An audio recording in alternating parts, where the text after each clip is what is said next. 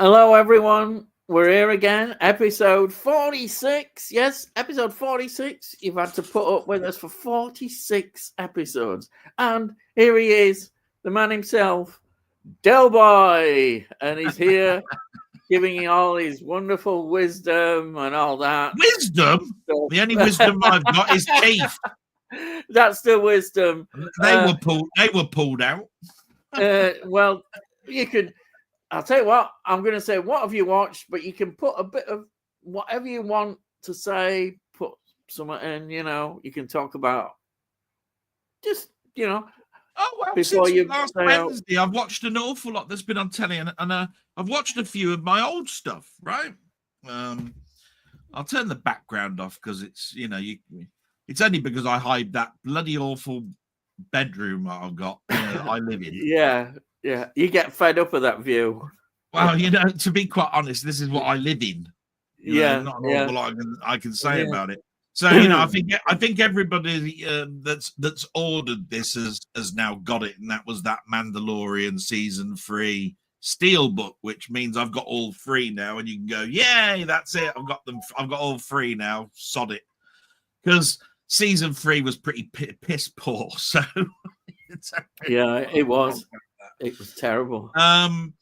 This arrived this week, which is it by 88 Films, right? Mm-hmm. That's Masters of the Universe, which is that Dolph Lundgren live action version of the cartoon that people of my sort of age remember coming back from school and sort of like watching, during children's TV, right? Because it was done by Filmation. But this was done by that Canon company, before it sort of went bust. Yeah. Do you remember Canon Films? Oh, I remember them well. And that Demon, what's his Demon Lotarius or whatever his name is. He had so much money that he managed to get talent from just about everywhere to be in his films, even though every single bloody film that came out was a piece of dog crap, really. Well, that was one that, I remember coming out of that stable, and, it's one of those ones that I tell you what I liked about it, because it's nothing like He-Man, the cartoon, is that it's got this nice little sort of homage to like Labyrinth, got weird. It's got a weird looking creature, looks like an elf or some sort of like weird leprechaun type thing. But he's got this musical device. It looks like a key. Right, it's sort of like a saxophone type thing with a sort of like weird dancing key thing that goes around, and you play it, and it opens up a gateway, a portal to Eternia, which is the planet that they come from. Yeah, but that tune, I can even hear it now in my head. Right, it's just one of those little jingles. It's like 8 notes long or something, and just repeats. Yeah, do you know what I mean? The other thing about it is it's got Courtney Cox in it. All right, right. And of course, it's got the bloke who played in Star Trek Voyager. Forgot his name. He was the pilot. The one who was always in the brig or something for insubordination. Right, forgotten. I can't remember his bloody name. Yeah. Those two are in it. They were boyfriend and girlfriend in the film, so it's got a few little pluses, you know what I mean? It's got some little nods and things here and there. It sounds like people have been all the people I've seemed to have been not very complimentary to it, but it sounds like it might have a lot more to it. I'll tell you what, you got to remember who it's aimed at as well. I mean, it's aimed at people that watch the cartoon. Yes, exactly. Don't forget that. The trouble is, the people that watch the cartoon then suddenly heard that Dolph Lundgren's in it. And you go, God, that ripped bloody hell. He's going to be a great He-Man. You know what I mean? It's almost like thinking that Conan the Barbarian was going to be a Shakespearean production because it had Arnold Schwarzenegger. If you actually watch it, it's it's apart from it's got the bloke. Actually, wouldn't Arnie be great? I'd love to hear Arnie do Shakespeare. It'd be so funny. It'd be brilliant. Wouldn't it be great? Arnie doing shit. He ought to do that. He ought to get Arnie doing Shakespeare. Yeah. It'd be fantastic. I don't know how Shakespeare can rhyme "get to the chopper," but I mean, I'm sure it would happen. Don't get me wrong. But you know what I mean. You imagine that, can't you? Get to the chopper in Shakespeare, and get your chopper. Yeah, thou get thee the chopper. Yeah. What the bloody hell is he on about? Anyway, I watched a film that I enjoyed during the 80s, actually, called Death Trap, which has got Michael Caine in it and Christopher Reeve. Yeah. Sort of like it's set in a stately home, sort of a playwright. It's a whodunit kind of thing. Yeah, whodunit. Yeah. Which it's quite a nice film, to be quite honest. Yeah. It's part of those HMV special edition type things. Yeah. I got it ages ago, and I thought, you know what? I haven't watched that in ages. I think I'll watch that, so I got that out and watched that. They used to do those films they get loads of different actors in whodunits, didn't they? Just shove them all in. Yeah. Well, people enjoyed it. At the end of the day, they tried to revive it with Knives Out, really, I think, didn't they? Yeah. Years ago, Knives Out. The other one I watched was Visiting Hours. Another slasher horror from the 80s, which sadly gets overlooked. It's got William Shatner in it. Hey. I had to mention that. And I can never, and it's got Michael Ironside. Oh wow! And he's the one with the old dagger, going around a hospital slashing everybody, right? Oh, I really liked it, and it's one of those weird ones. It's a dual format, like DVD, Blu-ray. That's how old it is.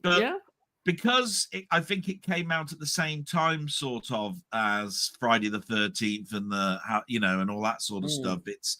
It gets overlooked, but it's very much one of those slasher films that should get mentioned in the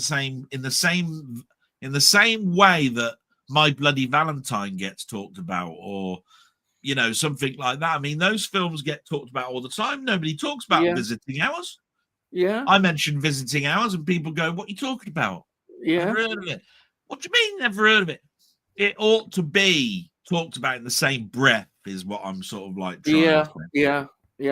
I watched Twilight Zone the movie. I wanted to know whether this version that I've got, it's the only version I've got. It's Italian, look. Yeah. Loss. I don't think there's any release here. I keep thinking to myself, why the bloody hell is this not out on 4K? Yeah. And the only thing I can really think of is because of the, obviously there's a big story about what happened behind the scenes. Of course. You have got several directors that basically might turn around and say, "No, I'm putting a block on that coming out." Yeah, that's a problem. I don't think it's very good, or whatever it is. I don't know. It could be stuck in international licensing law and all sorts of stuff. It's not necessarily that you only get these films in Italy is because of anything other than licensing.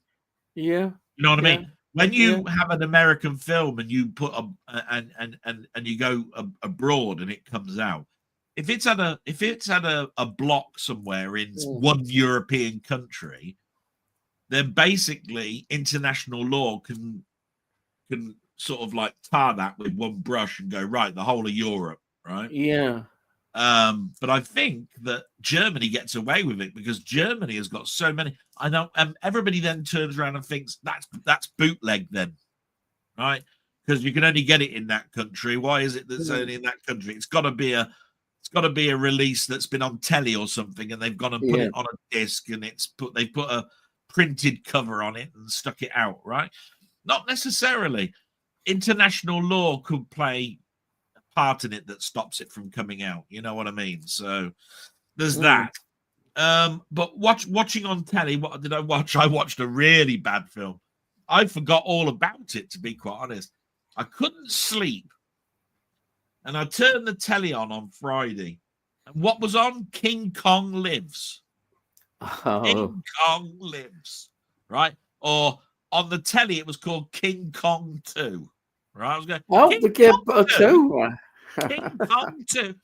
And then I realized it's King Kong 2 if you consider that the first one is the one that was in 1977, you know, with Lloyd, what was it, Lloyd Bridges or whatever it was, right? This one had Linda Hamilton in it. Oh, I like Linda Hamilton's quite good normally. And it's the same year as Terminator came out. Ah, there you are. Right. Yeah.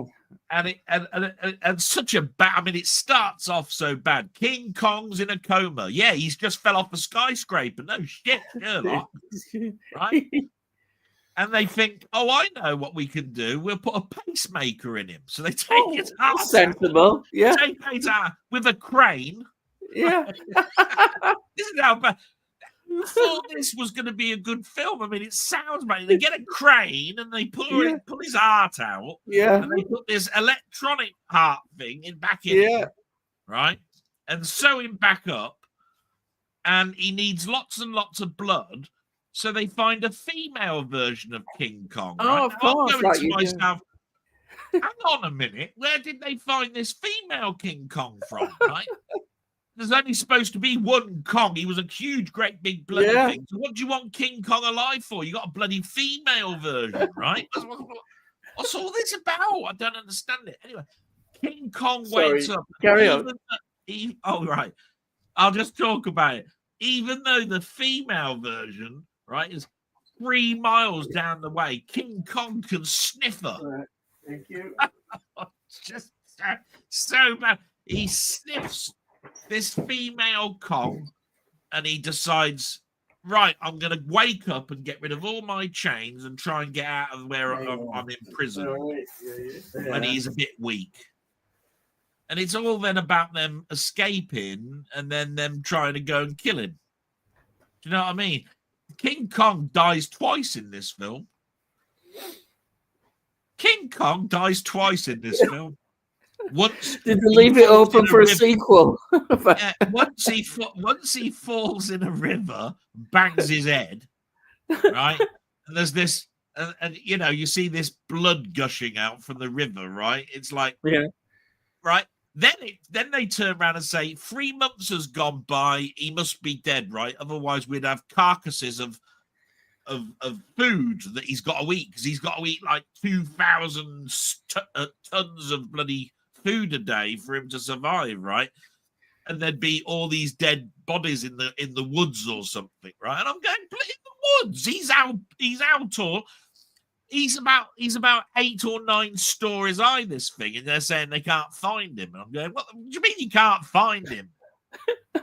Right? He's in the woods. Right? He ain't swimming like Jaws or something and stuck under water with a bamboo cane, sticking, you know, so he can breathe air or something for 24 hours until he gets a bit better. Anyway, it's a shit film, but so funny. I had to watch it. It sounds enjoyable. It's so funny. So I watched that. And then, of course, I watched Rollerball because I think we talked about it the other week. And I said, oh, I haven't watched Rollerball in a long time with James Caan. A futuristic sports game, which they remade in the 2000s with the bloke who was in Superman and Lois. You know, there was a TV. There was a TV film. Well, Dean Cain, that's it. Dean Cain, his name was. Bloody awful. Probably one of the really sort of like bad films, and I mean bad, and don't even bother looking at it. Funny, bad, right. And then the last one is a pure classic and one that makes me nearly cry every time I watch it, and that's Robert De Niro and Robin Williams in Awakenings. I mean, Awakenings is a true story, isn't it? Such a true story, such a fantastic story. Penny Marshall directed it, and she did A League of Their Own, as I'd said the other week. I mean, an absolute. I mean, she was. I think she was Laverne in Laverne and Shirley, or she was Shirley in Laverne and Shirley. Anyway, fantastic director. Only did a couple of films. Then you don't really hear about too much of what she's done, but she's encouraged people women directors to come up, and they've done things like The Hurt Locker and all sorts of stuff. Yeah. So you know what I mean. So it's such a heartbreaking story, though, isn't it? It really is. My God, I can't pronounce what the it's drug is. unbelievably. I can't pronounce what the drug is, but yeah. I mean, you've got to turn around and say, why isn't this film also mentioned? And why, because it's one of those films that I saw it on VHS, and as soon as it stopped being watched at Blockbusters, one of the video places, I bought the X rental of it, so it was a big box version of it. It then came out on sell-through. I bought it on DVD. And then I never upgraded it. Yeah. So I watched my DVD version just to see what the quality was like. I think there's a Blu-ray. Yeah. Pretty sure there's a Blu-ray. I haven't got when I worked in a medical library, we had a lot of doctors, and they would, particularly from the psychiatry department, who would come in asking for that book. And I think that must have been before the film even was made. And it was put on the reading lists of people studying psychiatry. Right, yeah. It was considered an important book. Yeah. Apparently, this drug cost an absolute bomb in money, and it was. Yeah. It's one of those things where it was one of those things like, well, it's not going to even get past trial because it's just too expensive. So, but of course, he managed to talk his way into getting, this hospital, and just imagine it yourself. Right? You fell asleep at the age of 13 during like World War II or something. Like in the years that led up to the war. Yeah. And when you woke up, you're a 45 to 50-year-old man. You've been asleep for 35 years. Yeah. The last thing that you remember doing was drawing or something because you didn't want to do your homework going to school. And the next time you're waking up, somebody's combing your hair. Yeah. And it's your mother, and your mother looks like she's about 85 or something. Yeah. And you're wondering, what the hell? Yeah. So of course he's seeing things like ice creams for the first time in ice cream vans, and he's seeing boats on the river and all of this sort of stuff. It must have been. It would have been happiness tinged with a load of sadness. Because I mean, just think he'd have lost his adolescence. He's a grown man. You'd think he wasn't a virgin, would you? But the bloke went to sleep at 13, for God's sake. So of course, a woman goes by, and of course he goes, "What's that?" Yeah. She looks all right. Yeah. You're 40, mate. Yeah. You got to do things like that. So this is where I'm saying it was wide awake for somebody to make a film about it. I mean, it's a fantastic film. And I think as well, it's a Robert De Niro film that people forget about. They probably forget that it was in those two people. All these great Robin films. Williams. He's in so many great films. And Robbie Williams, Robbie playing a straight role as well. I think it's a real film that should be perhaps talked about a lot more, maybe, because performances. It's almost like the straight films that he did, like Moscow on the Hudson, and which I remember seeing, The Fisher King. Yeah. I mean, Dead Poets Society. I think that's very, very straight. This has got at least one hour photo. At least a little bit of humor in it. You know what I mean? 1 hour photo is so creepy, isn't it? Well, that's a little bit later on, isn't it? And that's what they call the Robin. That's what they call the Robin Williams Dark Trilogy. Yeah, because he did a film, I think, called Death to Smoochie or something, and then he also did Insomnia or something. Insomnia with Al Pacino. And then 1 hour photo. But some people don't forget what the third film is. I think it's called Death to Smoochie or something. Yeah, it's got a clown in it. It was made partly. It was made partly in Britain because I think Channel 4 slightly funded it. Oh, but yeah, that's a dark film. And of course, if you don't like clowns, it's like a bit like it. but it's not. You know, it's Yeah. so yeah. That's what Yeah. I've sort of watched, Ian. The only thing I listened to in my car, I was listening to my War of the Worlds because I was talking about that the other week, and I thought, you know, I fancy listening to that, and I put Tommy on as well. Oh, I know Tommy, why. right. Tommy Yeah. on. Yeah. I went into the charity store, but there was nothing to buy this week. Oh no, there No. was. I No. bought for my mother Dr. Foster, which is that Saran Jones sort of like revenge thing Oh, that the right. Yeah. BBC, the Yeah. one that got really high notices about it. Yeah, it did. Yeah. The only reason blokes watched it is because you get to see her in a bra or something. You know what I mean? There has to be some reason why a bloke's going to watch it, right? So, you know, Saran Jones. Oh, what's she's got a bra on, has she? Oh, I'll have to watch that then. You know, it's like that.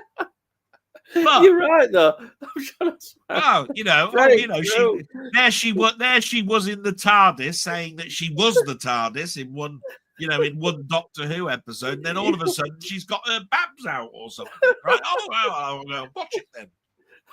You know, which is not a nice thing to say, but that's pretty much it for us blokes. Yeah. Like, I ain't gonna watch some revenge thing because her husband had an affair. I want to see it because I want to see if she's got any sexy negligee or something on. You know, that's about it. Do you know what I mean? Yeah. So I bought that for my mum because she likes sort of like revengey type things, and I thought, Yeah. I'll do that. Oh, and if I could do a recommendation, it's been all over Radio 5. It's been all over advertisement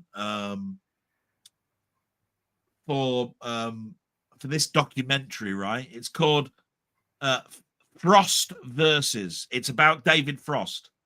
It's a 6-part documentary. Wow, that's a lot, right? yeah. And it's about the 10,000. He did 10,000 interviews. Didn't know that, right? Wow. The other thing we didn't know is that a lot of his interviews were all destroyed, right? A lot of them were all destroyed. But when he interviewed Nixon, all of his aides from the White House got all these videos of his interviews before he started to do it so that they could work them all out. And they were kept at the Nixon residence. And there was literally thousands of interviews that were around the time. A big archive. So they've now got all 4 of his interviews with Muhammad Ali, the interviews with the Beatles, the interviews with Jane Fonda. And they've done a documentary about what was going on around the time that Muhammad Ali was stripped of his title. The 4 interviews that he did. One's just around when he was boxing again. The 3 or 4 interviews he did while he was in exile from boxing. All of that, and it talks about segregation. He did an interview, and this was a lovely interview, a really gorgeous interview, with the guy that won the Olympics in Berlin in 1936. Oh, Jesse Owens. That's Owens. it. Yeah. And he talks about, about getting the gold medal and what it was like being a black man. Yeah. Running in Berlin. Yeah. And, 1936. and what it was like where they were going to the event, and there was one bloke who they had to go in and get the food for them because it was segregation. You can't have that or something. Yeah. And then when the guy when they saw what food he was buying for him, they got their tray. He got in their trays and smacked them up, and he said, "You're not eating that. You're not eating that." And that guy that had that restaurant saw him win the gold medal and came up to him and said, "Do you mind signing this?" How could you imagine that? If like just knocked all the food out of that because you're black. You've just won a gold medal. Yeah. And the same guy comes up and says, "Do you mind signing this for me?" It's mental. I mean, obviously Muhammad Ali was wrong in a number of ways because he turned around and said all white men are devils, and there isn't isn't a devil in colored, people. that's and David Frost, of course, was going to be a minister. His dad was a minister. Yeah. It's why they got on so well. He taught him that the Bible actually says about Jews. It says, and all of this sort of stuff, right? He said, so are you saying that Jews can't have devils in them? And he said, well, you're teaching me. Muhammad Ali turned around and said, well, you're teaching me something I don't know. And I think it was because David Frost counted Muhammad Ali as an equal and didn't try to diminish what he was trying to say. They became best of friends. Mm. So, that it's a great all I'm saying is they all 6. You can watch all 6 now, but I've watched the first 2, and the third one has got Jane Fonda in it, and it's talking about her Vietnam days where she was a very anti, she was over there protesting, wasn't she, and all of that sort of stuff. Did he interview Malcolm X?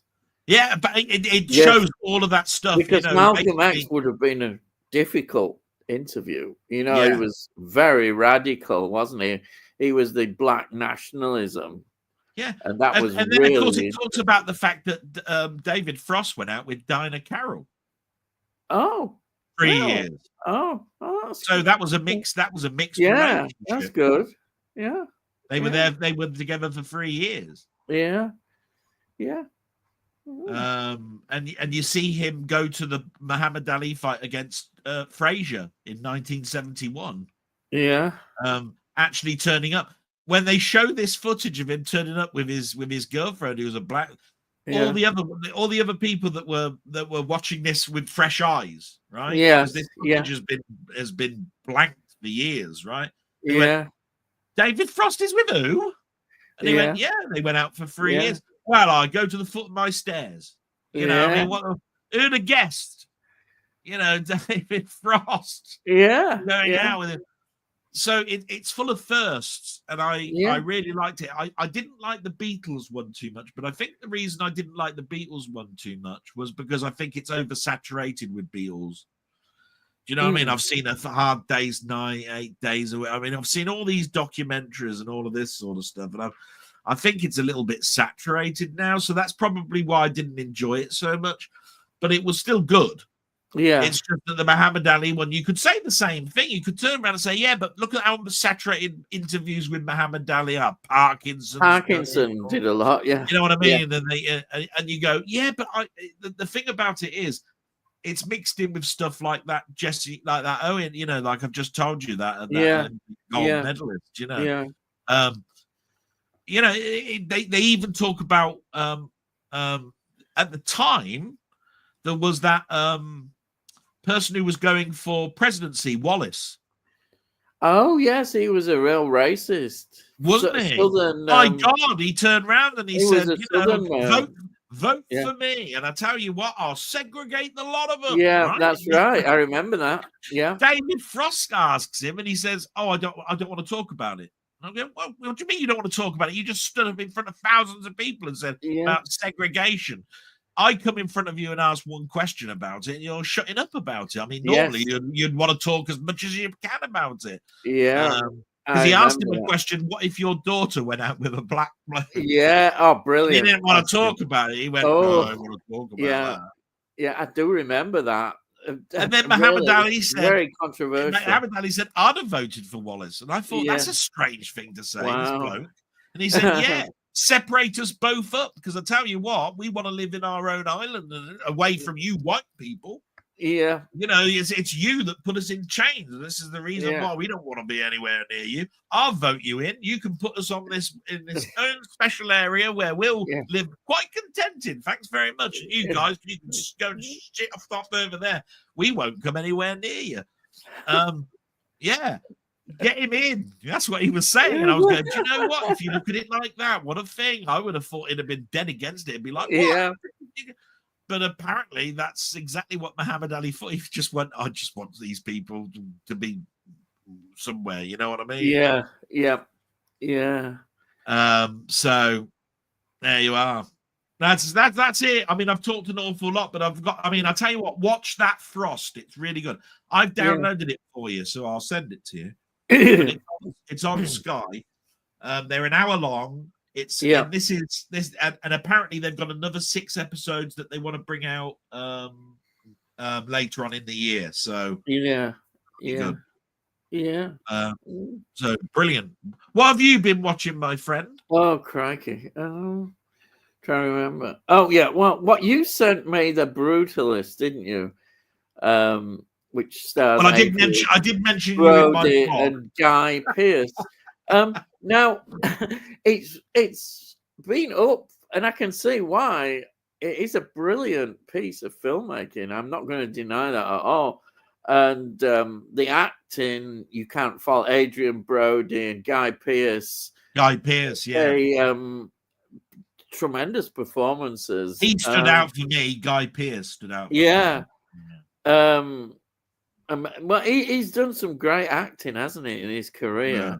Amazing roles. But you can almost hear me saying, but for all how good it was, and it was brilliant, and I found the subject matter, I don't know, maybe I just architecture and immigration, depressing, and because what makes it worse is the form of architecture, because it's called brutalist. This brutalist form of architecture, it's a very sort of depressing kind of architecture. The way it is, it's not my taste at all in architecture.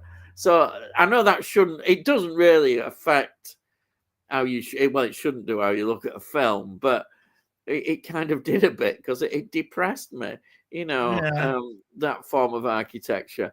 But anybody who hasn't seen it, I would recommend watching it, because you might get even more from it than I do. The performance is great. It's going to go up probably for loads of awards. It is long. It is very long. It was, wasn't it? A bit, yeah. It's extra. I think it's getting up for 4 hours. I think something like that. I don't know. I don't think it was that long. It might have seemed like 4 hours. Yeah. It wasn't 4 hours. But no, well, it's there's just certain things in it, and you think, oh no, it's still going on. It goes on a bit in places, and it's a wordy film, isn't it? There's bits that are really good that stand out, and I can see why people have got excited about an immigrant coming to America and making such a big name for himself. And the story is quite compelling. It's the American dream, isn't it? Oh yeah, he fulfills the American dream. It's a bit like Charlie Chaplin coming over to New York for the first time and you see the Statue of Liberty. That's right. Oh, look, right at the beginning of the film. Yeah. But the only thing about the Guy Pearce character, I couldn't get around him, because I won't say it because I don't want to say it, but there is something that he does in the film which affects the relationship. And I found it very strange. I sort of, where did that come from? Because it was never hinted about at all throughout the film. And what he does is really quite devastating to him on a personal level. Usually there's a turning point where somebody will discover something about him, and then all of a sudden his whole life is turned around, and he becomes an architect or something again. It's not really quite like that in this.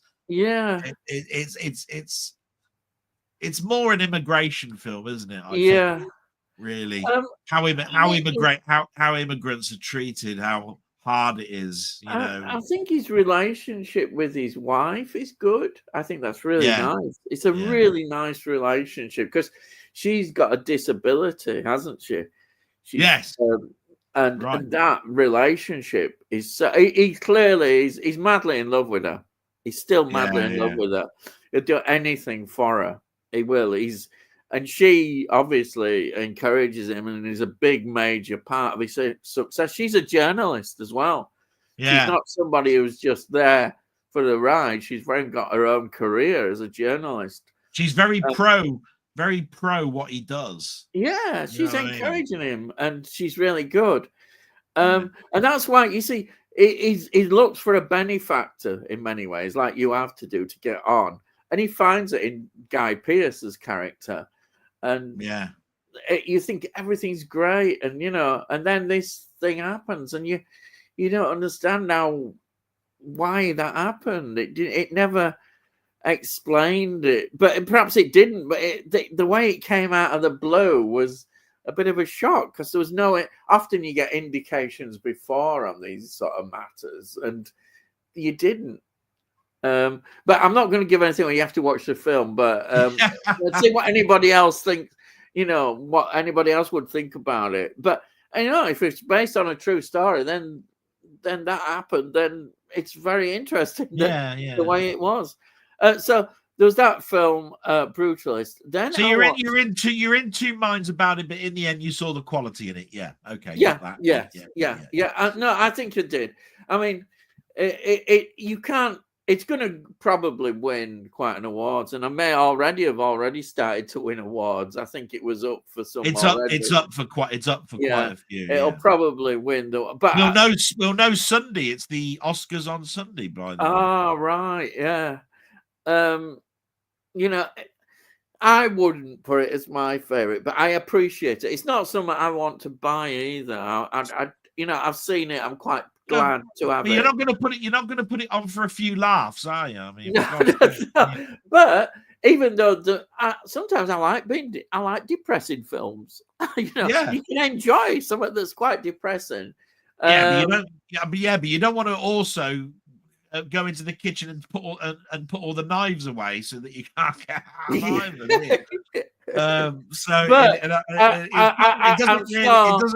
It doesn't really walk a fine line either, I have to say. Now, if it's got a steelbook release, you'll definitely get it, won't you? Oh, here we go, steelbooks. But no, I don't think I'll buy it. It's one I might have bought at the moment. As good as it was, would I really want to? I tell you where I see that film doing well. I think if they release that as a Criterion edition.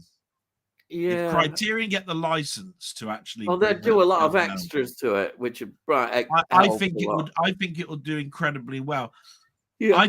I'm like you. I don't give a shit about the awards. No, the Oscars. I couldn't care less if I watch it or not. I don't care who wins or not. We all know that it's it's because it's not important anymore. Like not it important. Used to be. It used to be, but it's not now. The only thing I watch it for is the in memorandum. The people that we've lost. Which I always think that all the ceremonies do an incredibly good job on that. I'm always moved, on how they do it. And you see all these faces come on and they say, "Look, this is who we've lost," and and they do it in such a nice tapestry type way. You can't help but be moved. And of course, one year when we lost Leslie Nielsen and we lost Kirshner and directors and all this sort of stuff, and I was going, bloody hell, we lost an awful lot of talent that year. Jesus Christ, you know what I mean? Like it was about 2013. I wonder if you think they'll do a tribute to Lynch. I think they've got to. I think they've got to.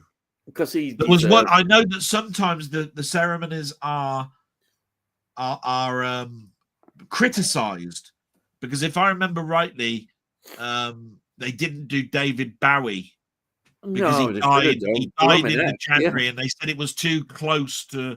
They couldn't quite get it into the ceremony, and I'm turning around and saying it's bloody 2 months ago. Yeah. And you're telling me that you didn't have time to put something in. Yeah. My God, the guy was in cinema. You know what I mean? He had a good career. He fell to earth, and that.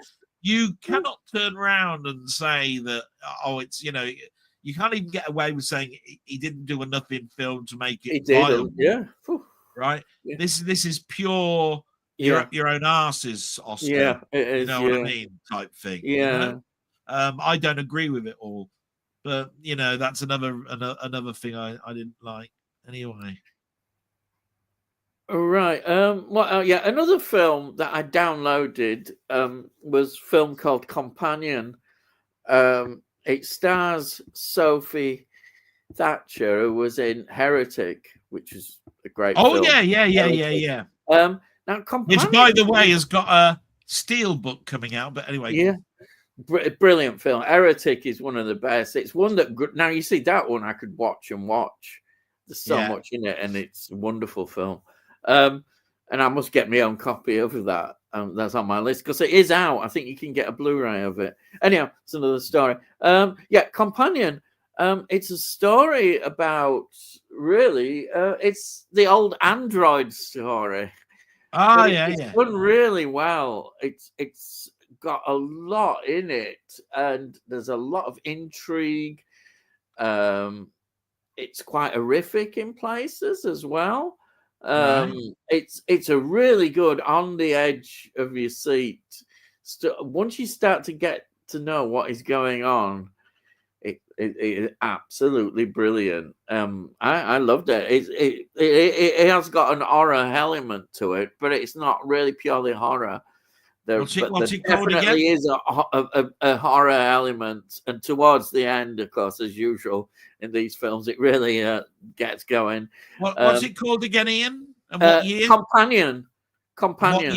What year? This I think it's down now as 2025. I think they have got it down as 2025. Was it done after The Heretic or before?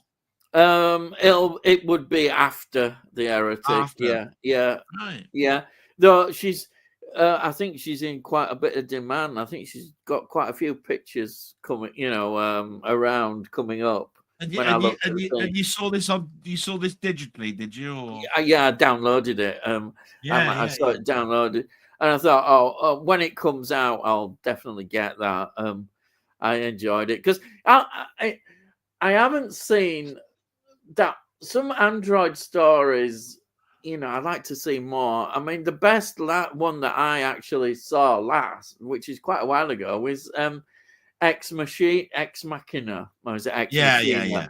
That's probably the best one that I've seen for a long time. And this one maybe not quite up there, but nearly up there. And it's a good. Did you see the package? Did you see the packaging of Ex Machina? No, I mean it's gorgeous. Have you seen the packaging of Ex Machina? No, I mean I've just got a normal standard copy of it. All right. I mean, I sometimes call it Ex Machina. Yeah, is it? Yeah. Well, no, maybe that is right. I'm never quite sure on the pronunciation. It might be Ex Machina. I don't know. Maybe that makes more sense. Carry on talking. Ex Machina. I don't know why I call it Machina. I presume that's how it looks, but Ex Machina, because of it being an Android, that fits perfectly. I think it is Ex Machina. It must be. Yeah. I sometimes go, is it Machina? I don't know. It must be Machina. But I'll tell you what, it came out in gorgeous. Look at that! Wow. Came out in gorgeous packaging when this came out. Fantastic. The steelbook looks even better. Right? Oh, I definitely, It's I had 3 of these. I think nowadays I'd go for something like that myself. I don't go for collector's items. I had 3 of these. I gave one away. I gave one to my sister, and I had this one. Yeah, and I only bought it once. Yeah. Oh, nice. It's one of those things where I was ordering it from Amazon, I was ordering it from HMV, I was ordering it from Zavvi, and I hit the cancel button when one of them was being sent. Like this week, I've got the message this week saying Gladiator 2, your copy has been sent in the post, right? So the first thing I did was I went to Amazon and went, oh, did I order it from there? Oh, shit. And of course I had. Yeah. Right. But this is the silly thing. I did cancel, but I didn't need to, and I'll explain why. The HMV one is an exclusive. So it's an exclusive steelbook, right? Special artwork. Yeah. Which means that the Amazon one, which is also a steelbook, has got a different artwork. So I could have had both. Right? But I told you I'm cutting back. I'm not going to worry about that. So I've got the HMV one and I cancelled the Amazon one. But otherwise, I could have kept the Amazon one still and I could have had both and all that. But I tell you what, I'm not spending 70 quid. That's 2 times 35 quid, right? Oh, no, it's too much. Even if it is a Ridley Scott film, I've learned my lesson. I'm not, going to do that. Well, do you know what's happened to me? I never pre-order anything apart from maybe Doctor Who. This time I thought, I'll tell you what, I'm going to pre-order something because it's one of my all-time favorite films. So I pre-ordered it, which was Life Force. I love Life Force. Yes, of course. Yeah. And bloody thing hasn't come, has it? I've heard nothing.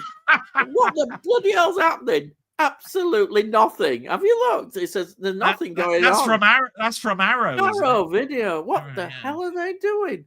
Because I think I told you I ordered the American one along with The Last Starfighter, and then when they said it's actually coming over to Britain, I went, for fuck's sake, I've just bought the bloody American one.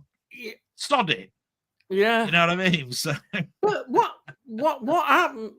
They didn't even bother to send any emails saying what's going on. You go on the site and there's nothing going on at all on there. Yeah. What is the point? I'm going to a rant nearly again. Why do they do this to people? I can understand. I think, well, why? Hang on. Are you turning around and you telling me that you're taking the rants away from me? You've decided that. Yeah, I did one today on my channel. So is this what you're trying to tell me? Spread them out. It just annoys me. The first time I actually do something, I think, this is exciting. I might as well. It's one of my all-time favorite films. Yeah, let's have it. There we are. What can you say? I'm sure there's loads of crap films that you pre-order and you get them. They come out and everybody gets them. Blooming heck. Anyhow, I've got on too much. The Companion, very good film, and I'm sure I think you'll enjoy Companion. Well, I did enjoy Blink twice, so carry on. Yeah. Fantastic. I'm glad you enjoyed that.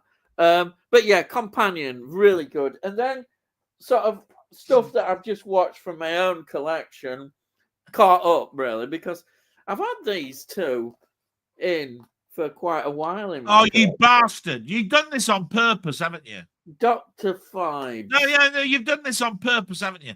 Because you know full well. Because I've said this to you. I've told you, my copies are bust. They don't work. Really? Right? And I got mine as a dual edition. It had Dr. Fives and Dr. Fives rides again, right? And you've got them two individually there, you bastard. I got them on sale. You know when they have that sale for, what is it? No, I didn't know when you had a sale because you didn't bloody tell me, did you? They have about 4 for 20 quid. No, thanks, you bastard. No, you see, this is what I'm saying, right? No good telling me afterwards. I wanted to know so I could replace my copies, right? But no, I'll tell you what. I think I'll keep it to myself and tell that lovely guy that he's missed out again. Well, look, I'll tell you what. I'll make a deal with you. When I think it's in November. It's a long way off. I think Indicator have the sale, don't they? In November. Oh, thanks. November, I've got to wait. We'll remind you then in November. Oh yeah, cheers. You'll be able to get them then. You'll be able to definitely get them. I know it's a long wait, but Hey, you're such a bastard to me. See what I mean? You really are. Here's 2 films that I know that Del wants. Look, and I think I'll show him in his face. Oh, dear. Here we go. Look. I got. And I bought them for £2.50 from Music Magpie, which you can't get them from anymore because I bought the last 2 copies. So there we go. You're just a bastard. Yeah, but I don't know why I come on here. I don't want to sound ungrateful on this. I did really enjoy these, and it's Vincent Price, so you can't help but enjoy him enjoying doing these. It's a wonderful film, and you know it's a wonderful film. He just is having a time of his life. But he was on fire from 1968 to 72. If you ask me, which is my favorite film at that time, I would say Theatre of Blood. I've got that though. You know I've got that. Because Theatre of Blood is just And it's something really special. full But well that's it's not it's saying got that these are Diana bad. Rigg in These it, hasn't are it? really good. It's got Diana Rigg in it. Come on, But that's of the course that might reason help a why, little isn't it? bit. And I To like the me, concept. it's the. I mean, again, just bear with me a minute. But no, these are good. If anybody's not seen Vincent Price, he's in full form with this. He's absolutely Vincent Price. What more? He's camping it up, no end. But I do love Theatre of Blood so much. So here we go. This is something that I don't show off very often. often. Here you go. Let's see now. We're showing something else. So these are the sort of things that I like to do. So I'll turn these off. So Michael J. Lewis. I'd never heard of him until Theatre of Blood. And there it is. There's the soundtrack for Theatre of Blood. Look, music, of Blood. Brilliant, yeah. For which it's got a limited edition number. It's actually got it there in the corner. It says limited edition. Yeah. Oh, that's cool. That's cool. I like that. Yeah. And it's absolutely a gorgeous piece of music. Yeah. And of course, and then there's this, which actually is bootleg, not for sale. It says, look, not for sale. Oh wow! And it's the unknown man from the man who haunted himself. Oh no! It's not going to be Jerry Goldsmith moment, is it? No, it's the same one. Look, Michael J. Lewis. Michael J. Lewis. Look. Yeah. I could. Yeah. So the man. But what I'm saying is, this at the time was going to be a soundtrack to release, and they never released it. Yeah. And it's even got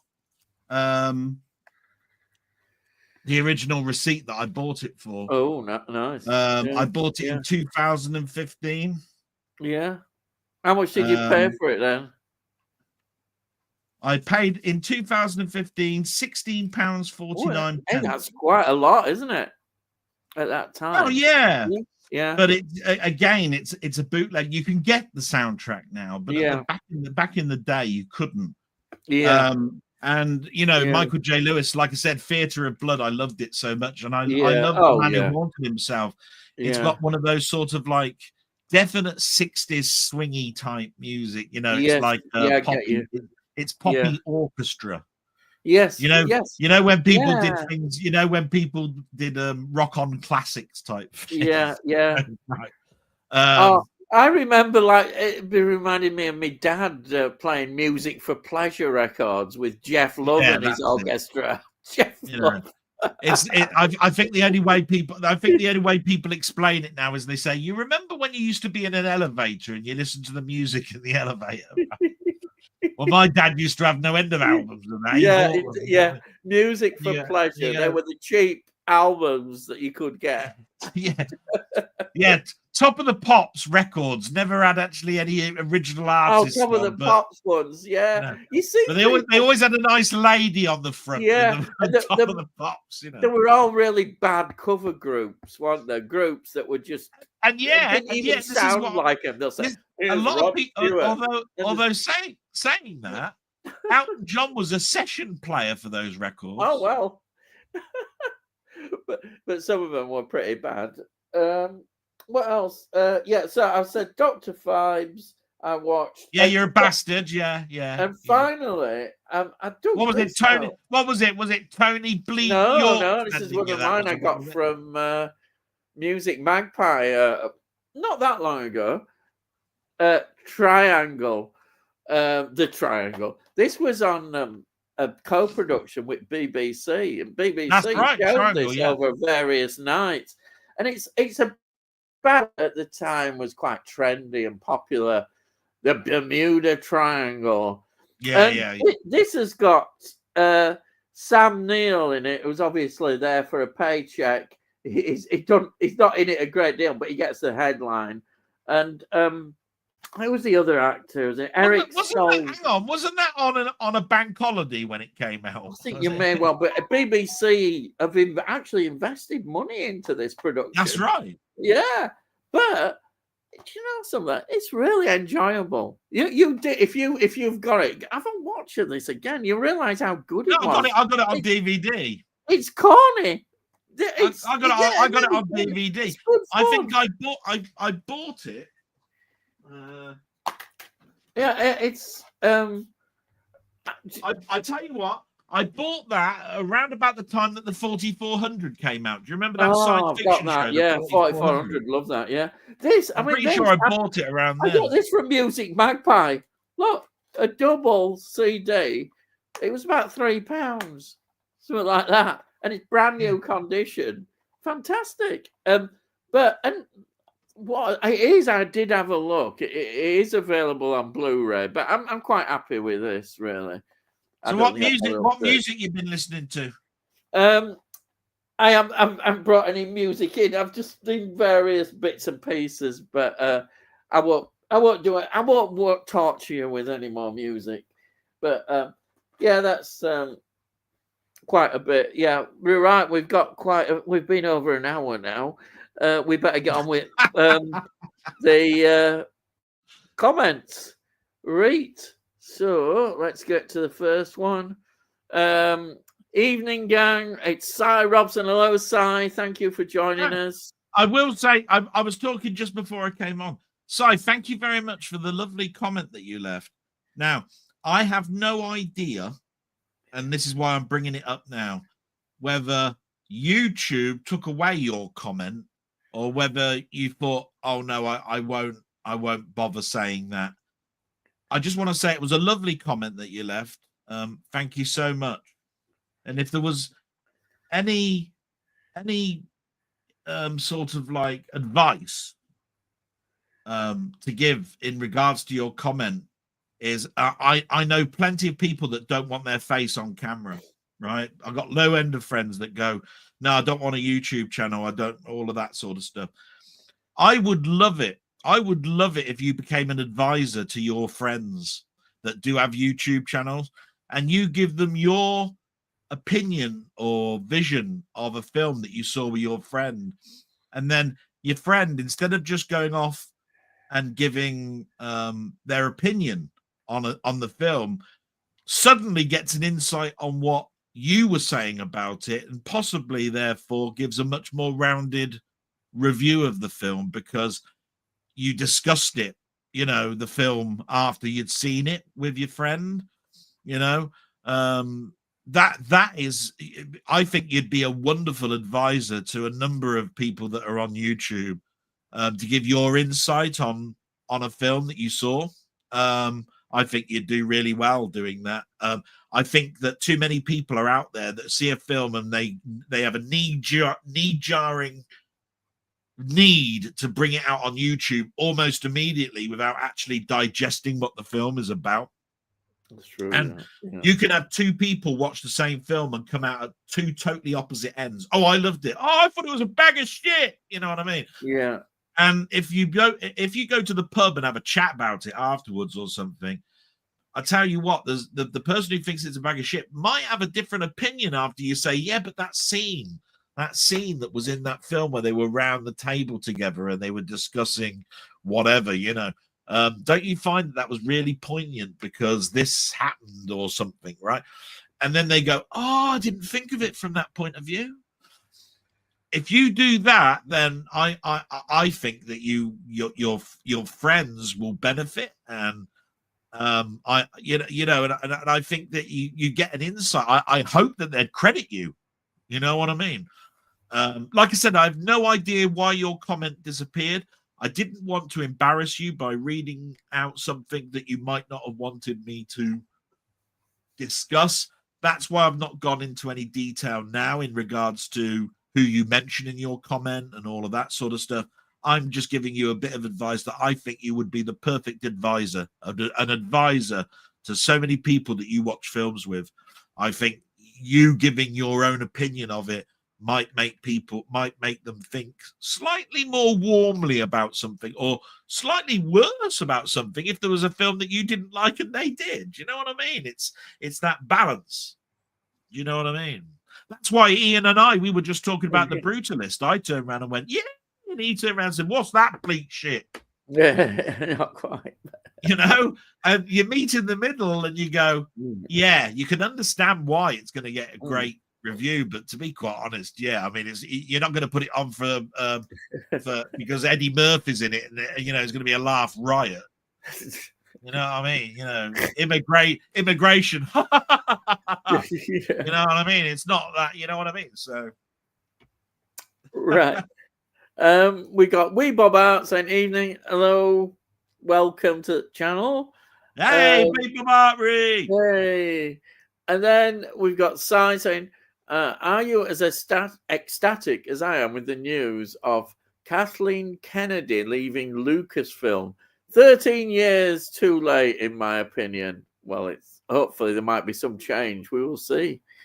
We will see. I will say that I think it's a good thing, because I think she was in that position for far too long. I wouldn't say that it was terrible at the beginning, but I would have said that she should have left after about 5 years, to be quite honest. She was in that position for far too long, and she basically destroyed no end of IPs, to be quite honest. Definitely, yeah. And at the end of the day, 5 years wouldn't have been too bad. At least you'd have given the IP a chance to sort of like settle down and probably recuperate. But if you're in a position for as long as she was, in a position as high as she was, she's basically destroyed, so much. Yeah.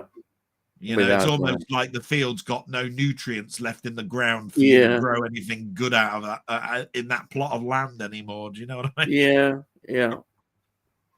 You got to put a crop type analogy to it. Yeah, that's a good point. Yeah. So I'm not gonna turn around and go, oh, the witch is dead. The witch is dead. Yeah. You got to remember, in the first 5 years, I don't think she was like that. No. It turned into that. Yeah. Because of the years. Just think how much money she reaped. Loads, yeah. And how much she destroyed. Yeah. Duncan, he says, evening, everybody. Hello, Charles. Welcome to the channel, lad. Hello. And Si says, just seen the sad news of Michelle Trachtenberg from Buffy passing at the age of 39. Oh my God. 39. Oh my. Report saying that she passed away from natural causes.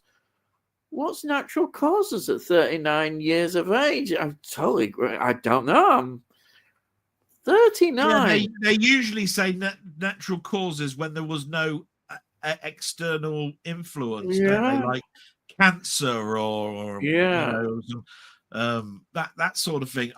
There's no such thing, as far as I'm concerned. Like you say, natural causes at 39. You're supposed to live beyond bloody 39. It's so young. So young. Oh, Buffy. I love Buffy. What a part of... What was she in Buffy? Was she the younger sister? I think she was the younger sister. Yeah. Remember the younger sister? Yeah. Right. I had to think then as well. Was it the film or was it the TV series? No, the TV series. Yeah, TV series. And she's went on to do a lot of other things which I didn't know about, but I'd seen them. Not shows that I'd watched. I think, but that's how I knew her from that and Buffy. And then we've got Charles Duncan saying, "Doesn't bother me, Si. I don't know who she is." All right, okay. Well, the only thing, you see, before I came on, I just heard about, what was his name? Henry Kelly, was it? He died. Oh, yeah, vaguely heard of him. Going for gold and all of that. Yeah. Stephen Moore says, "Hi, Ian and Delboy and everyone in the chat. Here's some films I've watched at the weekend. Stateland. Yeah. The Mist. Oh, The Mist. Howl, brilliant. The Boy Next Door, The Resident, all good films that you need to check out. In State and seen The Mist. Which version of The Mist? No, there is only one version of The Mist, isn't it? It's The Fog that's got more. The Mist, yeah. Yeah. Oh, yeah. There's The Fog has got a terrible sequel. Yes, The Mist was all right. The Mist was all right, wasn't it? The Mist is a great Stephen King film. It's the ending that everybody talks about. I might have seen Howl, but I can't think what. Yeah, it's a werewolf film. That's what I'm saying. I'm pretty sure I've seen it, but I can't. It's a British one as well. It's a train. That's the reason why I've seen it. Yeah, so I've seen Train as well. I love trains. Seen Howl. I haven't seen The Boy Next Door. No, I haven't. No, because we've got a couple next door and they ain't got a lad or anything. They're all right. Actually, and The Resident, I don't know. I've not seen that one. No. So we've got a girl next door. We ain't got a boy next door. Yeah. Got your face.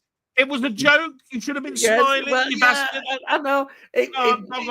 Jog off. It needed a bit more oomph to the joke, I think. Yeah.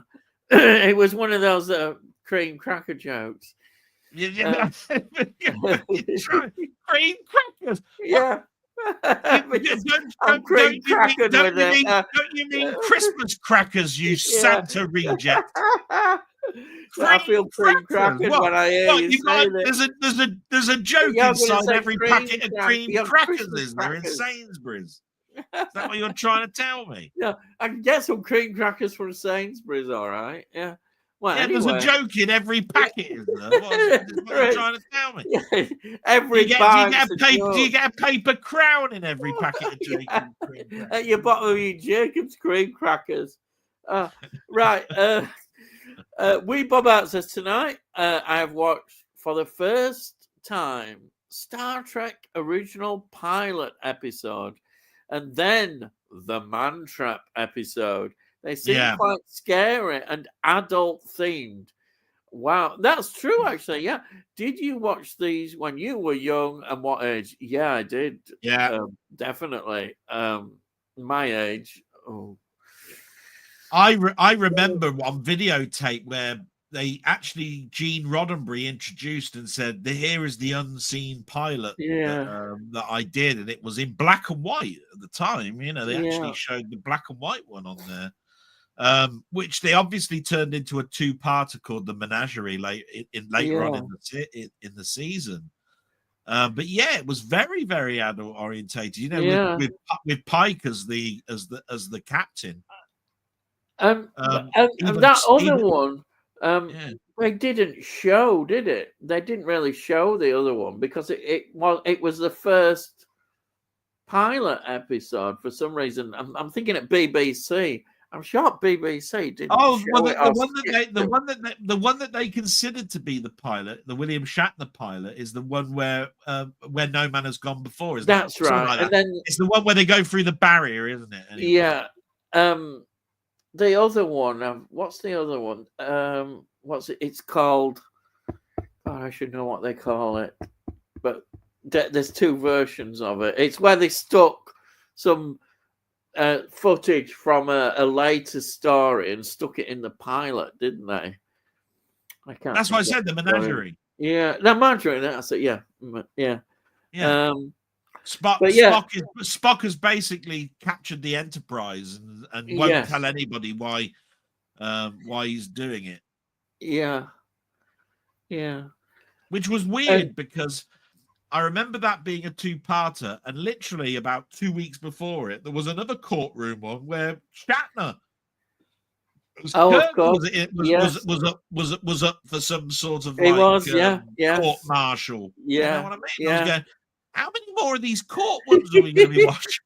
I was going, every bloody week somebody's up for getting the sack or something. I was going, what the hell's all this?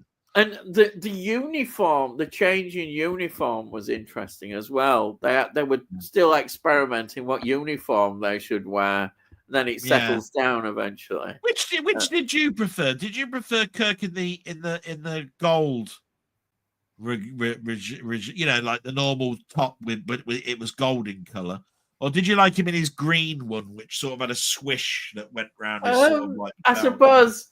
I like the green one. I was going to say the green one was it was different, but to fit into the conformity of the series, you can see They had to why be they with all went the to other the colours, others. yeah. The red and the blues and that. So I can see that why they did it. But yeah, great memories thinking back to all that era. When you first see Star Trek for the first time, you're just gobsmacked by it. They're cracking they're cracking conversions as well. The Blu-rays, Yes, they are. they look gorgeous. Yeah, yeah, They really did restore them. yeah. And I like the fact that you can see them in their original, and you can also see them with the new enhanced special effects. Yeah, yeah. I remember buying those when HD DVD was around, right? You had to choose between Blu-ray and HD DVD. And with HD DVD, what they did was they put the DVD on the other side of the disc. So one side was HD DVD. You flip it over, it was DVD on the other side. Yeah. You could do that with that. You couldn't do that with a Blu-ray disc. Yeah. It had to be a separate DVD. Yeah. I bought the HD DVD, which stupid me, because that was the format that went bust. You know? It did, yeah. I've got one as well. I kept it for sentimental sakes. I've got one. I've still got it. It was a clear Perspex case.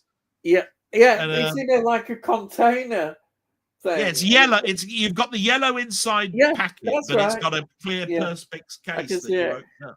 And it was like 120 quid or something. Yeah, I kept it because it's got all the DVD copies of it. So I thought, it's got the whole first season, which is the best season. Yeah. But you might as well keep it. So that's what I did. Yeah. Right. Let's have a look. And Cy Robson, she was also in Eurotrip. I don't know Eurotrip. Yeah, Eurotrip came out as uncut. I remember the cover to Eurotrip because it says the uncut one. You know. Oh right. Like you're never going to see a better road trip. I think was a tagline. Yeah, I remember Eurotrip. Yeah. Yeah. And then we've got Tony. Hello, evening, Ian and Del and chat. Sorry, I haven't heard of either of those people, Si. Probably shows I'm a decade behind the mainstream. Yes. Yeah. Anyway, how are you, Tony? You bastard. You all right? Just get your normal greeting. Just for I give you my normal greeting, you git. Sent any more nice discs to other people that you want to mention, you know. And then we've got he'll go on. Tony York film distributor. Si's having a laugh there. And then Weebo out says, I take it you've seen the news about Michelle Trachtenberg passing away at 39. Yeah. Simo's first episode of Reacher season 3 was good. Reacher. I have vaguely heard of that. Yeah, it's a TV series. Jack Reacher or somebody. Jack, is it? Yeah, that's right. Yeah. Cy Robson says, I still need to watch season 1 of Reacher. So do I. I've heard that it's good. No, I have heard it's good, but I've not seen it. A bit behind there. This is where it can get really intimidating, because if that was back in the day and somebody said, I haven't seen the first 2 seasons yet, that would be something like 46 episodes that you'd have to get and it's not now, is it? Now it's like 20. Yeah. Oh yeah, I can probably do that in a weekend. Yeah. 20. I can probably get through that, right? Yeah. All those original Star Treks and all the series. Back then it would have took you 2 months to get to episode 1 of season 3. No, you could in a couple of nights you could probably watch them all. The whole season. I mean, just think if somebody turned around and said, "Oh yeah, I really want to watch Game of Thrones," and somebody turns around and says, "Yeah, I'm at the first episode of season 6," right? Yeah. You go, bloody hell, man!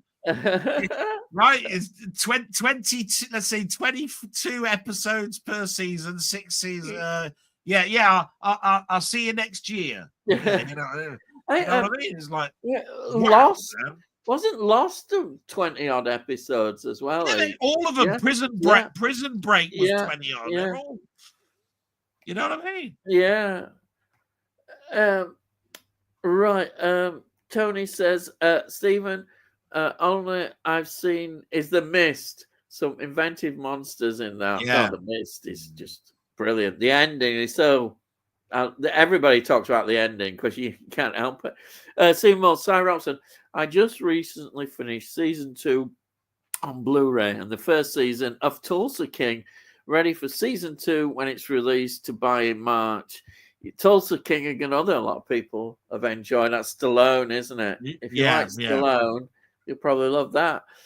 Cy Robson, if E-Man and the Masters of the Universe was to get a live-action reboot, who would you cast as He-Man and the rest of the characters? That's a good question, isn't it? Because I mean, when you think about who He-Man is, I mean, it's a very. We're not talking about a short guy either, right? It's a tall guy. Dolph Lundgren was perfect because I mean, look at his bloody physique, you know. But is there anybody that would? I thought they were doing another live action He-Man and the Masters of the Universe.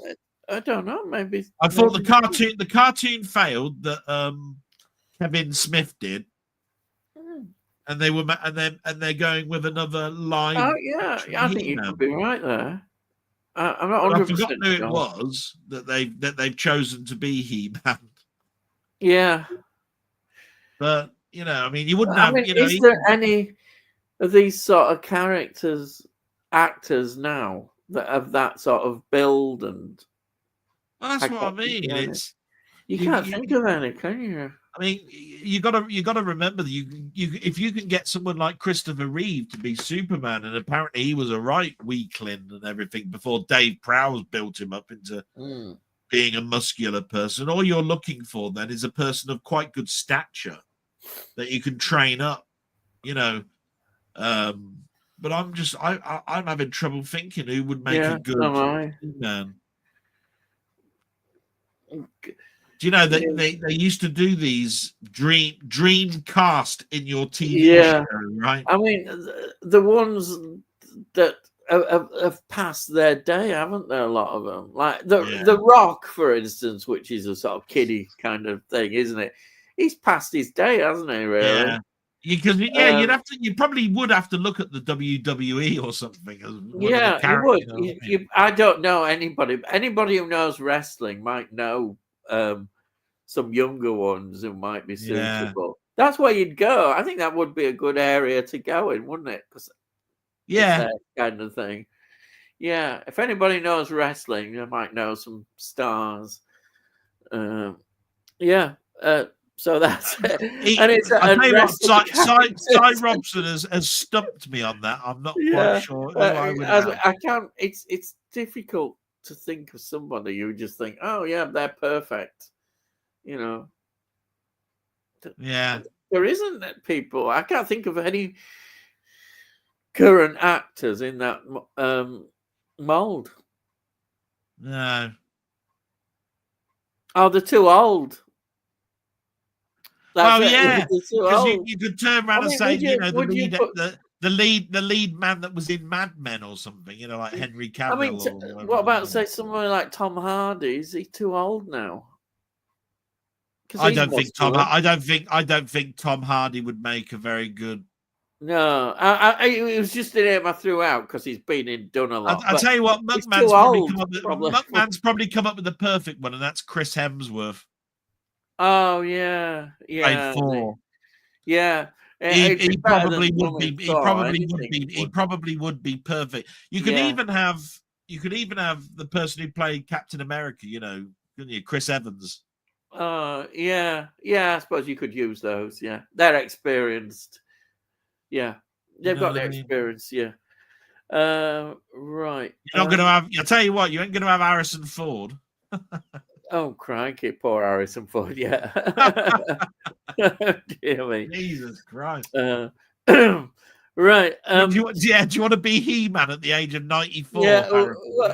Well, he might take a paycheck. Can you just do a bit of CGI sort of stuff. Honestly, we're going to give you a whip. Yeah. Oh, de-age him again a bit more and put some muscles on. Oh, yeah, Harrison. Go on, lad. You can get it done now. Get your money and off you go. That's it. It's money. Steve Moss says, Tony, Tony, I watched the black and white version on Blu-ray. Oh, that's The Mist. Yeah, I've not seen the black and white version. I've just seen the colour one. Si says, Steve Moss, my mate keeps telling me to start watching Tulsa King. I'm so behind on TV shows. There's just not enough time to watch everything. And with TV shows, it's in a second series already. There's a lot to catch up, or even if it is 8 episodes or whatever, there's not as many. It's still enough. Yeah. Colour for me. I watch enough black and white films. Yeah, I know you. No, he sends enough black and white. He sends enough black and white films out to people. That's what he does. He doesn't bloody watch them. Yeah. And then Simon says that they're laughing now. Let's see. Next one. I swear he's a distributor for bloody Fox. The only saving grace for King Kong is that Linda Hamilton from Terminator is in it. Yeah, I agree. I look at Linda Hamilton in her younger days. Well, that's what I was saying, wasn't it? I said, I swear it was the same year as Terminator came out. Yeah. 1984 or something. I liked her in TV series Beauty and the Beast, which is probably just before that. Do you remember Beauty and the Beast? Rod Perlman as the Beast. It was a good series. Both of them were in that. Hang on a minute. It wasn't a good series. It was average at best. It was. I enjoyed it. It did well. I liked the whole concept of the sort of under a place under the streets of New York and this community and people who were outsiders. It was god awful. It was wonderful. I loved it. Hey, you've got no imagination, lad. I mean, I know perhaps you should be watching The Brutalist. That might be more up your street. All that wonderful doom and gloom and what have you. Hey, by heck. It's better than that furry mess. I'd rather watch Linda Hamilton and Ron Perlman underground in New York and all these people. Far more exciting. I'd watch King Kong Lives 5 times in a row than watch that bloody show. Yeah, I could easily watch it if Linda Hamilton's in it. I'm on board. Yeah. She takes her top off in it. Go cracky. Yeah. Trouble is, you only see her back.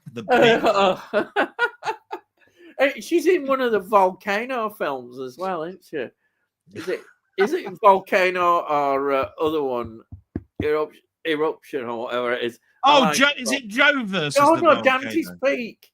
That's it. Dante's Peak. Dante's Peak. She's in that one, isn't it? Do you remember, actually, you just reminded me though. Have you actually seen Joe versus the Volcano? A Tom Hanks early film. It was bloody. No, I've heard of it. I've heard of dear. Joe. It's when you think that he did Forrest Gump and you go, nobody talks about that. Joe versus the Volcano. No, they don't.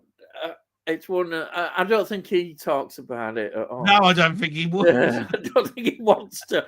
We'll move on. I bet if you see his filmography, I bet there is absolutely stacks of films we've never heard of because he probably don't want to talk about them. He likes to talk about his TV series, didn't he? That got him discovered. Which TV series was that? Well, it was he was an actual brother of. It was like The Two of Us or something like that. It was an actual American comedy in the very right. I get you. Late 70s, early 80s. Yeah.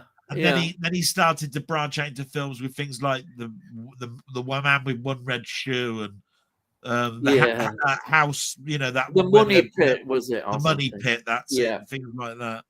And it was the film Splash that basically discovered. Because that's a very good film. I enjoy Splash. I've got that on DVD. I love it. I wouldn't say his other films are outstanding at that time. Like I said, the very early stuff is early Tom Hanks isn't wonderful, but I think Splash is. He is good in that. But so is Daryl. From the moment Splash came out, that was it for him. Really. Oh right. Si says, I love everything King Kong, but King Kong Lives is a step too far. Well, I told you about it, didn't I? King Kong gets a pacemaker. There's a bloody there's cranes lifting this thing into his chest. The next time you see him, you can't see any stitching on his chest, right? What is this nonsense? Where did they get this lady Kong from? What about when they were selling him up? I mean, the instruments must have been pretty big. The medical instruments they were using. Then you want to see these saws? Right? Right, they cut his chest up. You see his mouth move a bit, and his head move from side to side. She's there with a bloody circular saw going like she's welding a car. Oh. Like she's welding a car or something. Oh, it's ridiculous. Blood spraying everywhere, right, over a schmuck and that. The next minute, Kong's bloody asleep, recuperating with some sort of heart pacemaker in him. Going, what? What? I swear I thought I was on drugs when I was watching it. It's like an absolute thing. I'm in a drunken coma or something. It's going to become a cult classic now. With all those kind of things, people love it. It's so bad. And you could get it for £1.99 on Music Magpie because I checked it the next day. You've got a bargain. I thought to myself, I've saved myself £1.99. Thank God, I'm not that stupid. I think it sounds great. And then, if you want the Blu-ray of it, it's £32. What? Wow. Yeah, not that good at that price. Right. Tony says, never seen King Kong Lives. Quite glad now, although I did like the 1976 version. Yeah, 76 version. Yeah. Jessica Lange, I think. That one. Yes. Yeah, I like that one. Yeah. The 1976 King Kong was okay, starring Jeff Bridges. Oh, yeah, right, do you remember I told you it was Jeff Bridges' film? It's all right. Charles they turned around and said it was a really big special effects spectacular, but to be quite honest, it's all blue screen. Yeah. But honestly, if you watch King Kong Lives, it's stuntmen in monkey suits. Yeah. It looks worse than the beginning of 2001: A Space Oddity, right? It looks worse than that. That must be saying so. Yeah. Right. Charles Duncan says, Ian and Del, what do you think of sales dropping rapidly in the States, especially 4K DVD, people wanting to download instead, and some shops in this country stopped stocking DVD players? I'm not worried about it, to be honest. No. I don't worry me. I think that the physical media is going to be around. It's quite healthy. I'm not going to be doom and gloom or do a rant or whatever. It seems like every other week we talk about this, and I don't really need to go over the same ground again. Yeah, I think we're all right about it when. Physical media survives because basically they've come up with a plan where they make less copies and charge you 3 times as much. So they raise your expectation level to high fever pitch levels. I mean, just think if they only make 2,000 copies of that Nightmare on Elm Street 7-disc edition in a steel book that's going to cost £200 or something, right? Just think how much money they make, because they're not going to make 1 million copies of this thing costing them an absolute fortune. They're going to make the right number, sell it, and they could have sold it 3 times over, but they've priced it to the point where they're going to get 7 times the return value from it, and that's going to be enough for them to go, that was a success. Do you see what I mean? Yeah. And then from the buyer's purchase perspective, it's sold out, so we must be in a perfect condition. physical media's never been in a better position because every film that we ever buy is sold out. You can't buy it anywhere. But but it's the same mentality. They're making less and less of them and getting bigger and bigger returns because they up the price and sell every single copy of it because they don't make enough copies of it. So, and just a word, the ordinary collectors, they'll still carry on going to CEX, they'll go to eBay, and there's loads. You've got a World of Books, Music Magpie. Yeah, it's a thriving market still. I think that's where it is. I'm quite happy to carry on doing that. I don't think I feel collecting. Because that's another thing, isn't it? Once a film has been sold, you don't have the resale figures from where you buy it from in Kex or eBay or anything, right?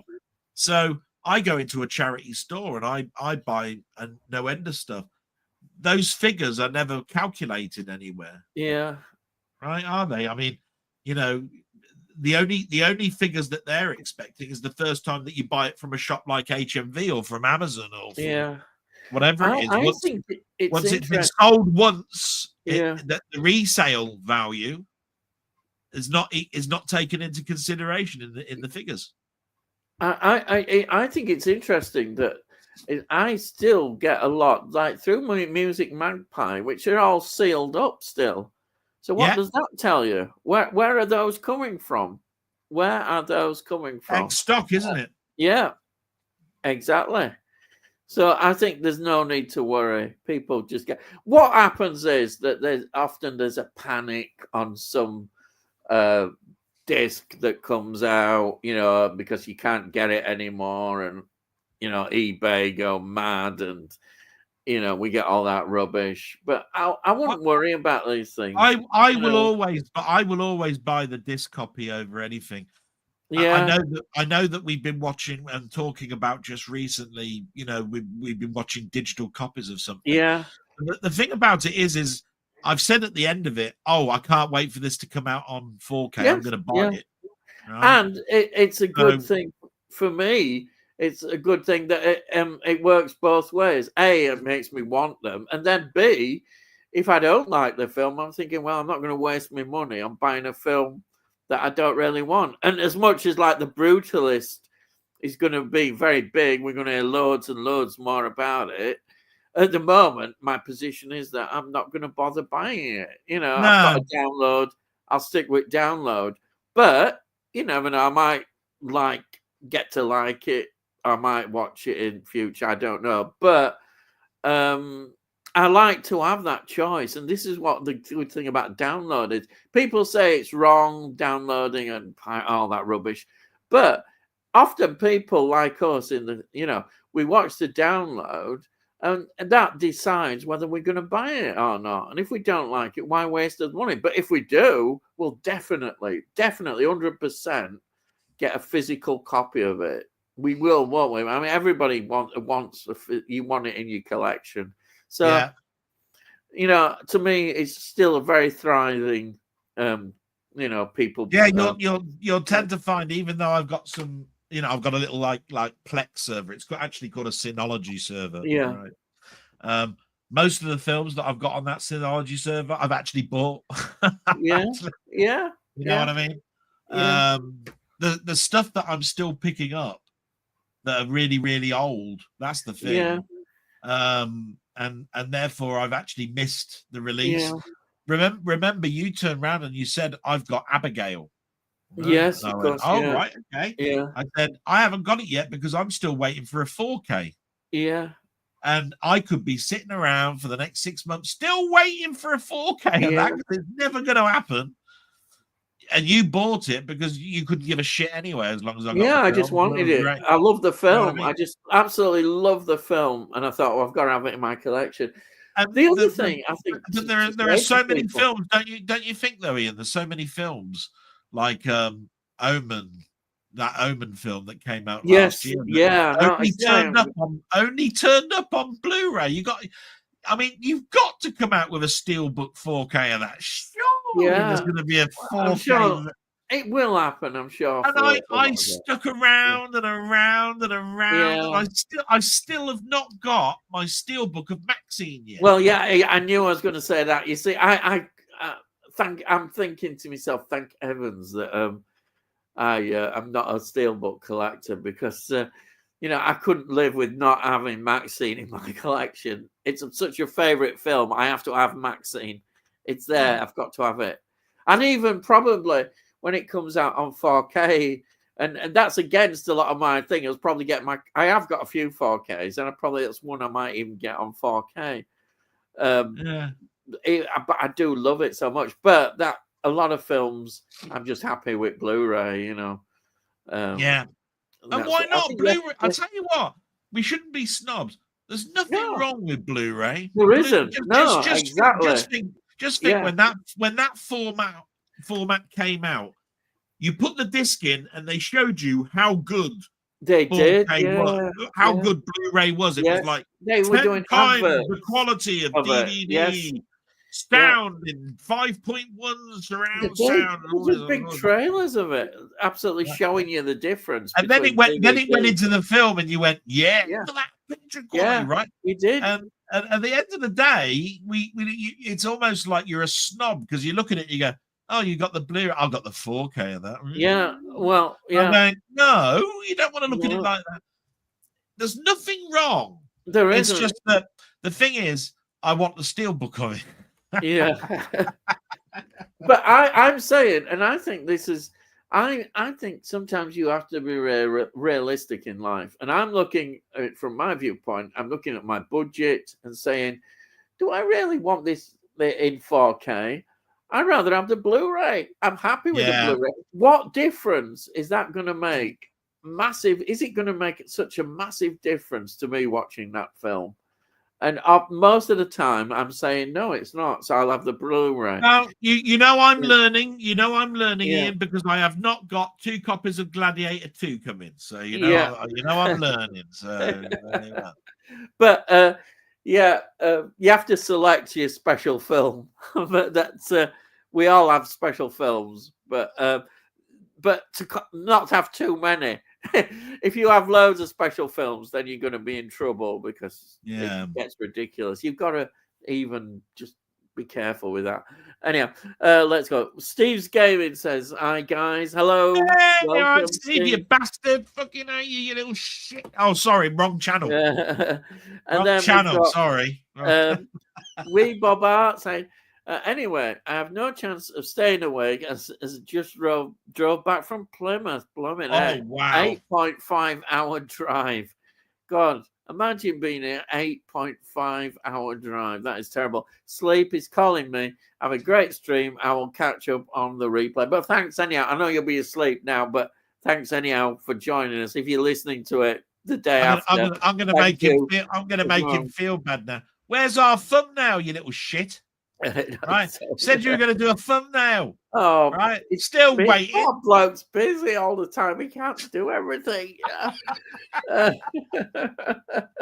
I'm still looking for someone to do an introduction to my blog. I'd love a little animated introduction to my blog.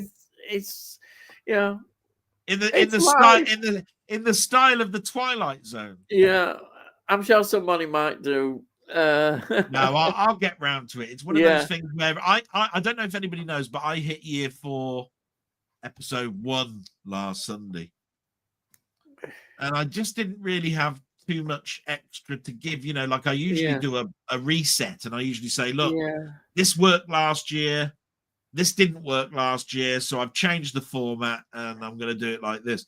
Nobody's actually ever turned around and said, I'd get rid of that. It's a bag of shit, that bit. Right. Yeah. But I did decide to put a section now which is more about film, TV, and soundtracks than rather than call it what I watched on YouTube, which is what I used to call it, right?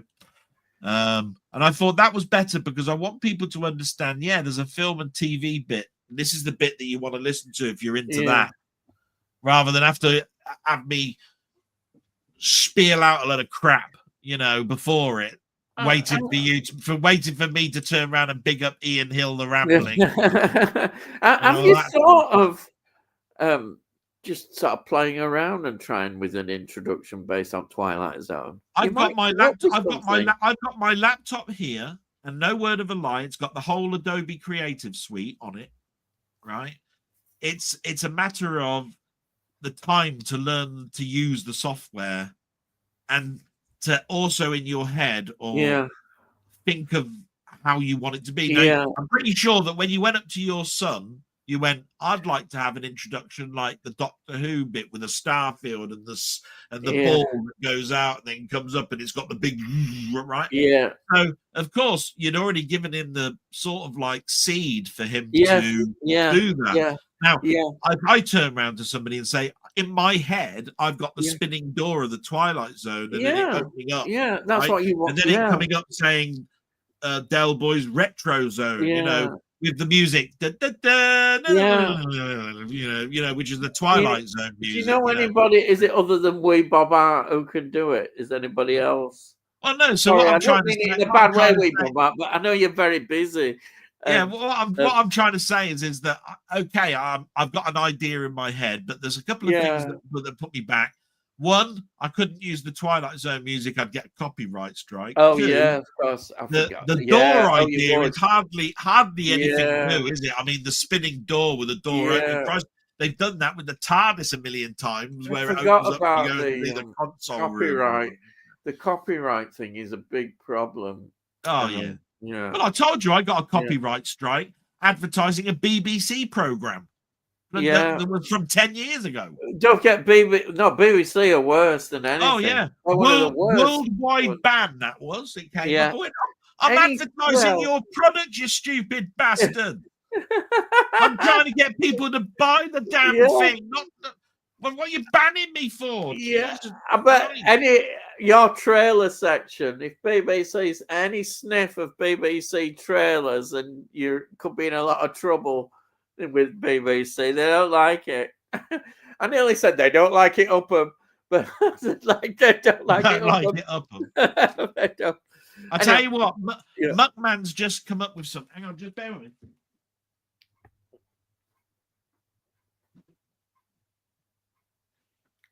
He's getting a lot of exercise tonight. I'm going to get my own back on this Muckman bastard. Right, hang on. Right. He's just turned around and went, oh, well, I got June and I got 2 edition. You ain't got this bloody June, mate. This is the stuff you want, right? This is the one with 2 steel books in it. Look, this is the one you want. Sod you bastard. You very friendly, very friendly. Yeah, love you really. Yeah. Right. Love you. It's provoking, you know. Anyhow, let's carry on. So we have got Cy saying Rollerball is a classic. It's Chris Klein from American Pie in the piss poor remake. Yeah, I won't even watch the remake.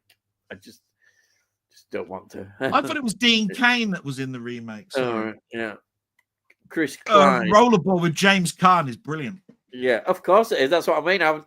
Why watch anything else? Steve's getting. Steve Mull says. Tony says, Charles, I think players will be available for the foreseeable future. VHS machines are still around, sitting down and working okay. Yeah, if people are into VHS, you can still get the machines. There's always going to be something. If you watch a YouTube channel like Techmoan, right, he will actually tell you that the last VHS player that ran off the production line was in China, and it was only 7 years ago. Yeah. So to be quite honest, it's going to be even easier, really, for second-hand market of VHS players because the sealed boxes even now. Yeah, right? Yeah. If you buy a VHS player from 20 years ago, the capacitors and everything start to go wrong. You know what I mean? Yeah. Or the the capacitors, what do they call? They swell up and blow up because of the heat and the cold and where they're stored. They basically just go. They haven't had a charge put through them, so basically they degrade, right? But a player that was only come off the production line 7 years ago, easy. So yeah, VHS. I can still. Let's be honest about all this. All these VHS tapes that people are showing, they just want to show the memory of having that tape. It's a collector's thing, I think. I personally not keen on VHS at all. I was glad to get rid of the buggers. But people have a nostalgic feel.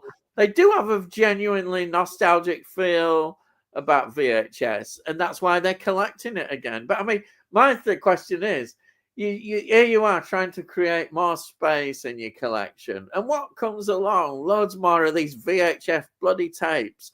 I hope you've got plenty of space, because they take up even more space than anything. But I know people just love having those in their hand again, and it brings back some nice memories, which is nice. I keep thinking about Dune 84 one, but I've set my principles so far that I haven't given in to getting a VHS copy.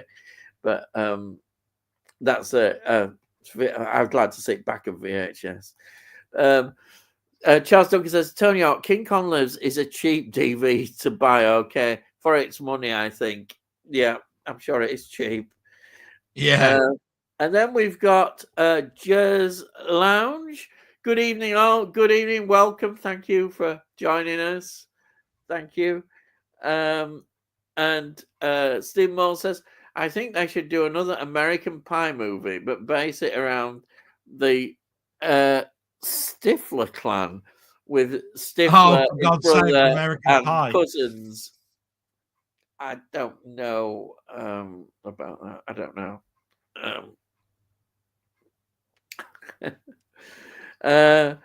Interesting idea. Jers Lounge, Ijer seems, Mole says. Tony says, sounds as though it'll be good for a laugh, Charles. Yeah. Charles says, Charles Duncan, Tony, the players will be triple the price when it happens. Possibly. Yeah, I'm sure they will. Jers Lounge, hi, Stephen. Tony says, there'll be a problem, Charles. The cost will rise if availability becomes a problem. Well, yeah, it's the market forces, like with anything. They will shoot up. Yeah. I've seen worse, Tony. Steve's getting Ian, one for you. I've been hang on. What do you mean, one for Ian, you bastard? You turncoat. You turncoat, you little shit. You're mine, mate. You're not his. What's all this shit about asking Ian a question, you little bastard? Well, the question is, Ian, one for you. Have you been listening to a lot of I've been listening to a lot of Small Faces music recently. Do you like their music, and how talented was Stephen Marriott? Small Faces. Wow. Relatively short period of time. And I think Steve Marriott was an amazing talent. And I think a lot of people forget that, Humble Pie, which he formed, were doing remarkable stuff. They were selling a lot of albums. And tragically, he died in a fire. And it was such a loss. I remember that happening. I couldn't believe it when he died in a fire. But Humble Pie, they were great. I've got some of their albums. There's somebody I should actually talk about a bit more, Humble Pie. But the Small Faces, I mean, so much talent in there. And then, turning into the Faces and with Rod Stewart and that of you. I always liked Rod Stewart and the Faces together. Eventually, Rod Stewart went off for me in not a very good area. I didn't like his music as much at the end. But when he was in those early years, and also with the Faces, and perhaps early solo career was not so bad. I quite enjoyed, but I think he went to middle of the road, basically, and wasn't as innovative as they were, well, he was as a singer originally, which Yeah. is a bit sad, really. But Small Faces, so talented they were. And of course, they formed the Faces, and the Faces were often seen as a very much a good time band. They didn't make that many albums, studio albums. The live album particularly is very good. I quite like the live album. Yeah. The studio albums are quite good, but you never felt they had a big, you wanted more in the time that they were around. But the Small Faces were very 60s, and the Faces became more into the 70s in the style of rock and music. But, when you think of Small Faces, you think of Ichiku Park, which was a brilliant song because it summed up that sort of psychedelic kind of bit. But they didn't come from that background, because the Faces, in many ways, were more like sort of pub rock almost. They had a very straight rock and roll take, whereas the Small Faces came more from the psychedelic 60s. And before that, they were the blues, sort of like so many of all these groups at that time. But they sort of tripped into psychedelic era and then carried on from that into saying more mainstream rock with the Faces. And once they met up with Rod Stewart and everything. But that's Steve Marriott, it was a sad loss because Humble Pie were doing great things, absolutely. But I say, sadly, he died in a fire.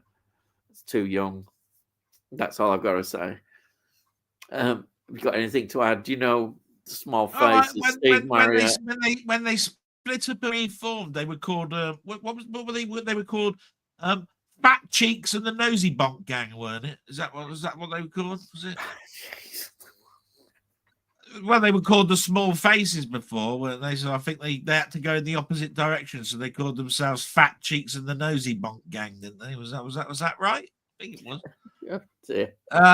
As you can see, this valuable, knowledgeable, informative contribution.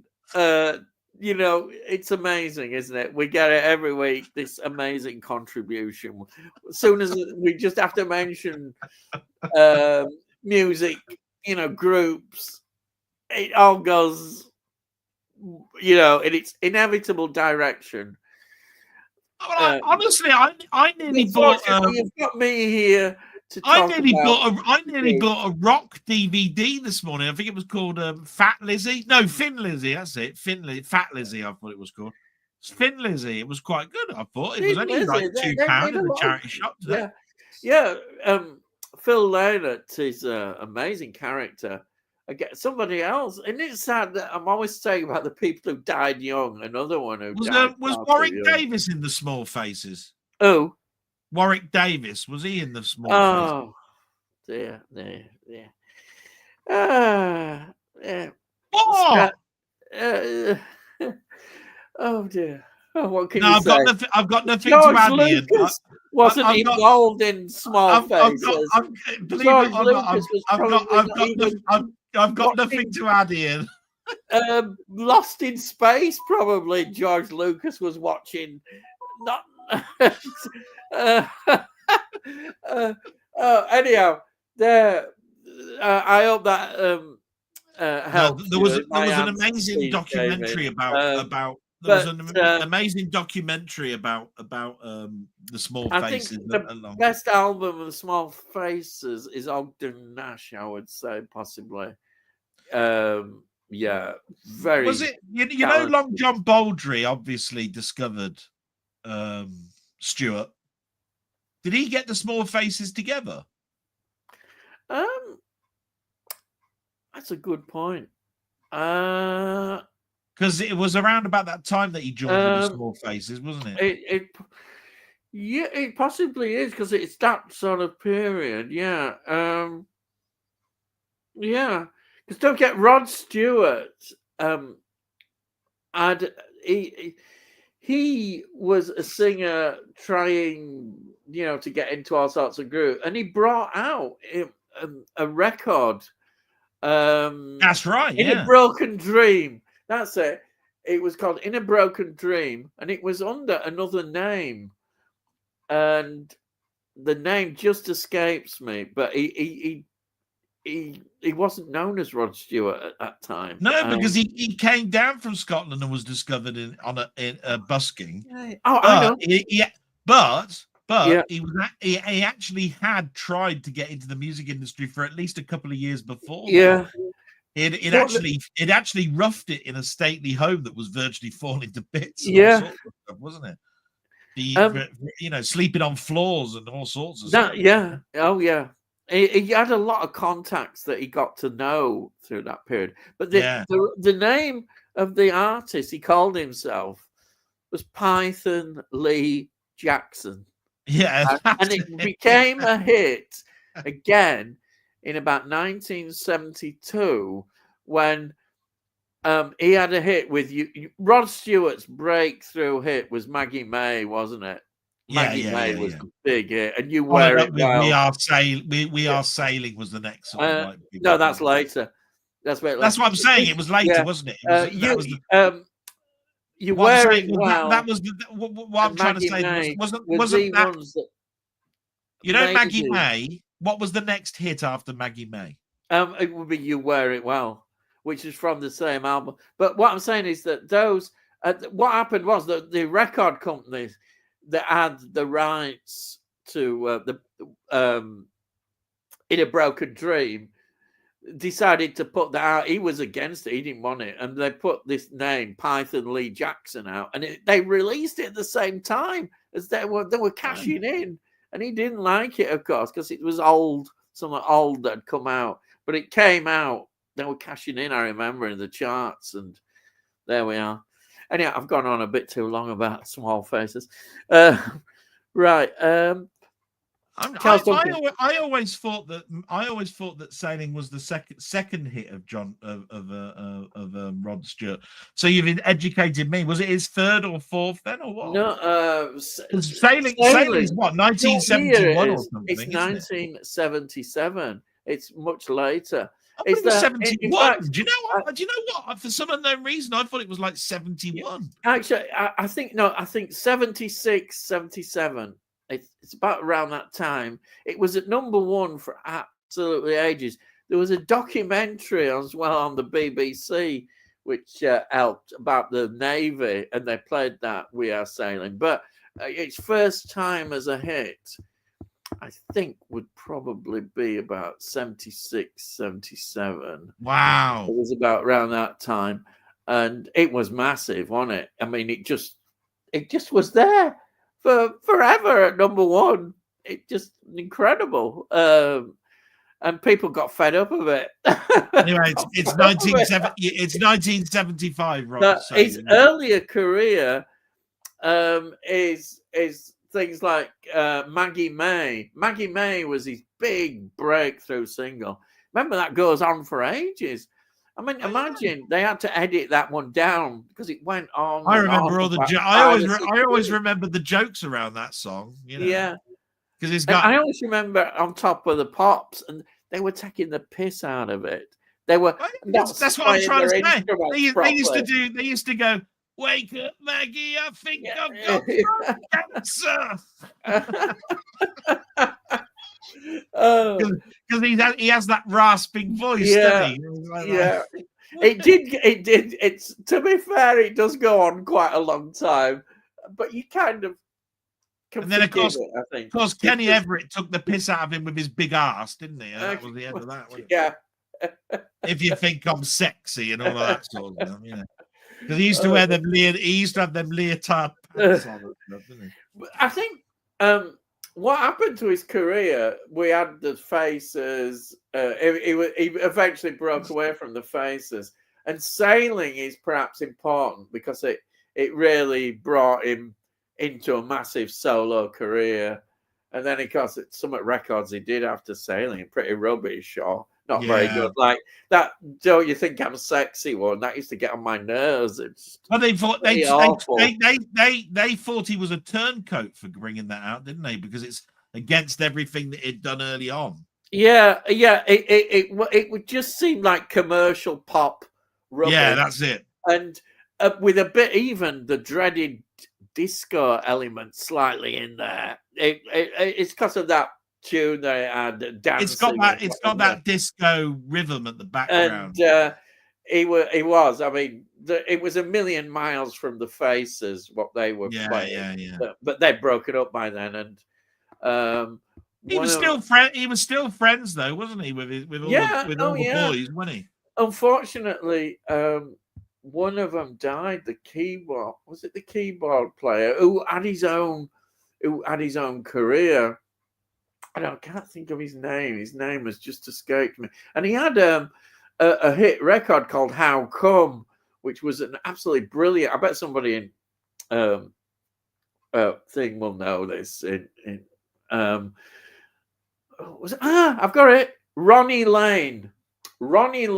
He went from the Faces. He started a solo career, and he had this big hit with "How Come." And sadly, I think he had some really degenerative disease. He had black hair, didn't he? Yeah.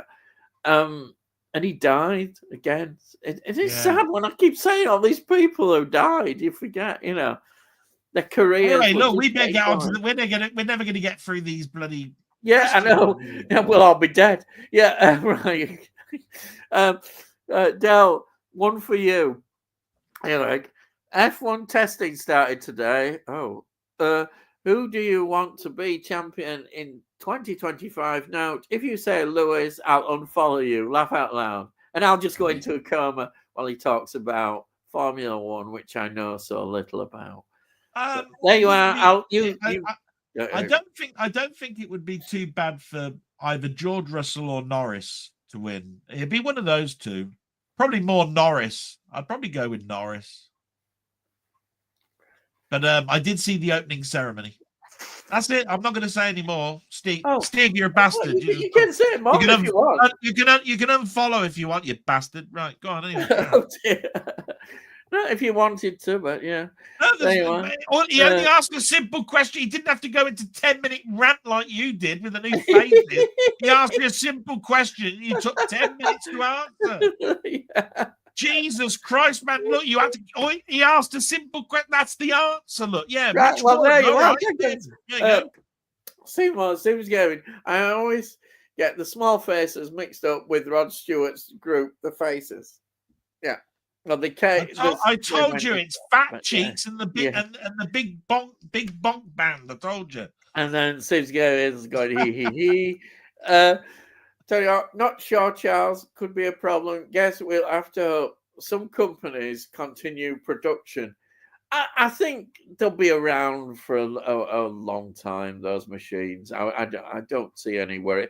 There'll be some company somewhere that'll still produce them. Yeah.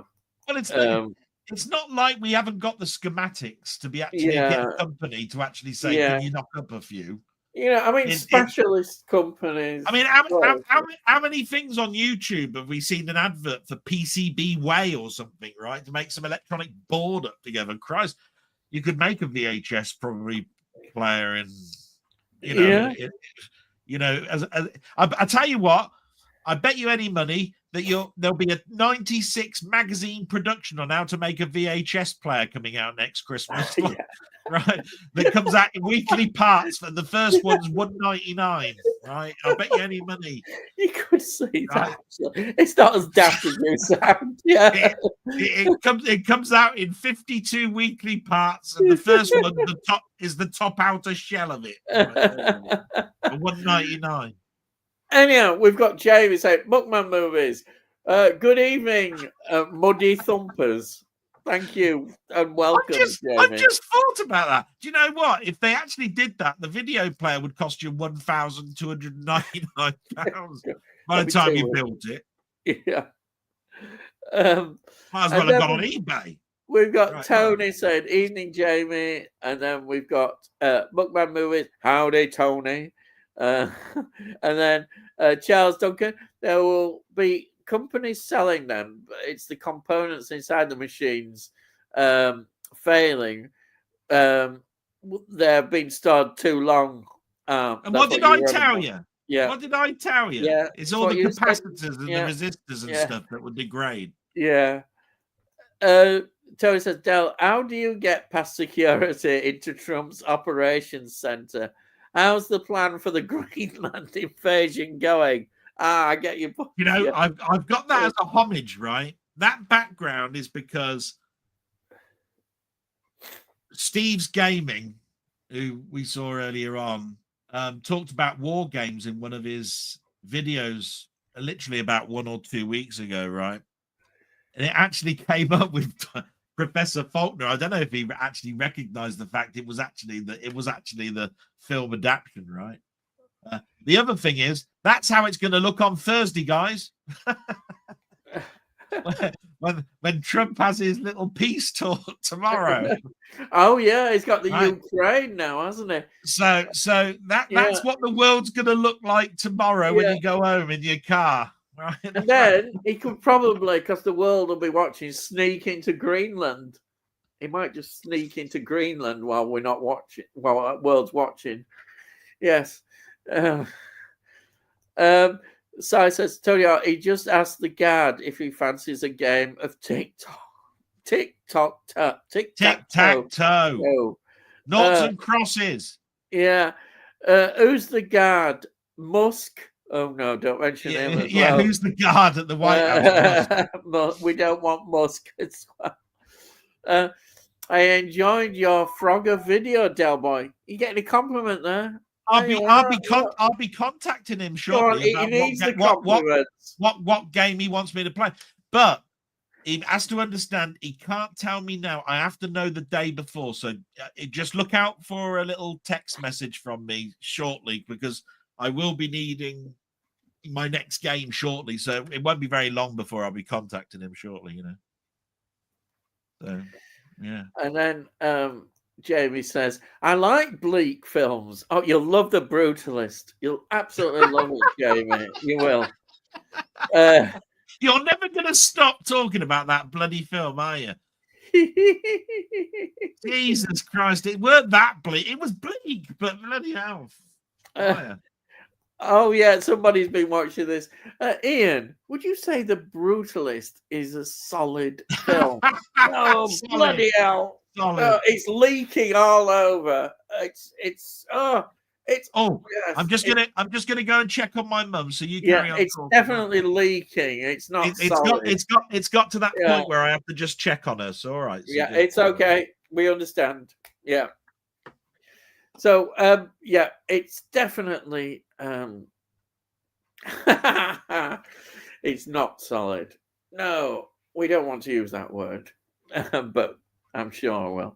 Actually, to be fair, I don't think in any of my reviews I've used the word solid. No, I've never wanted to use it, but nearly everybody else seems to. There we are. Yeah. No, I think you look at my reviews, I don't think you'll ever find me using solid. I seem to have used it more now than anything before. Yes. Steve's Gaming. Del, how about a nice game of chess? Well, he's gone now. I like chess. So what, gaming, I'm not into gaming, but chess, I can play chess. Yeah. I used to play it quite a lot at one time. Yeah, I like chess. So I'll play that. Yeah. I suppose he's a clever dick and he'll probably beat me at it, but I do like a bit of chess. Tell you, good, solid question there, Si. Yes, thank you. Cheers, Si says. I've not bought any films for about 3 weeks now. Blimey heck. I'm trying to slow down due to limited space. I don't want my house to be cluttered with movies. Oh, crikey. Well, it just means you have to really buy the ones that you really, really love. And there you are. For me, I suppose it doesn't matter as much. I don't care. I just got plenty of room. I just build up a library, and then it'll end up when I'm gone, going in landfill. But you sort of might as well enjoy having them while they're there. Yeah, I'm building up quite a big collection. But not funny enough, not of it's all DVDs I keep getting still. Even though I'm still collecting Blu-rays, obviously, and the odd 4K. But yeah, DVDs I still keep getting them. Quite often though, because A, they're really cheap, and B, they're old things that are not always available on Blu-ray, or TV series and things like that, which then came out on Blu-ray. So people say about, DVD dying and all that. No, it's not. What figures have produced it, and it's good for what it does. DVD, I can put it on there and really enjoy what I watch. It's upscaled. You put it in a machine, you get the quality of the picture that's upscaled. Even on those, when you get those adverts that come on about warning you about piracy or piracy, which just shows you how old they were. I think they're from about 2005. So you're putting in sometimes DVDs I'm putting in that are really that old. Quality is fantastic. Yeah, all right, good and bad. Absolutely fantastic. But they do make me laugh, those piracy adverts, that they were really getting serious about people ripping discs off and coming round, supposedly, but of course they weren't. But my mum said, keep the noise down. Do you remember the panic of the piracy thing? You got these trailers on front of your DVDs. Well, yeah, it's famous. I mean, it's you wouldn't steal a car. You wouldn't steal bollocks. You want to live round here? They've nicked about 5 cars in the last 5 weeks. What's this? Keyless cars, bloody pain in the ass. They're so funny when you see them. I keep seeing them pop up recently on these old DVDs and that. It's funny watching them. Oh dear. What have you been talking about then? No, not really much. Just you see, you didn't get it. You see, he said, "Would you like to play a game of chess?" That's from War Games. Oh right, I haven't seen War Games for years. Yeah, I didn't get that. Sorry about not getting Professor it. Faulkner. Old clever Dick here, of course. Tic-tac-toe, chess. They're all classic games, strategic games, which is why he played a game called Global Thermonuclear, whatever it was, which is what I wonder what that one's about. Oh, I wonder what that can be about. I don't know. I have no idea. Because I mean, what did you say? I think I'd like to play a game of chess. Yeah, I'd like to play against Djokovic or whatever it was, or whatever it was.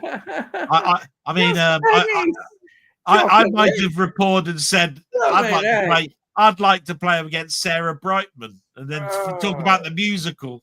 Oh boy, Tim Rice or something. I don't like playing tennis. No, the Russian. I've forgotten who the Russian player was that beat Kasparov or whatever his name. Yeah, Kasparov. Or is it Kasparov? Kasparov, yeah, something like that. He beat that Deep Thought, whatever it was, computer, didn't he? Yeah. You see, back in the day, we used to play things like Colossal Chess on the computers and things like that. Oh right, yeah. We used to buy all of that stuff. And of course, the Russian, if you could beat a grandmaster, then basically you were going to buy the chess game. What you didn't realize was, by the time you loaded the game, which took about 20 minutes, right? Yeah. You didn't realize that the computer would take 20 minutes per move to actually think about. And the thing about it was, it took 20 minutes, and he only moved the pawn one space. And then, fuck's sake! How long's this game going to be? It took 20 minutes to take the first move, and he only moved the pawn one space forward. What the fuck's this about? Oh dear, rubbish. That's what computer games were like then. You couldn't then program them to do sort of 1 minute chess or something. Yeah, no such thing. 1 minute. It took 15 minutes to load the damn thing. Yeah, where you get a minute to decide a move or whatever. Yeah.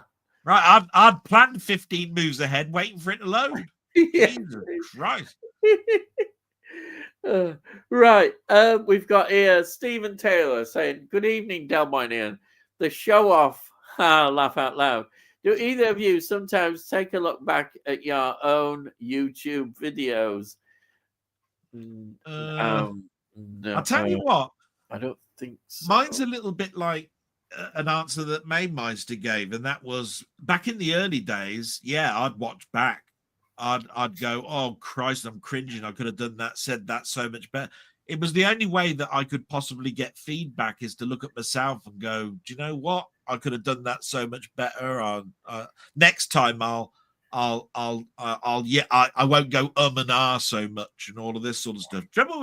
The trouble with self-critiquing your own videos is that you'd never get anything done because you'd be scared to do anything. Yeah. I think if now the best thing to do is to get it out there. Know whether sometimes you know whether you've done all right because people are talking about it. Your friends go, "Oh, I watched it. And I really enjoyed that." All of that sort of stuff, and you go, "Oh, right, yeah, okay." And like you were saying to me, Ian, and what you said in your video, which by the way, I really enjoyed the video today. You don't really. Where was I going to go with this? You don't really want to. You're not really showing off, but you are being a bit egotistical if you look at your own work. The best thing to do is have fun with it. Yes. Be yourself. You be yourself by the things that the blemishes that are in your videos are what makes you. Yeah. You see what I mean? Exactly. Spot on. It's not like you're trying to be a broadcaster. Yeah. YouTube has given you the stage for you to have a voice. That's what it was. That's what it was all about. Like Big Brother was supposed to be the big experiment. It was like I wonder what would happen if you started an argument and you turned all the room red. Would that raise their blood pressure to a point because the color red is fiery, and that means that that's the experiment, right? It wasn't that at all. It was all about bloody phoning up and seeing if you can get somebody evicted, right? It wasn't a bloody experiment at all. Yeah. But YouTube was supposed to be your voice out there. It has started off people's careers. There's no doubt about it. But I do it for fun, and I'm trying not to worry too much, and I'm not looking at figures too hard now. Yeah. But I think you said yourself, you've got like 1,000+ subscribers. Sometimes you get 35 views, but if you were to look at those sort of stats, and you found out that less than 1% of your subscriber base is watching your videos, you'd go, "What the bloody hell's happening with all the other people that subscribe?" No point in looking I'm never going to make another one because the viewing figures are so low. I'd get cancelled if I was on the BBC. I mentioned Mondo because Mondo had said that about don't look at all your figures. Don't look at them. These are people that you have to sort of like look up to because they came on probably at such an early stage that they recognize. And he's a big channel, isn't he? He's a big channel. This is not a platform for you to become an overnight success. If you want it to be an overnight success, you're in the wrong place because if you're going to give up your job to get money from YouTube, right? Then I'm telling you now, you've got to have something like 20 million subscribers and have about 7 million views for you to get about 70 quid a month or something. Yeah, right? you need to get that, and most ordinary people like us don't have that. But you need what the viral video, don't you? Once the viral video sets off, people jump on a bandwagon, follow you, and then it follows from that. And this is how these people have built up. Though equally, they can end up falling as well. But we're not in that. We're not sat here going, oh God, we've got to do this, we've got to do that to get the stats and the views. I think if you start doing that, you're going to lose any interest or really in YouTube. As I said, if YouTube, I hear people moaning, this does get my goat a bit, when people come on moaning about having to almost to do another blooming video, like they're saying. Well, I'm saying, if you feel that bad about it, well, don't. Just go off YouTube. It's not for you. Why would you be moaning? You should enjoy what you're doing. If you enjoy making videos, then that's what it's about. I enjoy making them. Like I learn from my peers. Like I said, Mainmeister is the person who sort of like taught me probably the most about YouTube. He's got something like 4,000 odd subscribers. And he will always turn around to you and say, look, the maximum I get a month is something like 18 quid. Yeah. Right. I got 4,000 subscribers. Yeah, exactly. Which is brilliant. And most of my videos will be something like 200 or 300. And then there's the odd one that will get 5,000 views, right? Yeah.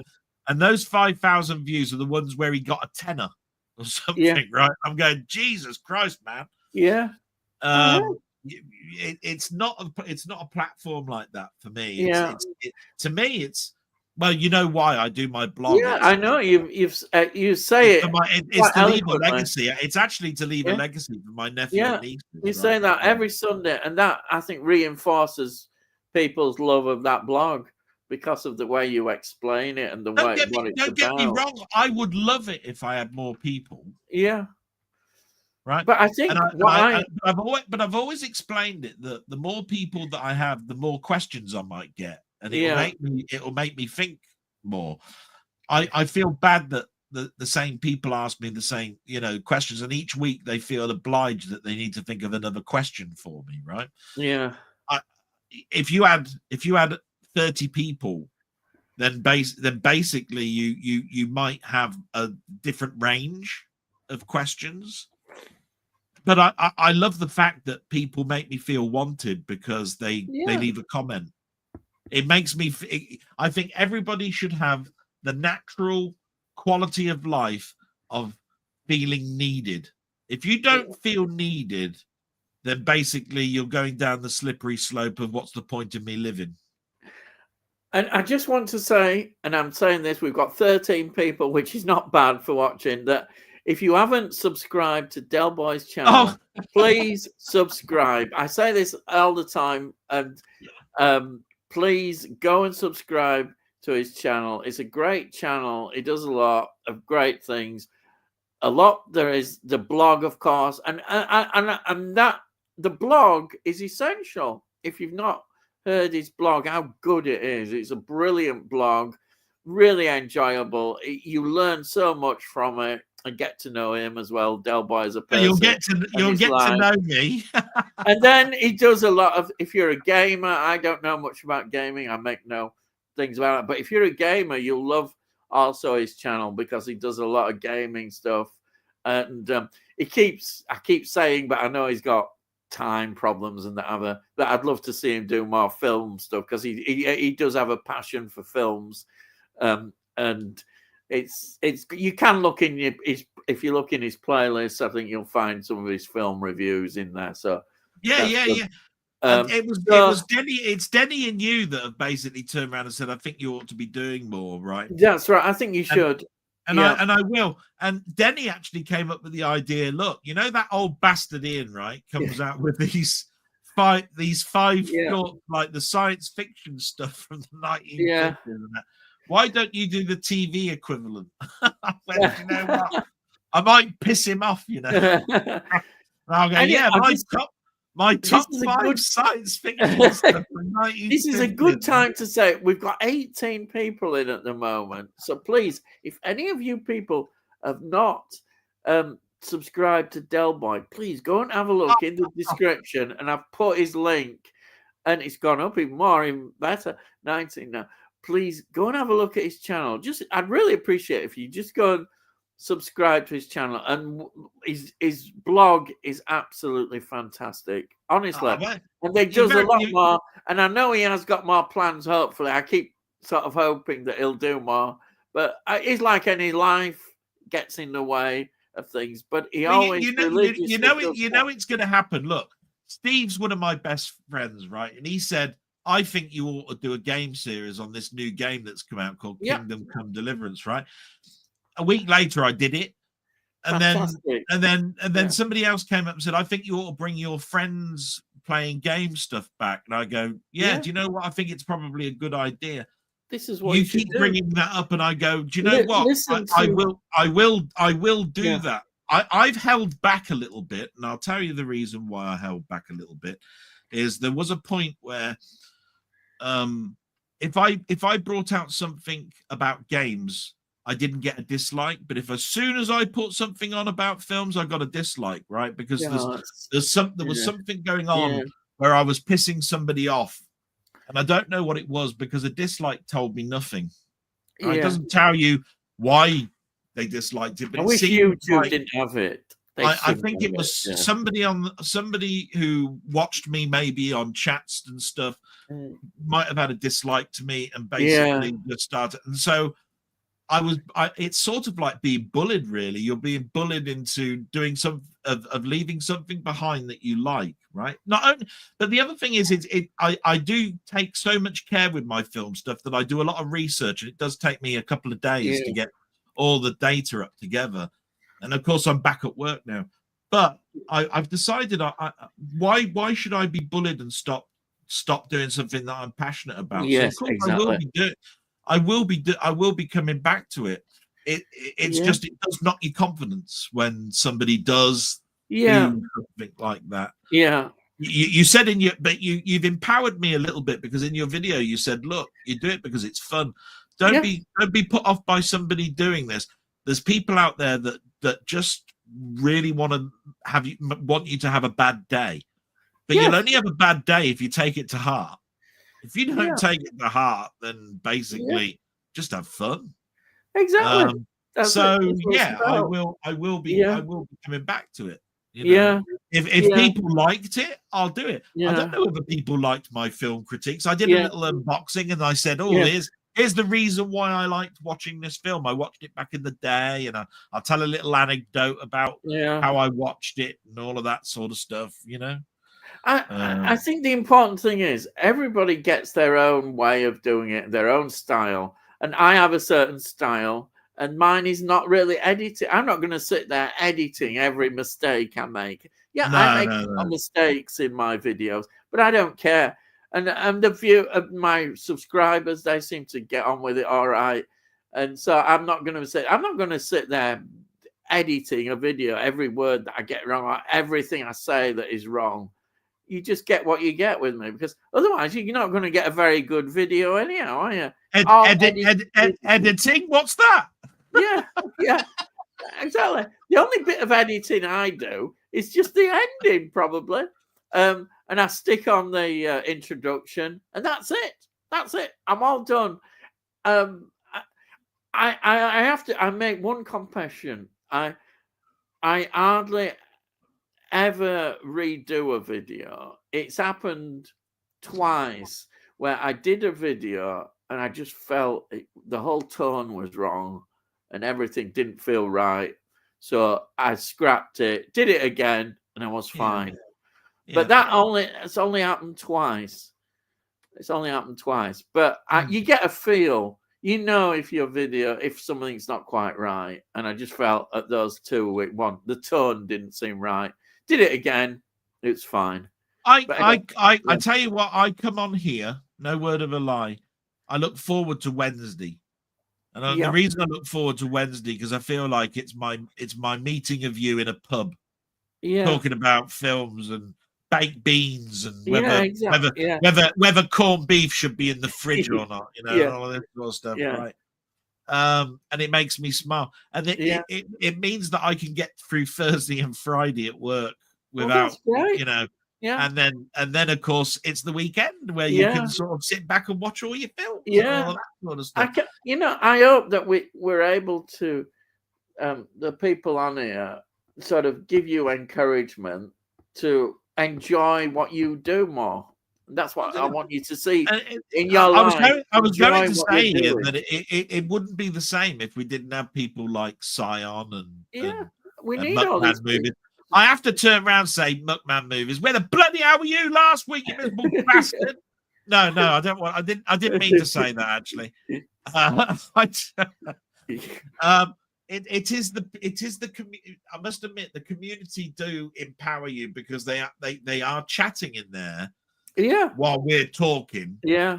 And of course, I'm not looking at every text that goes Yeah. past. I mean, I'm concentrating on what you're saying here. Yeah. But I know that they're going, oh yeah, and have you seen this film and that film? I go away knowing there's more films for me to watch because these people are talking about stuff that they've watched this week, and I probably don't know anything about these films, or I've forgotten so much. I've forgotten so much about these films because they are 20 or 30 years ago. I mean, I love chat. I love chatting. I mean, I love chatting because with people on here and on this channel, there's no pretensions, there's no nothing. We just say how we feel. We get on well. There's no need for anybody to be nasty or anything. And we just enjoy it. We're sharing a purpose of what we're doing. And that's how it should be. It's simple. It's actually very simple. I don't understand why people. This channel, even if it gives you in 3 or 4 hours only one film for you to look forward to because it's been chatted about, you've got something out of it. Now, what I'm trying to say to that is that I look forward each week to Psy coming on, right? Or Muckman, right? Yeah. Because these people go to the cinema and I'm not going to the cinema enough at the moment, right? Yeah. These people, they go, oh, I went to see this film and I really enjoyed myself, and it was called The Vanishing. Right? I remember about 2 or 3 weeks ago saying I watched the Vanishing or something. Yeah. Right? And I'm going, bloody hell, I ain't thought about that film in years. Jesus Christ. Yeah. And then I think to myself, that lucky bastard. Right? Yeah. I remember the first time seeing that, and I'd love it to watch it in new eyes, like because I hadn't seen the film. So he was seeing it like for the first time, but it was a film made 20 or 30 years ago, right? Right. Going, how wonderful it must be in this day and age to go to the cinema and see something as clean and as pristine as that film at the pictures. And I saw it 30 years ago on an old projector, which means it probably looks better now on the projector they're showing it on now. I mean, I remember how rough Blade Runner looked in the first theatre that I went and saw it at, right? It had all the pops and whistles and bloody marks on the film and all that sort of stuff. Oh, really? You were unlucky. Some of these people say, oh, I went and saw Blade Runner the other day, and they're going, oh, and it was pristine looking and it was gorgeous. And I'm going, bloody hell, when I saw it, it looked like a Laurel and Hardy film. Jesus Christ, it was. You were unlucky. You were unlucky there. Our local cinema always used to be good when I went. I saw things like Blade Runner, and there were but you see, Blade Runner for me was shown at an Oxford cinema, and it was one of those ones like students would go to. So it might have been one of those sorts of like it wasn't a true 35mm print. It could have been a 16mm print. Right, I get right? And the sound and everything. And you got to remember that this is the difference of people that live in cities and people that live in towns, and back in the 80s and all that sort of stuff. To go to the pictures, I mean, in my town, take it like this, and this is even up until 5 years ago, right? My town only had a 2-channel picture house, so it had screen 1 and screen 2. Right. For bloody 20 years, people have been able to go to a cinema where you've got 20 bloody Yeah. Like screen 1 to 10, and you're going along. We had the downstairs and we had the upstairs. Screen 1 and screen 2, bad, right? And screen 2 had mono sound, and screen 1 had stereo sound, right? A real. And it still cost the same money, regardless of which one you went and saw. Yeah. And and the cinema was so old, it had ashtrays in the back of the chairs. Oh, yeah. It'd been a non-smoking cinema for 22 years. I bet it stank still of cigarette smoke. Yeah, the carpets were sticky, and you still had the person who came out with the chalk ices until around about 5 years ago. Yeah. Right. She went down the aisles going, Albatross. Albatross. That by the way, that's a Monty Python gag. But we still had the adverts for Wessler's hot dogs and Butterkiss rah rah rah and Pearl and Dean adverts, right, in our cinema. Right? Yeah. Right. Anyhow, we better get through some more of these. Sorry, but it's very good. You brought back so many memories just thinking about all that again. The Taste of India was the favorite advert. Yeah. It's too like mine already is, and Pearl and Dean, of course, will always remember Pearl and Dean. Who can that? Jamie says, Michelle Trachtenberg has died today. She was only 39. She was famous for playing Buffy's younger sister. Yeah, we mentioned that earlier, Jamie. It's sad, 39. Before you go any further, you know the Pearl and Dean advert with the music? Yeah. There was an actor, wasn't there, called Richard Harris? Was it Richard? You know the famous 1970s actor called Richard Harris. Yeah. He came out with a song, didn't he, called... Oh, yes, MacArthur Park. Yeah, right? Yeah. In the middle of that track, right, just at the end, I swear that's where Pearl and Dean nicked their music from. Oh, well, there you are. They might have done, Right. That song's about 15 minutes long, fellas, girls and boys, right? You go and listen to that, skip to about the 9th minute, and you tell me if that ain't Pearl and Dean. Anyway, carry on. Right. Ian, do you have a dodgy stick if you're watching all these new film releases? Well, no, actually, you're wrong there. Sticks, because you build up quite a few, not just one. I don't know where he gets them from. I don't know who sends them to me. I just opened the email and look, there's a film there. Oh, isn't that a coincidence? And there is somewhere sometimes I go to which they do pop up sometimes of films, occasionally. I'll tell you what, where I got if the police want to come to my house and say you're nicked for having a pirate film, I'll turn around and say, what, after I bought that shit lot over there? Jesus Christ, bro. Every single one of them in there cost me 35 quid, you bastards. I've given more back to the film industry than you've had flipping up dinners. You want to nick me for one film that I've downloaded? You know what I mean? Tony says, dodgy stick sounds painful. Well, it is sometimes, I'll tell you. It's blooming painful indeed. Yeah. So, Ian, do you think there should be a sequel to Companion? Personally, I'd like it not to have one. Totally agree. They did possibly leave it open for a sequel, but it was such a good film that you don't really want it to have a sequel. That's the one you've talked about earlier that I'm gonna look out for. I think you'll enjoy it. Honestly, it's a good film, really is, and it's But we say that nowadays about sequels, and somebody, if it starts to make a bit of money, does well, gets a lot of praise, they think, oh, we've got to have a sequel. But you don't have to have a sequel, please. But I can see them maybe thinking about it, but I really don't want them to do one. But you can see they kind of at the end they do that, don't they? Yeah. Muckman says, downloaded it. Naughty boy. Well, thank you. Me? I agree, Si. Companion is good enough in its own right. Oh, you've seen it, Muckman. Fantastic, isn't it? Great film.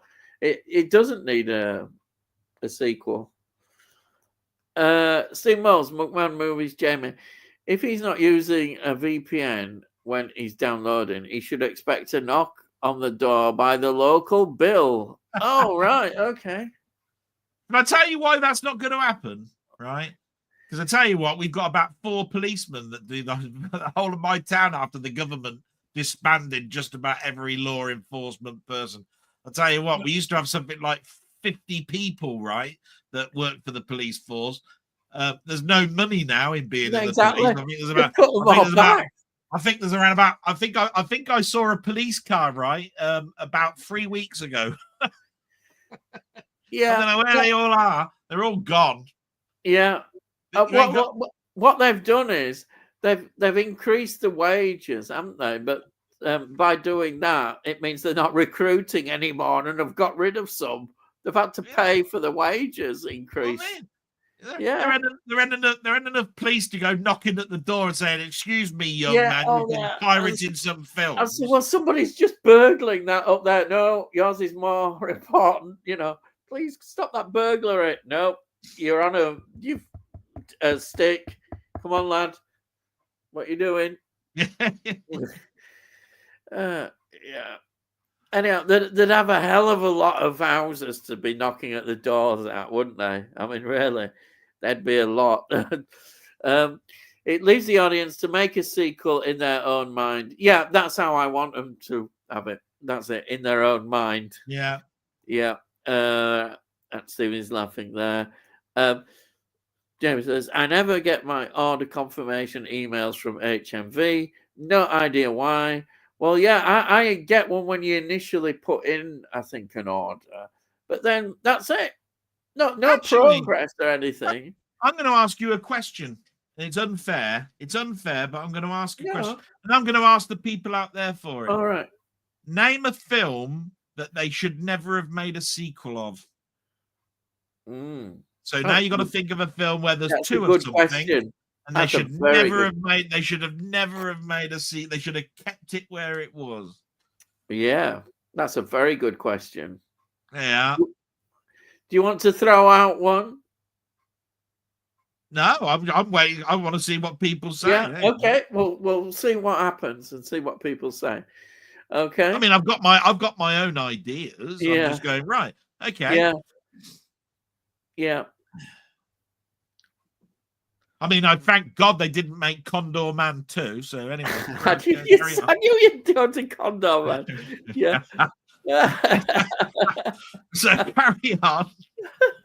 Right. So, Big Brother's watching you, Ian, with your illegal downloading. If the police turn up, just blame it on your son and tell them you don't know how to use a computer. Hey, that's a good one, isn't it? Yeah, I'll just play. Oh, I don't know about it. No. Yeah, I got mine from Muckman. Yeah, I don't know what you're talking about. Films I've watched this week: The Monkey. Yeah, still got to watch that. I've been waiting for my download for The Monkey. Right. Fists of Legend, Jet Li. So that's a kung fu kind of movie, I presume. Grand Theft Hamlet. Grand Theft Hamlet. Surely Grand Theft and then Hamlet. One of my favorites, Almost Famous. Almost Famous is great. Yeah. Have you heard of Grand Theft Hamlet? No, I think I was going to say. I think it's like you say. It should be a comma there. I've never heard of Grand Theft Hamlet, but it might not be. It might be a new version. Is that somebody that went into a cigarette store and stole a load of cigars or something? Yes. Do you remember the cigar adverts? Yeah, the mild cigar by Benson and Hedges. Yeah, I remember Hamlet cigars. Oh yeah, somebody else. Grand Theft Hamlet. Yeah. It was strangely compelling, Stephen. So there is a film called Grand Theft Bloody hell. Woman heck. Well, there's a new one. See, we have learned something. We'll treasure that memory. That's what I mean. This is Grand this is Theft where you Hamlet. this is the church of where you learn. Yeah, Grand Theft Hamlet. Grand Theft Hamlet. Yeah. Jesus Movies. What did you think of the monkey? Oh yeah. Let's see. Tony says, never seen those Vibes films, Ian. Did rewatch Theatre of Blood not long ago. I'd forgotten about Robert Morley's poodle. How can you forget Robert Morley's poodle? Yeah, he got force-fed, didn't he? Yeah. I think Tony, I think you'd like the Vibes. What about Captain Mannering then, having his head sawed off? Oh, yeah. Jesus Christ. It's a brilliant film. Absolutely. I think if you like Vincent Price, you'd love the Vibes films. But as I said, if I still had to make a choice, listen, hang on, look, listen a minute, right? Tony has only said that because he knows mentioning the Vibes films would piss me off because you bought them for a $5 or something, and you never told me that they were available, right? You know full well. They're on Indicator, so you wanted to show off that you're a complete bastard and bought them without telling me. You know full well that's the reason why Tony has said it. And then Jamie says, Grand Theft Hamlet is about two blokes who decide to put on a performance of Hamlet in the computer game Grand Theft Auto during the COVID lockdown. Well, I don't know. There you are. What can I say about that? Well, yeah. So, in other words, the computer graphics in Grand Theft Auto are so open to interpretation that you could probably do a production of Hamlet within the game. And they did that because COVID was going on and no bugger had nothing to do all day. What I find funny is that Hamlet is probably Shakespeare's longest play. I mean, you wouldn't choose the longest play, surely. You know, choose one at short. You know how long COVID was around. You had plenty of time. Yeah, maybe that was the reason why they chose it. It was the longest. Well, like I said, it's better than our rendition, which is somebody doing a raid in a cigarette store. The monkey was okay. It didn't quite live up to the hype. Much preferred long legs. That's controversial. Yeah, people are quite split on long legs as well.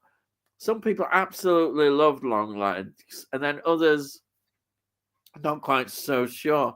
So it's interesting that the monkey might be split there on opinion. Doubt I'll buy it. Oh, really? Yeah, that's obviously didn't go there very well. I'm waiting for Peter Pan's Neverland Nightmare, which is up for pre-order on HMV, released on the 28th of April. I presume it's in that same kind of series that they did the Winnie the Pooh ones. Yeah. We'll see what happens with that. It sounds good. Not. Bookman, I'm the opposite. I prefer the monkey to long legs. I chuckled all the way through the film. Oh, there you are. It's good to see how people enjoy films. Like I said, as much as I was turning around and saying about that King Kong Lives, right? I was laughing all the way. I was going to joking. Yeah. It was so bad that I was laughing, and I was at the end, I was probably thinking, I'm glad they made this film because it's made me smile all the way through. Yeah, exactly. Anybody though that forked out £7 to go and see it back in the day, though. Yeah, it was Jesus, a lot there. He says, I got a bit bored with it halfway through, to be honest. The cheerleaders annoyed the fuck out of me too. This is all in the monkey. Yeah. Well, there we are. I'll be interested to see it. Has anybody seen this Banana Splits movie yet? Is it any good? And I remember seeing there was a horror banana splits. I didn't like the look. To be honest, I didn't really fancy it. I think it was following the kind of Winnie the Pooh idea, doing an extreme children's TV show into a bloodbath. Where are they coming? What, can you imagine Finger Bob's the slasher? Yeah, that'd be interesting. I can't bear slash. Finger Bob's got slashing. Finger Bob's going around with a knife. Pandy. Yeah, going around killing bloody Teddy Edward or something. Jesus. Noddy or something. I'd be supporting it. I think I'd be agreeing with it. Noddy the slasher. Get rid of that blooming posh woman singing. Get rid of it. Yeah, it sounds good. Yeah, all those two blooming Bill and Ben. Yeah, get rid of them. Steve's go, you don't need to show your face to have a YouTube channel. No, you don't have to show your face. People can do what they want. Steve is a proof of that. Yeah. Yeah. You don't. You can just. I mean, we've all got our opinion of that, which is, we think he's an ugly bastard, right? And we all know full well that he's about 85. Yeah. So even though he's got a voice of a 15-year-old, yeah, he sounds like Bart Simpson. Oh dear. With a Yorkshire, with a northern accent. Hey, there, lad. Anyhow, you little shit. Yeah. Right. Anyway, go on. You're right, though. Actually, that is true. Now it's naff, Charles. Oh, still, I think on about the monkey. I watched my copy, then sold it, Charles. Oh, is he on about the Winnie the Pooh one? Could be the Winnie the Pooh. Might be long legs. Don't know. Oh, long, yeah. Don't know. Is it Muckman? Thanks for telling me. I don't know. Was he on about long legs? You'll have to go back and have a little look. I'm just looking because he's on about the cheerleaders. Annoyed me the fuck out of me too. That's monkey, the monkey one. Banana splits.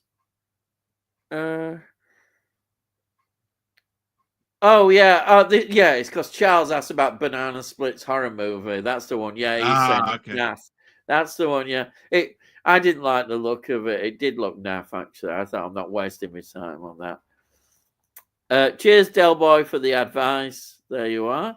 Oh no! Honestly, I have no idea. I have no idea why. Yeah, it wasn't part of my comments of my blog. I didn't know if it was pulled or whether you might not have wanted it there. So I just thought I'll give you a bit of advice. I think you'd be a perfect advisor for any channel, and a perfect advisor. I think. There you go. And then we've got Jamie saying, "Plenty of gore if you like that sort of thing." I think that's that Banana Splits awful movie. Yeah. Tony, it sounds as though it's similar to the Winnie the Pooh horrors. Exactly. I wouldn't even be surprised if it's made by the same people. Something like that. Yeah, I'm gonna. It's now got to 11, so I'm gonna shut up so you can get through the comments. The Substance is finally getting a Blu-ray release on March the 31st. Seems to have taken a long time. And being released, love it. Substance. Shall I tell you why I think that? Shall I tell you why I think that is? That's because they've waited until the Oscars. Yeah. Oh, yeah. And that'll certainly boost it up. But anyway, we better move on. But yeah. And Delboy, I get you with not going into detail. Yeah. Yeah. Steve Mills, I watched Willy's Wonderland starring Nicolas Cage. It was awful. Worse than Five Nights at Freddy's. Oh, Christ. That was supposedly bad, Five Nights at Freddy's. But I knew it. What people had said about Willy's Wonderland, I just thought it sounds terrible. So watch it. What's the Pooh horror like, Tony? Any good? Oh dear, from what I've heard, no. I'll be buying The Substance, but won't be rushing to buy it full price.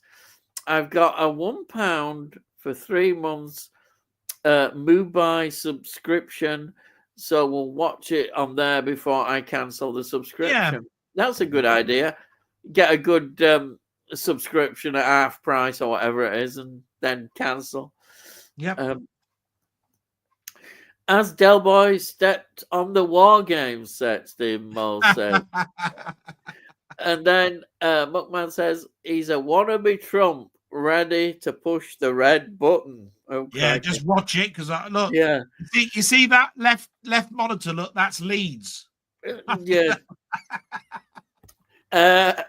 Watched Valkyrie with Tom Cruise for the first time. Right through. Only seen bits on TV before. Enjoyed it. That's the is it the Plot Against Hitler, I think. Never seen the Pooh ones, Charles, but heard of them and seen reviews. Yeah. That one sounds pretty good, that Valkyrie. Okay, Tony. Charles Duncan says Dell is UK advisor for the up-and-coming US invasions of Panama, Canada, Greenland, and just about anywhere Trump fancies. Yeah. Yes. Look, all of those pictures, right? They're strategic locations where all Tony's DVDs get delivered to. And what about the Steelbook collection of Jamie? You might be after that one as well. Someone told me Michelle Trachtenberg was a heavy drinker and recently had a liver transplant. Not sure how true is that. But if it is, maybe complications from the hop. It could be. I have no idea. But that puts a mockery on it. Natural causes, because that would be complications from a liver. Yeah, I don't really know, to be honest, but I'm sure the truth will come out. Whatever's happened, really. Yeah. Steve Mills, Donald Trump was good on spitting image with his toupee moving on his head. Yeah, funny that's right. right. I can imagine. I bet it was funny. Andy makes Star Wars. Happy Wednesday, lads. Hello, Andy. Either of you watched the trailer for The Rule of Jenny Penn with John Lithgow? If not, check it out. It looks crazy. I'd just like to say that today I reviewed the latest SFX, and that film came up. And I said, oh, this looks interesting. I've not seen the trailer because anything with John Lithgow is going to be interesting. So I'm definitely going to be looking out for that. The Rule of Jenny Penn is an interesting title. And it looked interesting, as I say, in SFX today. So anything with John Lithgow, can't wait. Sign says, John Lithgow is such a good actor. His performance in Dexter as the Trinity Killer is one of the greatest ever. Totally agree, in my humble opinion. It was perhaps the best of the Dexter serial killers. Yeah. Yeah, he's a great actor, very versatile. He's good in Blowout too, and hilarious. Oh yeah, Third from the Rock from the Sun. Not seen that one for years as well. Blowout, what a film! Yeah. Raising Cain was a good John Lithgow film. No, has that just had a sort of re-release? I've heard Raising Cain being mentioned a couple of times recently. I mean, that's a schizophrenic film. Yeah, I remember. I watched this week The Twilight Zone, and he's the one who plays William Shatner's role in Nightmare at 20,000 Feet. But I think Raising Cain must have had a re-release or something because it has popped up on some other channels. Do you remember him in Nightmare on 20,000 Feet? I remember William Shatner. No, do you remember John Lithgow? No, I don't remember John Lithgow. They recreated Nightmare at 20,000 Feet. Yeah, I don't remember him doing it. Oh, wow, yeah. I just remember Shatner. Shatner, definitely. And somebody else in the film, the one who sadly died, didn't he, in the Twilight Zone movie? What's that? The guy who died, didn't they? One of them died. His head got chopped off. Yeah. Helicopter blades. Yeah, that's it. Yeah. Yeah, William Shatner. I mean, the reason I mention it is because some people say that the John Lithgow version of Nightmare at 20,000 Feet is better than Shatner's.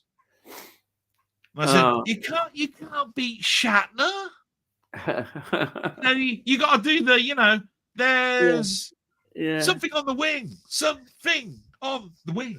The acting is unbelievably Shatner. Yeah. You got to do them pauses, Yeah. Yeah. something on the wing. And then we've got Charles Duncan. Rumors on YouTube that William is coming back to Star Yes, that's Trek right. in his 90s. Yeah, he's in talks. Wow. Now, what kind of Star Trek? TV or film?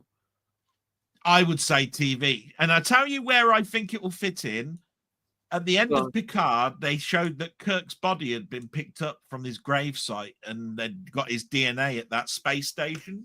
Ah. You know where the Enterprise was? Yeah. Actually, But do you think they really will continue with Picard? But if he's going to do it... No, but remember when Picard ended, it was supposed to continue with 7 of 9 in a legacy series. That would be great. If he's going to appear in a legacy series, long as he doesn't appear in any of this awful new stuff, I will be happy. If he steps just think how well it was, how it was that clip I showed you. Where Shatner. It was wonderful. But what I would worry about is just think how bad that Sector 31 mess was. It wasn't. Oh, crying out loud! I said that to you because I thought to myself, it can't be that bad. It was. It was worse than that. I'll tell you what. I wish my internet connection broke. That's what. It was. Honestly, it was the biggest garbage I've ever seen. It was as bad as Doctor Who is. Well, I had more fun watching the progress bar go across the screen than I did watching the damn thing. It was just. I couldn't believe that such a script had been passed. How on earth? What's this sword nonsense? What's all this shit about? What's an Irish Vulcan with a birdcage in his stomach? Who really thought of that character? Wow, that is so imaginative.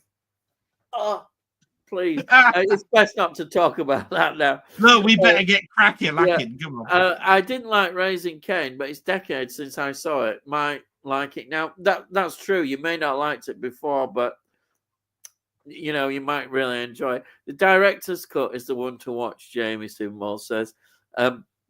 Look, man, probably common knowledge, but Lithgow is going to play Dumbledore in the next Harry Potter film. Wow. I didn't know there was going to be another Harry Potter film.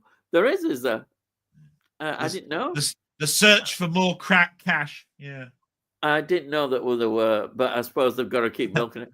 Sorry, Harry Potter and the search for more money. This is for you. Sorry, I didn't catch what you said, Del. Was busy packing some DVDs up. Yeah, bastard. Yeah. Steve Moss, one of my favourite John Lithgow films is Harry and the Hendersons. God, I've not seen that for years as well. That was a TV show as well. Yeah. Chris Hemsworth could play E-Man. Yeah, that's what you mentioned. Talking of Chris Hemsworth, have you seen the Extraction films? I think they're great. We need a Blu-ray release of them. Have you seen an Extraction film with Chris Hemsworth? No, I've not seen them. A great shout out on Chris Hemsworth. Let's put his thumbs up there. I think that was a good show. Good evening, gentlemen. That's Jim Jamelo. You're probably not here now, but thank you for coming in. You might be. I've only seen the first Extraction. I really enjoyed it. If you like that kind of stuff, have you seen the Raid movies? 2 of the best action films in years. Oh, well, that's quite a recommendation. The Raid. Steve Mills, Matthias Hughes from Dark Angel, the alien throwing CDs, would play a good He-Man. Still looks good for the age of 66. Interesting. Yeah. Tony York says, evening, James. James says, Raid films are incredible masterpieces in martial arts action. All right, martial arts. That's probably why I haven't seen them. Yeah. Jim Jones, on the final episode of 1,000 Blows on Disney Plus, Oh yeah. Disney have hit a hit on their hands. Oh, It's a heavily advertised show because even now I can see the picture of that woman. She's sort of in a ring, sort of like down like this with the boxing gloves, and there's a bloke on either side of the ring. oh, is And it a boxing thing? Is it? well, it's just that's the picture that they show. It's called, and it says 1,000 blows, and you're going, oh, I wonder what this is about. I suppose that's what it's supposed to make you think. That's the thumbnail image. Oh, I haven't seen it. The only thing I've seen on Disney was I saw the Spider-Man cartoon. I think the last time I went on Disney. Yeah, because obviously Spider-Man being my favorite, of course, character, but they've just done a 10-episode reimagination of it. So that's the last thing I watched on Disney. James says, "Hi, Tony." Si says, "Muckman, the fight in the kitchen is, in my opinion, the greatest fight in cinema history." All right. Wow. Jim John Moves on TV. Out of all the three of the On the Buses films, what's your favourite? Oh, I know what mine is, but I'll see what. Probably the first one. I'm going to say the holiday one. I really enjoyed the holiday one. The holiday one is good, but because I mean, at the end of the day, it's great to see Pontins, but it's just that the thing about the first one is it's more sort of like a film version of all my favorite bits of the TV. Yeah, I get you. Yeah. No, so it's almost like watching. It's almost like watching a clip show of all of the episodes sewn together into this. They're so easy to watch. You could just watch the three of them together and just have a good time. I think Mutiny on the Buses is I just think was a little bit. It's a little bit long. For its because at the end of the day it's one episode of the TV series elongated into an hour and a half. Yeah. Where the first film is more like all the clips put together. To make a film, and the last one is hilarious because obviously you've got the going around Windsor Safari Park, and I think that's why I liked all that stuff. You've got the sea coming in, and you've got all the way through it. Obviously, Stan is trying to get engaged and get together and all of this sort of stuff. It really is a good one. The third one, but I just think the first one is a homage to every single episode. That's all. But if you were to ask me step to and son, it'd always be the first one. No doubt in my mind. A short-sighted greyhound is not exactly what I think of a fantastic story. But him trying to get married to Zeta, that was really good. I thought that was really quite good. Jamie says, "Si, you should watch the second Extraction film. There's a ridiculous, intense prison escape that ends up on a train. Oh, I like train. It's brilliant. Oh, right. Tony Jaa is a great fighter. I have to watch more of these martial arts films. They keep coming up, you know. Can't argue with the kitchen fight, Si. It's bloody incredible." What were they fighting over? Who's got the can opener or something? Right. Who's nicked my corned beef from the fridge? That'll be back to corned beef again. Corned beef. Somebody's nicked my corned beef, you bastards! And then they start having a big martial arts fight. Jim Jam says, "Who is an actor who is underrated in your opinion?" Oh, crikey.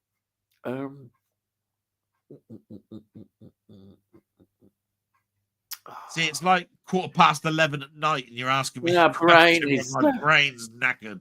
An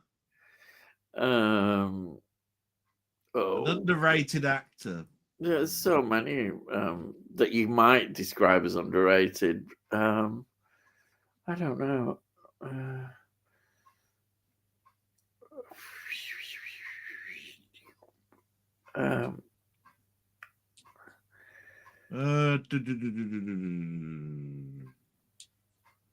Oh, I know. I would say because, but it's an old actor who nowadays would be underrated. Yeah. And you know what I'd say? Kenneth More. He's an old Oh, actor. He's such a good actor, but not who talks about Kenneth More nowadays and how good he was. Absolutely brilliant actor. So I'm going to say Kenneth More. I would say, and it's because his life got cut short, and that's Beckinsale. Oh yeah, yeah, yeah. He would be now. Well, I mean, if Yeah, you look back and say how many films he could have been in from yeah, what 1977 yeah, till now, you can yeah, imagine what films he could have been in. Wow. yeah. I agree. Yeah, yeah. All that promise. Yeah. Right. Tony says, holiday on the buses, I think, as it gets them away from the usual Yeah. location. I See what I understand mean? that. That's why I think I picked it. It is the one film where it's the story fits because Yeah, it's a long singular episode, but it's yeah, pretty much all new stuff. yeah. You know. And Si says, Muckman, I'll watch it before next week. Okay. Yeah, Tony Jaa is good. Ong Bak is brilliant martial arts action film. All Yeah, I've right. heard that. Yeah. And Sai says Ong Bak. Yeah, he's in love with that Um, one. and then Steven Seagal was good in the early days until he went straight to video Do you hell. know Yeah, what? everybody talks I about cannot video hell. get into any Steven Yeah, Seagal film. I have yeah. never found one film I don't that think I've guy's ever been in. seen one, even that his most commercial one. I've not You know, seen. yeah, Uh, even the one where he's a cook or something on a yeah, boat. that's the one. Amazing. I've not seen that, but I've heard of it. Um, and then Stephen Moore says Jeff Speakman in The Perfect Weapon and Jeff Wincott in Mission of Justice are good fighters as well. Yeah. I think Steven Seagal started to go downhill was around the time he did Fire Down Below and his Saturday Night Live performance. Oh, was he on that American show, Saturday Night Live? Oh, yeah. The 2 for 15 is still on with vintage classics. Offer now not available on Amazon. Oh, yeah. There's some good titles for 2 for 15. Cigar isn't a patch on Tony Jaa or Iko Ewells. Can't wait to see Ian pronounce those two. Well, I did my best, lad. I did my best. I bet you anybody that's something like Weiss or Yeah. something like Oh, that. yeah. Right? But I could start. I could have gone full tone, but I didn't. I kept. I didn't want to get into any trouble, but I might. I like Scott Adkins in Avengement. Oh, you are awful, but I like you. Oh, the wonderful Dick Dick Emery, Emery, which yeah. sadly we'll never see. We'll never see Dick Henry. Oh, BBC Bastards, yeah. yeah. Oh. Now that's a brutal film. Oh, that must be the not poor Dick Emery. Actually, his No. film, Dick Emery's film is good. That's the only way you might see some of the characters that you can't see in the TV series, and it's still available, I think, on DVD. The film, I think it's called "Who You Are Awful," probably. I really enjoyed Avengement. Seagal's last decent film was Maximum Did you miss the Conviction with question Stone about Cold James? Steve Austin. Did you miss the question about James Bond? Oh crikey, I haven't jumped to that. Sorry about that. Thank heavens you're watching. I'm sorry, Stephen. Stephen's done one here. Stephen, what do you think about Amazon taking over the James Bond franchise? Will they now only be released on Amazon Prime? I don't know. People have been discussing this quite a lot. I I don't know. The answer is I don't know on that one. At the end of the day, Amazon have semi-owned it for a while. It's just that the main producers have now sort of like just backed down because they want to do other things. I think it's got more to do with the fact that if they don't come out with a film pretty shortly, then of course it will be just like it was when Timothy Dalton took over. There's so many years that have passed by that it'll be really hard to jumpstart.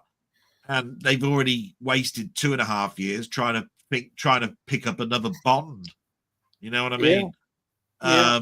I don't think it matters too much that Amazon have got it, because you've still got things like the 007 stage and all that sort of stuff, right? I don't know whether there was ever going to be another Bond at the cinema. I even jokingly made a comment last week where I said they ought to go back and do miniseries of the books and make them as accurate to the books as possible. Yeah. Because where can you go with it? Every single one of the films that have come out in the last 10 years haven't even been Ian Fleming books.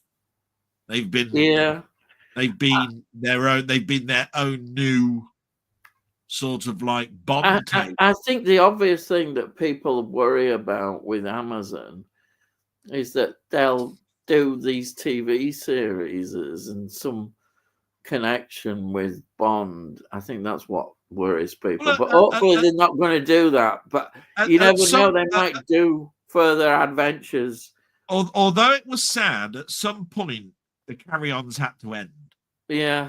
And at some point you've got to turn around and say, look, where can you go with a character like agree. Bond, I totally agree with you. And it doesn't hurt that it can't carry on a small exactly. screen. Because you can argue that Daniel Craig you've still got a huge historic back catalogue of Bond in the cinema that lasted 50 years or whatever it was, right?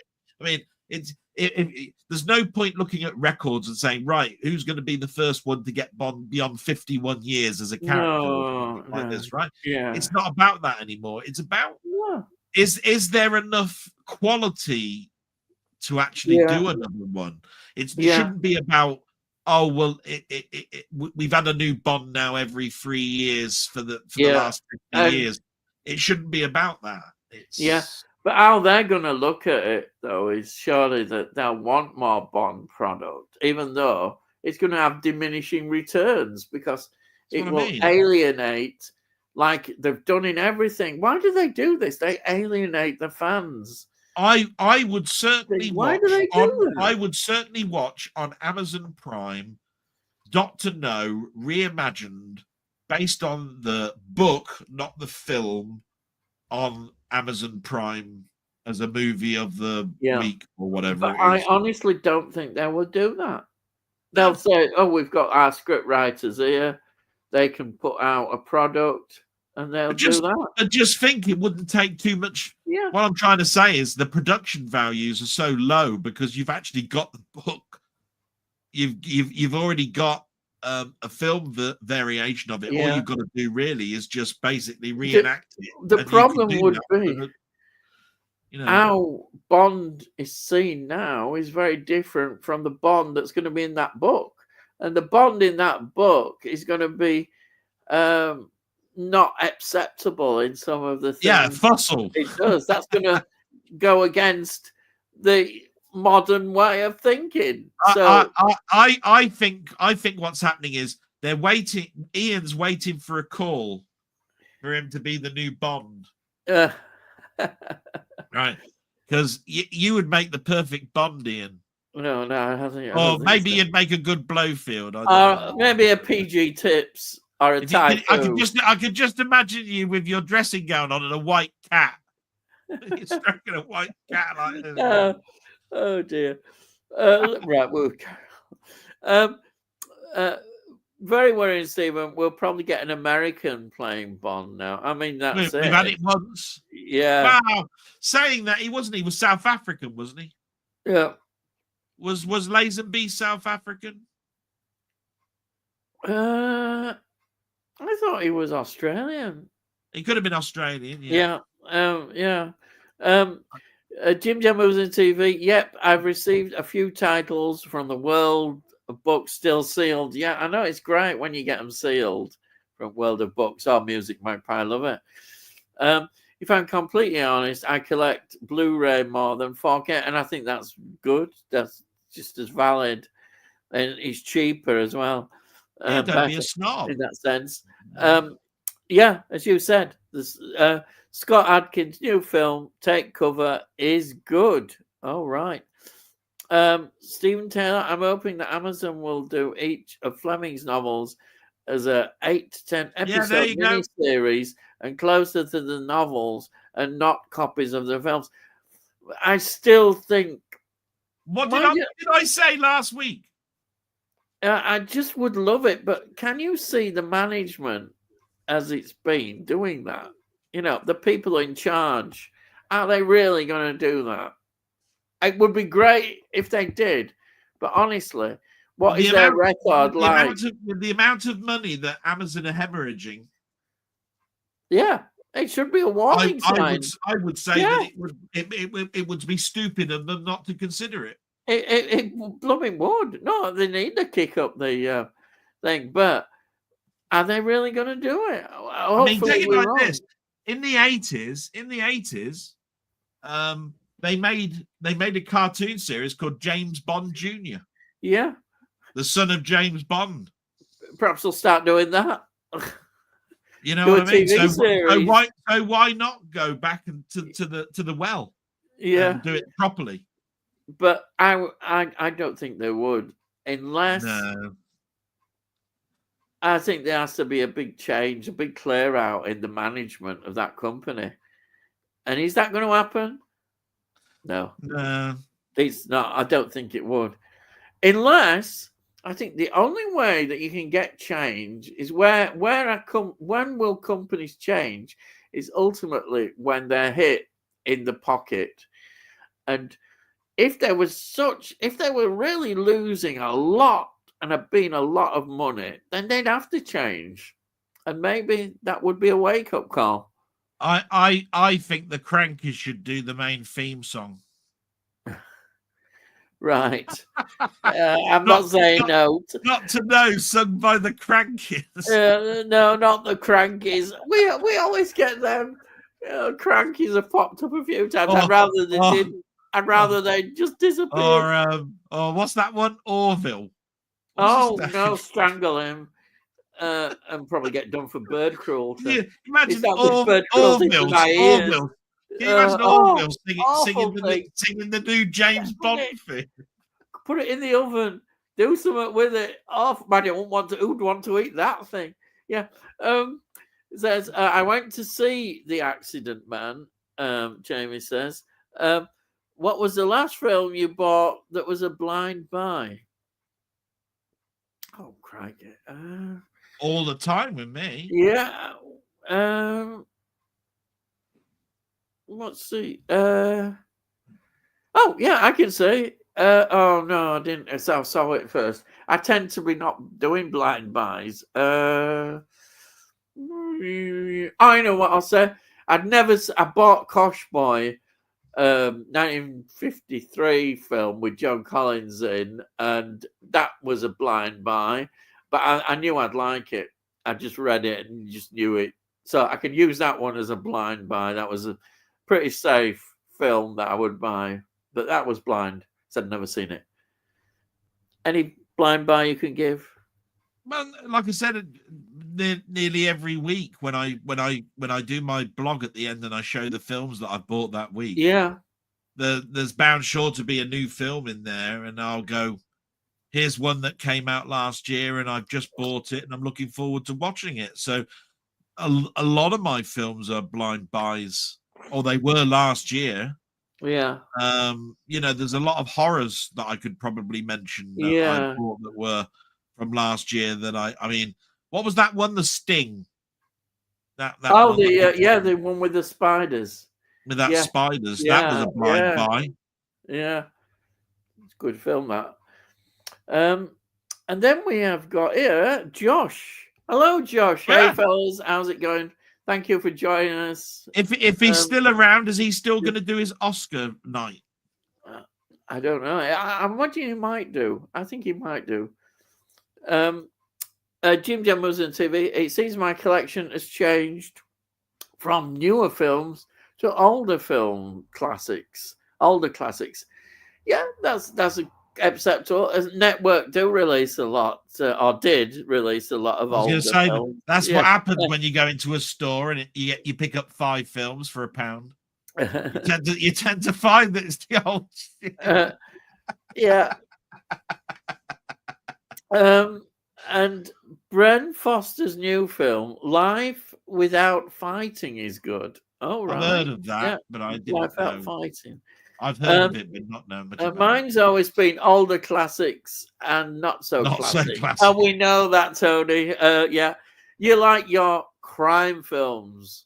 You love your crime films. He likes sending you stuff. Yeah. We know this. He loves all those. He just picks up any old twaddle and sends it to you in the post. And you like the French cinema, Alain Delon and all that stuff, the classic, brilliant French cinema. Was going to see The Monkey at the cinema on Monday, but ended up seeing Dogman. Laugh out loud. Don't ask why. Laugh out loud.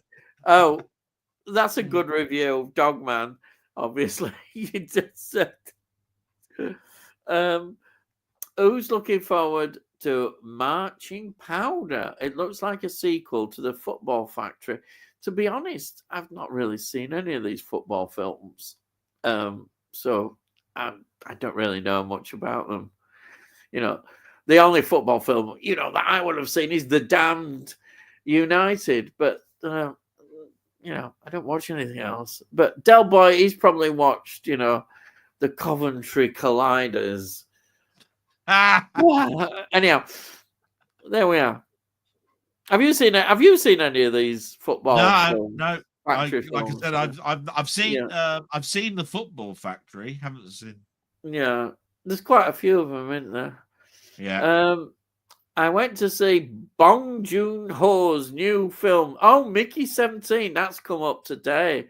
Looks very entertaining. Somebody else mentioned Mickey 17 today. Yeah, it was all in SFX magazine that came today for me, and that looks interesting. It's getting a lot of. It was in my blog. Somebody mentioned Mickey 17. Yeah, another film we'll be probably talking about eventually. Mickey 17. Yeah. I've been tempted by the Stuart Granger collection. Oh, that is an old name. Yeah, it's another old name. Yeah. I'm going to be doing a Rise of the Foot Soldier marathon at the weekend. Oh, so you're into the football stuff. I hope you enjoy it. Mickey 17 looks fun, Si says. Jim Jam. BFI, sorry, are releasing 24/7, a fantastic film directed by Shane Meadows. Oh, right. Don't know whether I've really. I've heard Shane Meadows. I don't think I've really seen many Shane Meadows films. BFI, great. They do some great. BFI's a great label. Fantastic label, yeah. Tony says, never a big fan of Stuart Granger. Prefer Gregory Peck. Yeah, I like Gregory Peck. Yeah, you can't beat a bit of Gregory Peck. Jim Down, okay, would you buy a copy of the same film just because it has a different art variant? I don't know what you're talking about. He says with all these Blade Runner copies coming out. I don't know who he's pointing that finger at. No idea. Where's all those Blade Runners? Shut your face. Yeah. And Star Trek: The Motion Picture. I forgot about Christ, that one yeah. as well. Jesus Christ.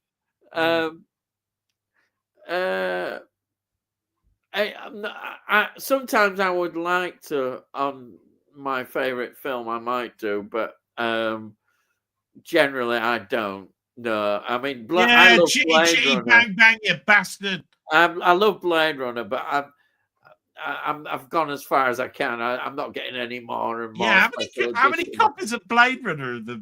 I dread to think. And how many more are going to be released? What about The there's even Shining? more.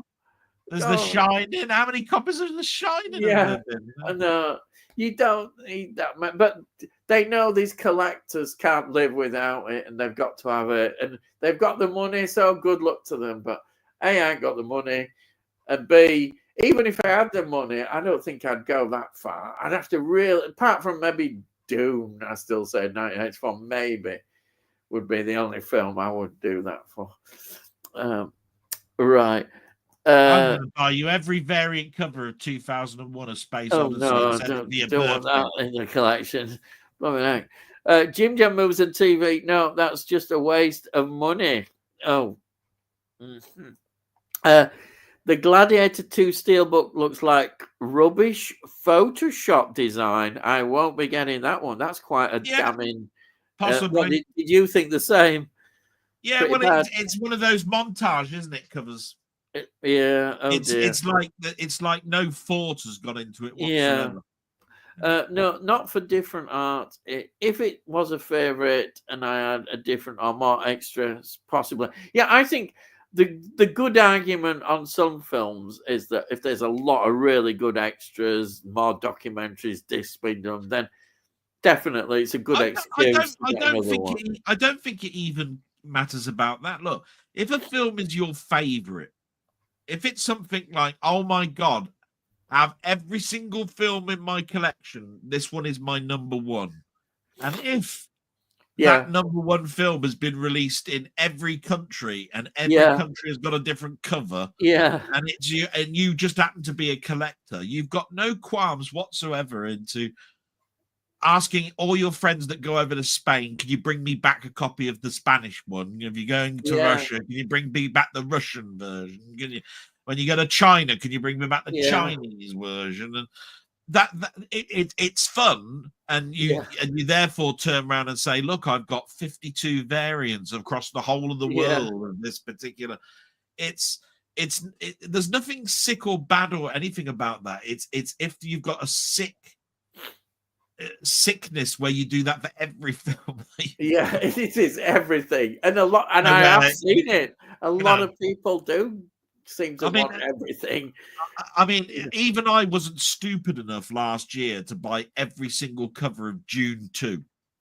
Yeah, it was in a collector's box set. It was a HMV exclusive, a Zavi exclusive, 2 versions coming out by Amazon. There was an Italian different cover art version. It gets silly. It gets silly. And to be quite honest, that film was just stupid because they knew that not only was the film actually well received at the cinema, right? It was also the second version. It was the second one in the series of the film, and they therefore had an audience straight away that would be stupid enough that's got cash on the hip to buy it. And just think, there is a third film coming out, isn't there? Yeah. So they're going to do the same again. They'll be re-releasing Dune again. They'll be re-releasing it all. Oh, it'll come out in a box set. Yeah, even more. With a different bloody cover design and all sorts of shit. Yeah. Is that due out next year? Not this year. I think it is 2026. I think. Yeah. It'd be interesting to see that. Yeah. I do like them. I do really enjoy them. But you know, this is the thing where physical media need to get as much money as they possibly can. And they're just eking out. You know.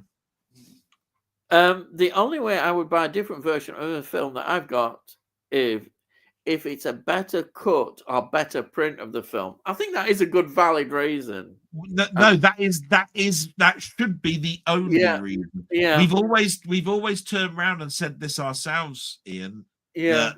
We're film lovers, and it should be about the film, not the packaging. It shouldn't be about it's got a slip cover. It shouldn't be about it's about the actual film. The film is the thing, right? And at the end of the day, what happened last year and many and years before? When was the last time that they'd gone back and done Goodfellas as a restoration, right? And yet, there was this Vault Club that did a Goodfellas, and there was then they brought it out as a steelbook only, and then there was the anniversary edition that came out from Warner or whatever it was, and it's all the same cut, the exact same bloody version in a different package. Yeah. Now, you know, I can't understand. I've got a question for you. Right. You're a completionist, aren't you? So therefore, I am a completionist. If I say that, we've just found 2 seconds extra of this film that you absolutely love, and we're putting the 2 seconds in, you'd be there straight away getting it. But if it was a film that I love, but still was very expensive, I still might think, well, I can live without those 2 seconds. Oh yeah, I can. Somebody might turn around and say, "Look, they cut the credits by 10 seconds." Yeah. Right. Oh, we forgot to put a full stop at the end of at the end of the Roman numerals that told you what year it was in production. But say, for instance, you're obsessive. Blade Runner. They've discovered 2 seconds extra of Blade Runner that we've never seen before, and they're going to put it in. Are you going to quick? I've got to have that. I've really got to have those extra. Just 2 think, seconds. right? But think about this though for a minute, right? Say those 2 seconds, right, was the head chopping scene from Black Rain, where you actually see the head fly up in the air. Yeah. In 2 seconds, you would see that scene. With the head going and up, then right? you'd want. Well, yeah, I can see it in that sense. Yeah. You would want it. Yeah, of course. Yeah. But 2 seconds where they've added one name at the end of the credits, you will not bother. Go and get stuffed. No. Oh, put it in a steel book. Craig will buy it. But if it is a film, if you're a completionist and really do love a film, those 2 seconds, you'd still want them. You'd still want them, even though 2 seconds. It's how big a fan you are. Yeah. How big a fan you are. What? Say Jim Jam was still here, right? Never ending story, an extra 2 seconds, right? He's got the £200 version, right? Yeah. He would still get it. It still want the 2 seconds. Yeah. But it's not unhealthy. It's just that's the well, it's my favorite. Yeah. It's my favorite. So why not? Yeah. But Sai's correct. It needs to be a better cut. They need to have done a new restoration, or they need to have done something. That's because what we do as collectors is we want the most pristine copy of anything that we've got. Yeah. You could actually have the most pristine copy and not actually have the equipment good enough to actually play it and still buy it. Yeah. Right? Because what you do is you say, yeah, but one day I'll have the telly that will play it, or one day I'll have the player that will play it. I just haven't got the money for it, but at least I've got it for the future. We do silly things like that. Well, yeah. I mean, how many of us, right? How many of us are going to buy 5 liters of new petrol to go in the car you haven't got? Oh, but I'm going to have a car next year, so I'll buy the petrol now, so I'm going to put it in it, right? Right? It does sound mental. Yeah. But that's what people do. It's like, well, I'm future-proofing myself. I'm getting it, even though I haven't got the player, I'm buying it. I mean, there are people out there that have got laser discs of, like of a Blade Runner, right? They ain't got a laser disc player anymore. What's the bloody point then? Yeah. Oh, but I remember having it. Yeah, okay, that's the same as VHS to me now. Then all you've got then is the cover. Yeah. We better move on, look, because it's like 11:45. Do you know my 2 seconds argument? But what if in that 2 seconds it changes a meaning or gives some meaning? Then that 2 seconds would be massively important, wouldn't it? Listen, somebody could just suddenly go. There might be a look of surprise on their face, or they might Ian, wins, or they might do it. 2 seconds is 50 frames Yeah, in film. 50 frames. It's a lot. yeah. So somebody could just a facial expression could have a meaning in that film, couldn't it? It could change. So yeah, it is. I've just convinced myself it is important. Yeah, the 2 shut the seconds. fuck up. Next question. Yeah. Are you picking anything up this week? I hope not. I'm quite. I don't want any colds or anything. Or Yeah, any there's this girl down the chip shop, right? At the moment, I tell you, yes, you have. You are. If you're lucky, you'll get the season 7 of Doctor Who. If you're lucky. Oh, it'll be, I think, next week, but you never know. Yeah, but if you're lucky, yeah, you might get it Friday. Yeah, I have got some in post coming, but you'll see when it comes. But it's a music magpie thing, so there we are. Shut your face! If it's Dr. Fives, I tell you, I'm gonna smash your face.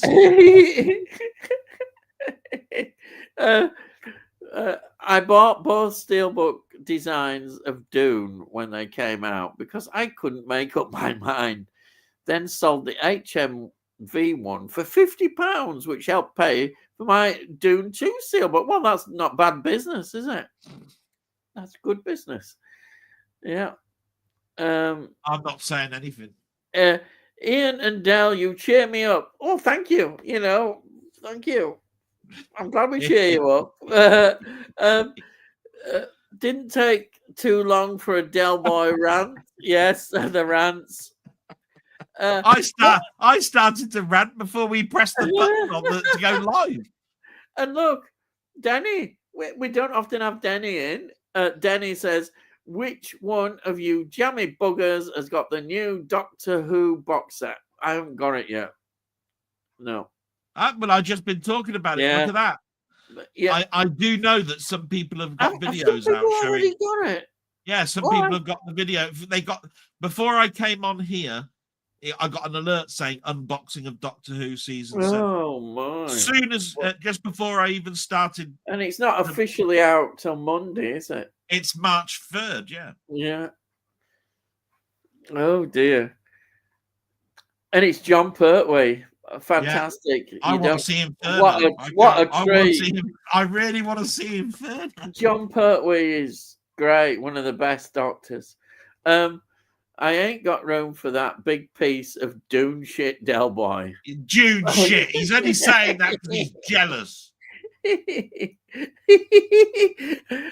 I thought it was next Monday for Doctor Who. It is, Tony, but some of people seem to get it early. Some folks have received them, Tony. Yeah.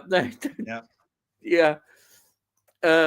Oh, okay. I never pre-order, but hopefully be ordering one next week. I'll tell you what, if you probably order it today from Amazon, you probably have it on Friday. And all the people that ordered it 3 months ago will still be waiting on bloody. Yeah, actually, that's true. I never now order right ahead. If you're ordering months before, it's not a good thing. No point. No. Simmons, I was hunting down my copy of Once Upon a Time in America on Blu-ray. It's only $89 on Amazon. I think I'll give it a miss. Oh, $89. Is it out of print? Did you hear that Once Upon a Time in the West, the Leone film, yeah? Yeah. There's another release of that. It's exactly the same pressing, only it's been put on a 100 gig disc. It's by, I've forgotten what boutique label it is. Yeah. And they're all turning around and saying, if you haven't bought the Paramount one, do get this one, because even though it's the exact same restoration, the bit rate is that much better. Oh, right. The picture quality is better. And I was just thinking to myself, is this guy seriously expecting me to go out and buy double dip on it? Because this particular version is the exact same restoration, but it's a slightly clearer picture, right? Yeah. And this is where I'm saying, look, is this where people are starting to try and sell things twice by having a reviewer turn around and say, double dip, get it? It's better Yeah. than the original one. Yeah. Because I'm telling you now, that is one of my that I looked at it and went, I need to order that. I need to order it. And then I thought to myself, no, hang on a minute. Yeah. Surely the version I've got is good enough. I know that the picture might be 1% That's what you better, have to think about. Yeah. 1% better. Yeah. Am I really going to fork out another 40 quid? Yeah. So yeah, I mean, it does come back to that again. I think it's perhaps out of print in Blu-ray now. Perhaps there's another version coming. Yeah, that's a hell of the a reason lot. for the 89 quid. I think so. Yeah, there must be another one coming out. It's a film that's well thought of, so I don't think there's any problem. I think it'll come out definitely. There'll be another version, I'm sure, unless there's any usual issues and things. But I think you should get it, and it'll be at a better price than that. Mine's set for Monday off Amazon, as always. Some have got lucky. Yeah. The Doctor Who ones. Yeah. And Jim Jam says, "Hi, Denny, mate. What Jim? And Del, have you managed to get your other copy of the Daleks box set records plus DVD and photos?" I didn't even. Do you know what, Charles? I didn't even really look. I should do, shouldn't I? Because as I told you, I've got all 3 editions of the first one, and I've got 2 editions of the second one. It's just one of those things where, to be a completist, I really do need it. But I didn't, after I mentioned it last week, I haven't really given it a second thought, to be honest.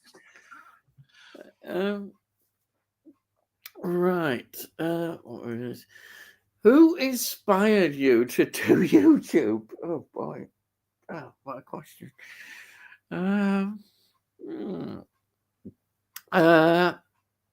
think... it was your son, wasn't it? Yeah, I was just going to say a culmination of my son, really, and me suddenly looking at YouTube differently and waking up. Basically, I found myself, I'm watching these. There's other channels that do other things. I always used to think YouTube was about music, and that's how I joined YouTube. Then suddenly I realized, there are other things going on. And then my son started talking about it, and that's what inspired me. So I'll just say that. No, everybody knows mine. It was, I appeared on a live stream with Mainmeister when he was doing a 12-hour marathon for charity. And then 3 or 4 months down the line, I decided to open up my own channel because I wanted to leave a legacy for my nephew and nieces. Yeah. And it was only going to be a blog. That's all it was ever going to be. And it was Mainmeister that said, "Oh no, branch out, do a bit about your computer games, all that sort of stuff." We're all intrigued. Yeah. And that's where it sort of like came across, really. Yeah. So, Jim says, actually, it was you, Ian. I don't think you inspired me. I thought to myself, look, there's this guy who sells fish fingers on TV. I've got to do my own YouTube channel. Come on, get on with it. Jim Demmerson TV says, "I've got a film I ordered called Rent a Dick, 1972. Have you heard of it? I have seen it, but I can't say much more about Rent a Dick than that, really. And I presume it's a network." Well, wasn't that a film that came out last year from Playboy or something? I don't know. I think that might be something like that. Yeah, I really don't know. A soft porn film or something. Here we are. We've gone to food. Oh, Scotch eggs or pork pie? Do you want to go first? neither. Bloody both or shit. Oh dear. Well, They're, I'd they're eat, I'd both eat they're both. both northern crap. I'd eat both. But if I was pushed, it has to be the pork pie. But it must have the jelly on. I want lots of jelly around the side. Northern shit. And then right big, as we call them, stamp pies. You might as well have said, do you want jelly? Yeah. You might as well have said, do you want jelly eels? But Scotch eggs, I'm happy with them as well. I'm very happy. But if I had to choose, it'd be pork pie. And then, well, what can you say? I mean, totally. No idea of.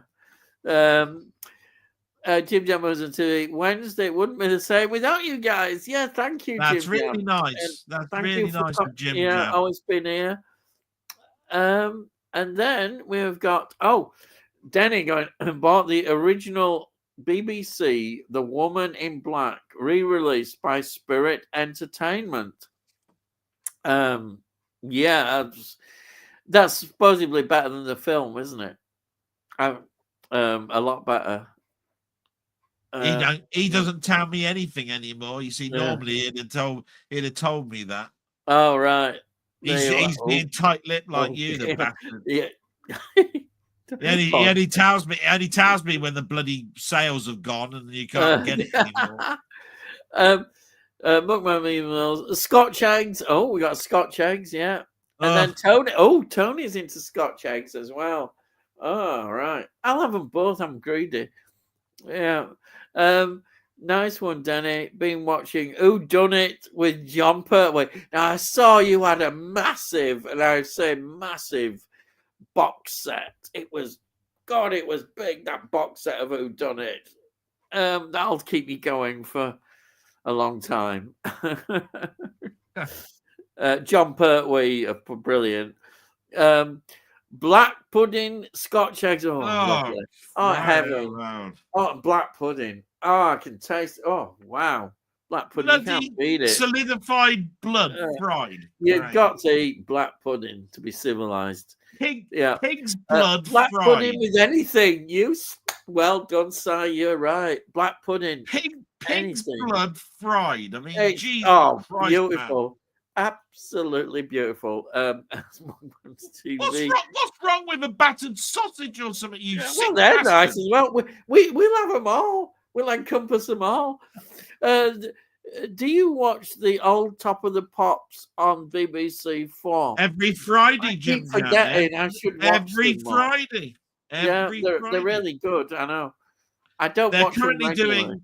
They're currently doing two 1997s, then they do a 1976 or 77, and then a 1984, if I remember rightly, and then they go into their whatever it is for the evening. Yeah, Soul or ABBA or whatever. Yeah, they have they did Fleetwood Mac. I think they did Fleetwood Mac last week. Oh, fantastic! That documentary. Did they do some of the documentaries they've done? Yeah, so they did the Fleetwood Mac at the BBC, like they always do.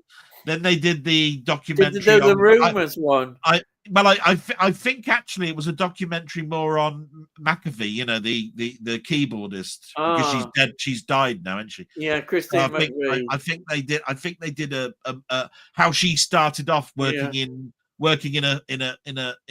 a shop on Savile Row where she was actually modelling clothes or something, you know, doing the front window displays. I remember doing like what I call classic albums and Rumours. They did a documentary on Rumours. Well, Rumours is the one that they reckon solidified themselves back together, even though that's the album about it was the big affairs. Return. Though the album before it, the white one, I think it's just called Fleetwood Mac. It could be. That's the one with the chain on it, isn't it? The chain. No, the chain is on the Rumours. Right, because I thought they called their white album the one with the chain. That one brought them to attention. People thought, hey, these are, they're really back with the lineup. And Lindsay Buckingham, I think, is on that one for the first time. And but But of course, Rumours is just an amazing album. Anyhow, the story behind it is just as fascinating. Black pudding, pork pie with egg. Oh yeah, pork pie with egg in. I'll Oh tell you wow, what, you I'm could be hungry. going to let you read things out while you. What I'm going to, because I've got to go and take my tablets. Okay. And Did you ever watch? You could go through. You could go through all the black pudding bastard stuff as much as Did you you want. ever watch Wicker's World? Yes, I remember watching it. Honestly, I'll be quite a back lot. in a minute. I'm just going to get my Alan tablet. Wicker. It was a big sort of thing. I remember watching it, World in Action and Alan Wicker and all those from that era. Yeah. How far do you think they're behind in the comments? It's 22:05. Now I'm going for 45 minutes. Well, let's see what time we're. Yes. We are a bit behind, so I'll better speed up. Yeah. Yes, I have a DV of some Wicker episodes. Yeah. Amazing. Absolutely. They're wonderful. I bet to watch. 32 minutes, Steve Moll says. Can you name any songs banned by the BBC? Yeah. One of the most famous ones in the 80s was, of course, Frankie Goes to Hollywood, Relax, even though it's probably not banned now. And, of course, the Sex Pistols got banned with Anarchy in the UK. And when God Save the Queen got to #1 on that Jubilee week, they deliberately stopped it from getting #1, even though most people believe that it did reach #1. But I think it was Rod Stewart who they allowed into the #1 position. And then going back, there was these sort of early 70s. There were like reggae songs, and they were called Big Six and Big Seven, as I remember. And I can't think. They could have been called. If somebody Judge something, is it? Which was a made up name. It was a bloke who was just sort of spouting away, and that one. And then, of course, perhaps most famously was Je T'aime, which was banned because of its sexual content of a woman getting quite, almost like having orgasms. That one, Je T'aime. I'm trying to think anymore.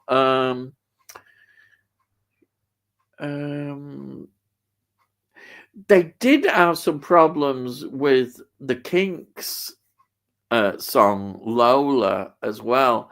In fact, I'm sure Radio 1 at the time banned Lola because it was about a transsexual man. Sorry. Lola is quite famous, but I think it sort of, they got through that because in fact I've seen them on Top of the Pops doing Lola, so I think they got over that ban. That one's the main ones. A double-edged sword. Sorry, that one's a double-edged sword. Oh, they also got sued by the Coca-Cola company. Ah, yes, they had to. They went into the studio and had to change the lyrics. Yeah, I remember hearing that one. Yeah, you're quite right. I think with your original answer, it's just that I do know that the lyrics had originally. Yes, you're right. The word of a branded drink. In fact, fairly recently, I don't know. I must have been watching something, and that came up. And that was on BBC 4. That was on BBC 4. Yeah, they went back into the studio to change the lyrics. It was in the text of the song when they were playing it. Yeah. Any more ones? I'm just taking my tablet.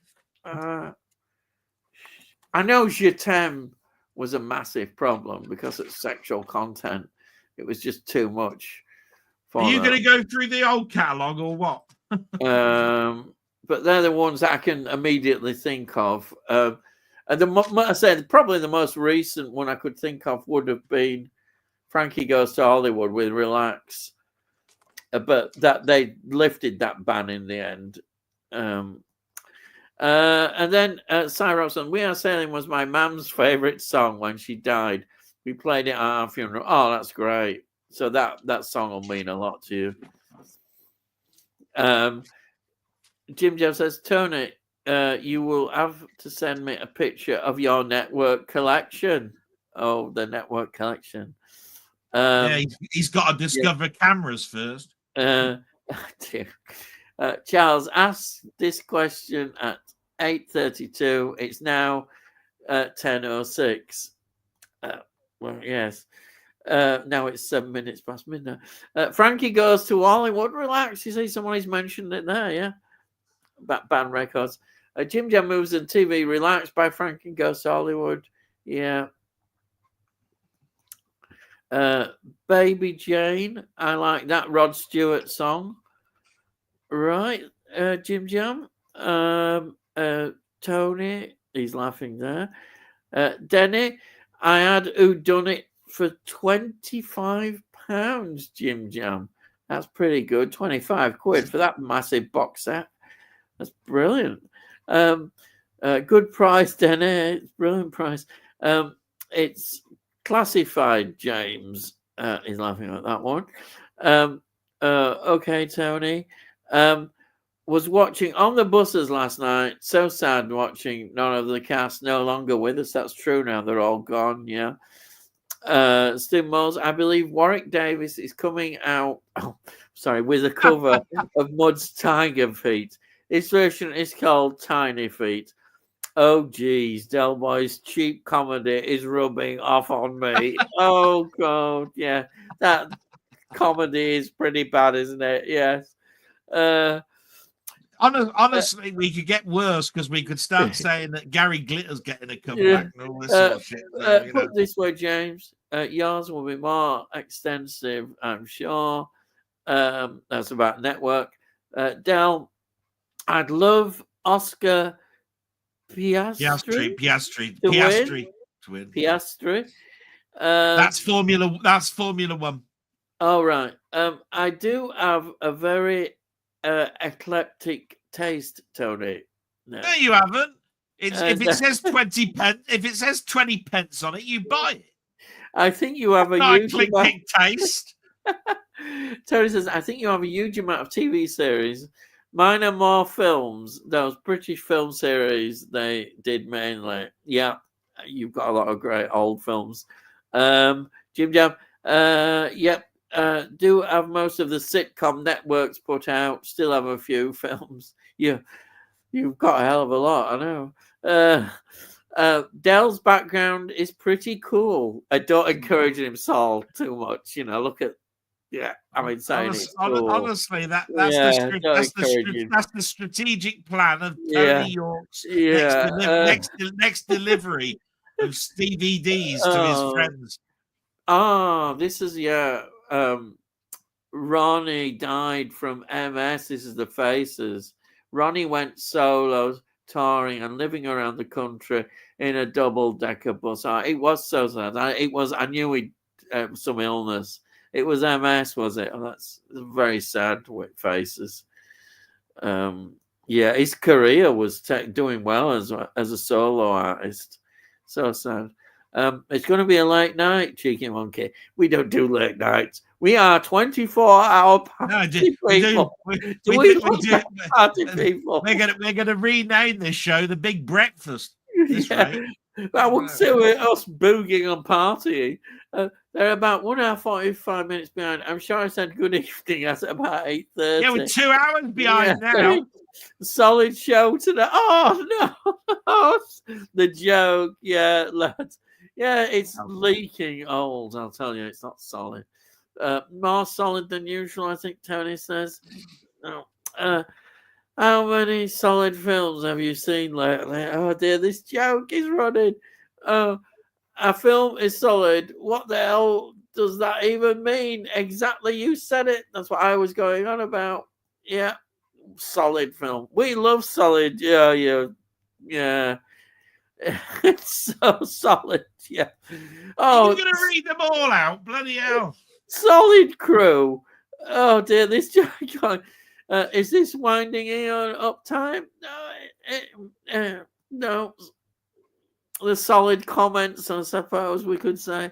Solid as a rock.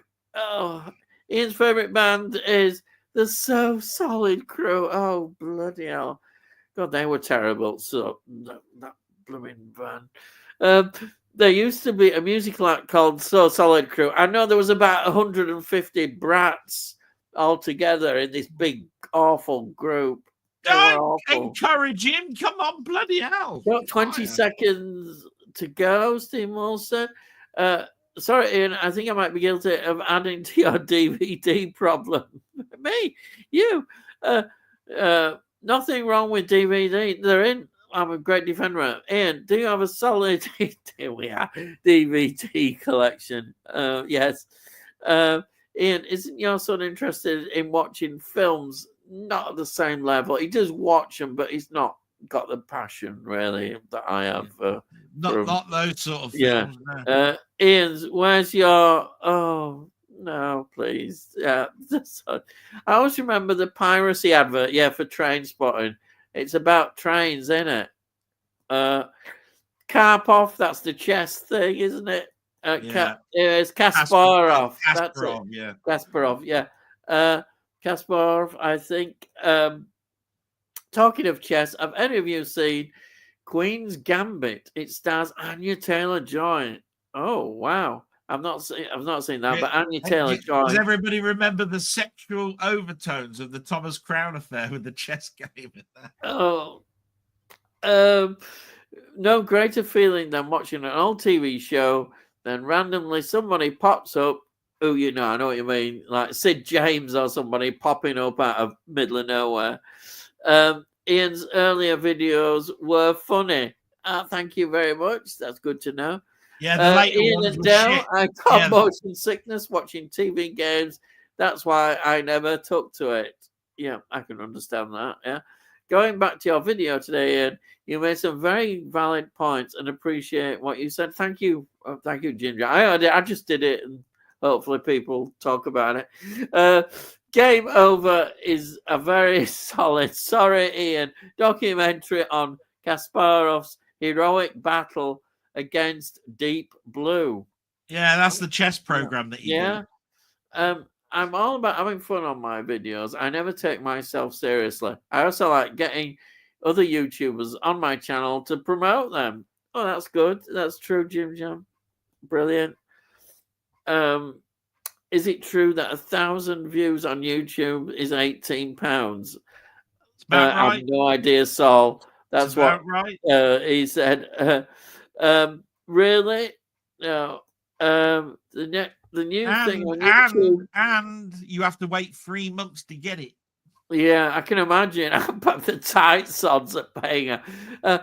The new thing on YouTube is so using other people's reactions to movies and watching them. Lazy YouTubing, in my opinion, instead of uploading their own videos. I totally 1,100% agree. That is lazy. You see it. I don't like it. I won't watch those reactions to people saying, oh, look, here's another version of Stairway to Heaven. I've never heard Stairway to Heaven in my life. Oh, crikey. Don't get me started. Yeah, I know. We nearly had about the Elvis one. Yeah. I've never been. What the bloody hell do you mean you haven't seen Elvis Presley, you bastards? Yeah, I've set him off. Wait, oh dear, he's off. Yeah. I've never been monetized, Jim Jam says, as I think the fun factor of my channel would die. I wouldn't want the pressure to keep putting out new content, and I'm free to upload when I want. Exactly. That's spot on. Well, you don't want to be pressurized. If you start turning around and being and having a Patreon and stuff, but you're basically you're being paid for your content, which means that you contractually feel obliged. Yes, to actually do it and make videos that you might not want to make or be interested in making, but you've got to do them. You've got to make them. So Yeah. that's a very important point. So I would never go down that road. Oh, by the Never. way, I just want to acknowledge that 20th Century Gaming's just come on. Hello, Mark, mate. Steve Mills, let me get you. There's a video on YouTube of people reacting to reaction videos. Yeah, that's how stupid it can become. Yeah. That it really is. That's Here's a bloke who's never heard of Elvis. Oh, what? I'm going to watch a reaction now of me and a reaction to that. reacting to the fact that he's never heard of Elvis. Yeah, it gets sillier. There really is some utter shit on YouTube when you think about it. There is a lot as well. Yeah, I'm so happy I got the chance to share my passion with others. I started now and about expanded to different series. I thought I'm just seeing things. Is there a bit more? I'm expecting. Oh yeah, I've learned. Here we are. I'm expecting him to do car boot sales this summer. I've learned from my time doing YouTube. Some ideas work and some don't. All trial and error. No, that's what it is. Yeah, but I always say do what you want to do. That's always important. Let's see. Let's see. I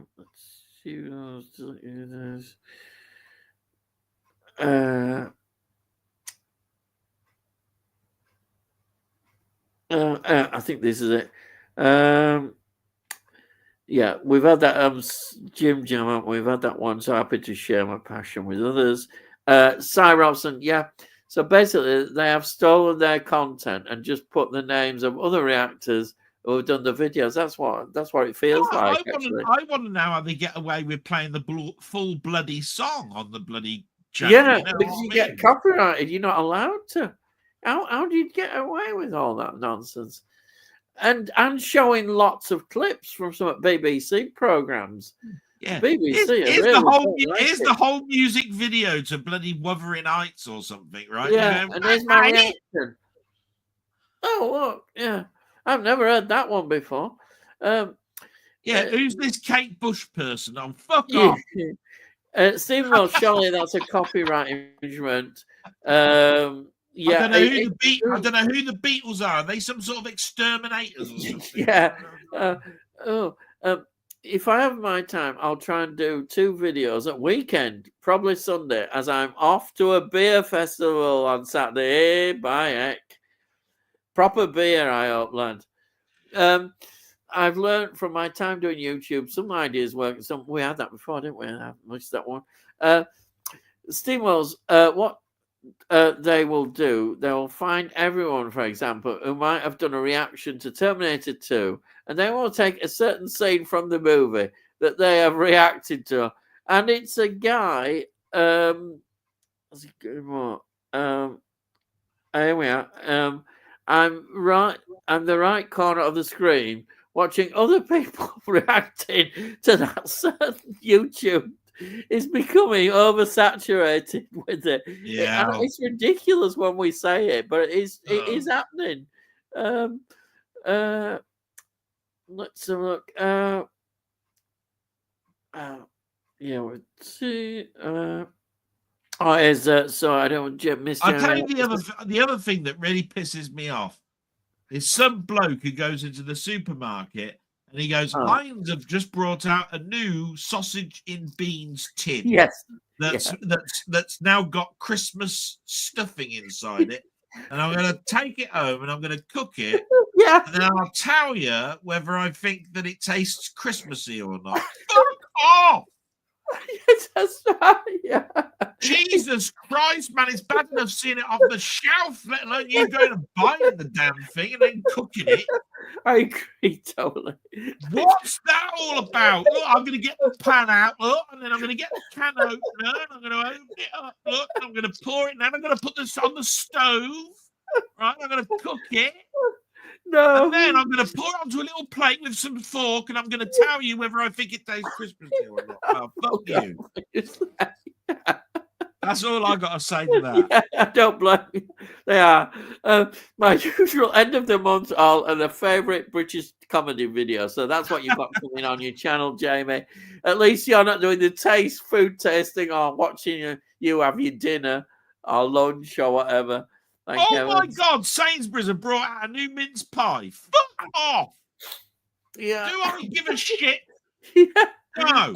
Oh, they've got to put icing on top of a mince pie. My God, the world's gone mad. Oh, I'll have to buy 15 boxes of it. Look, and start freaking doing a taste test.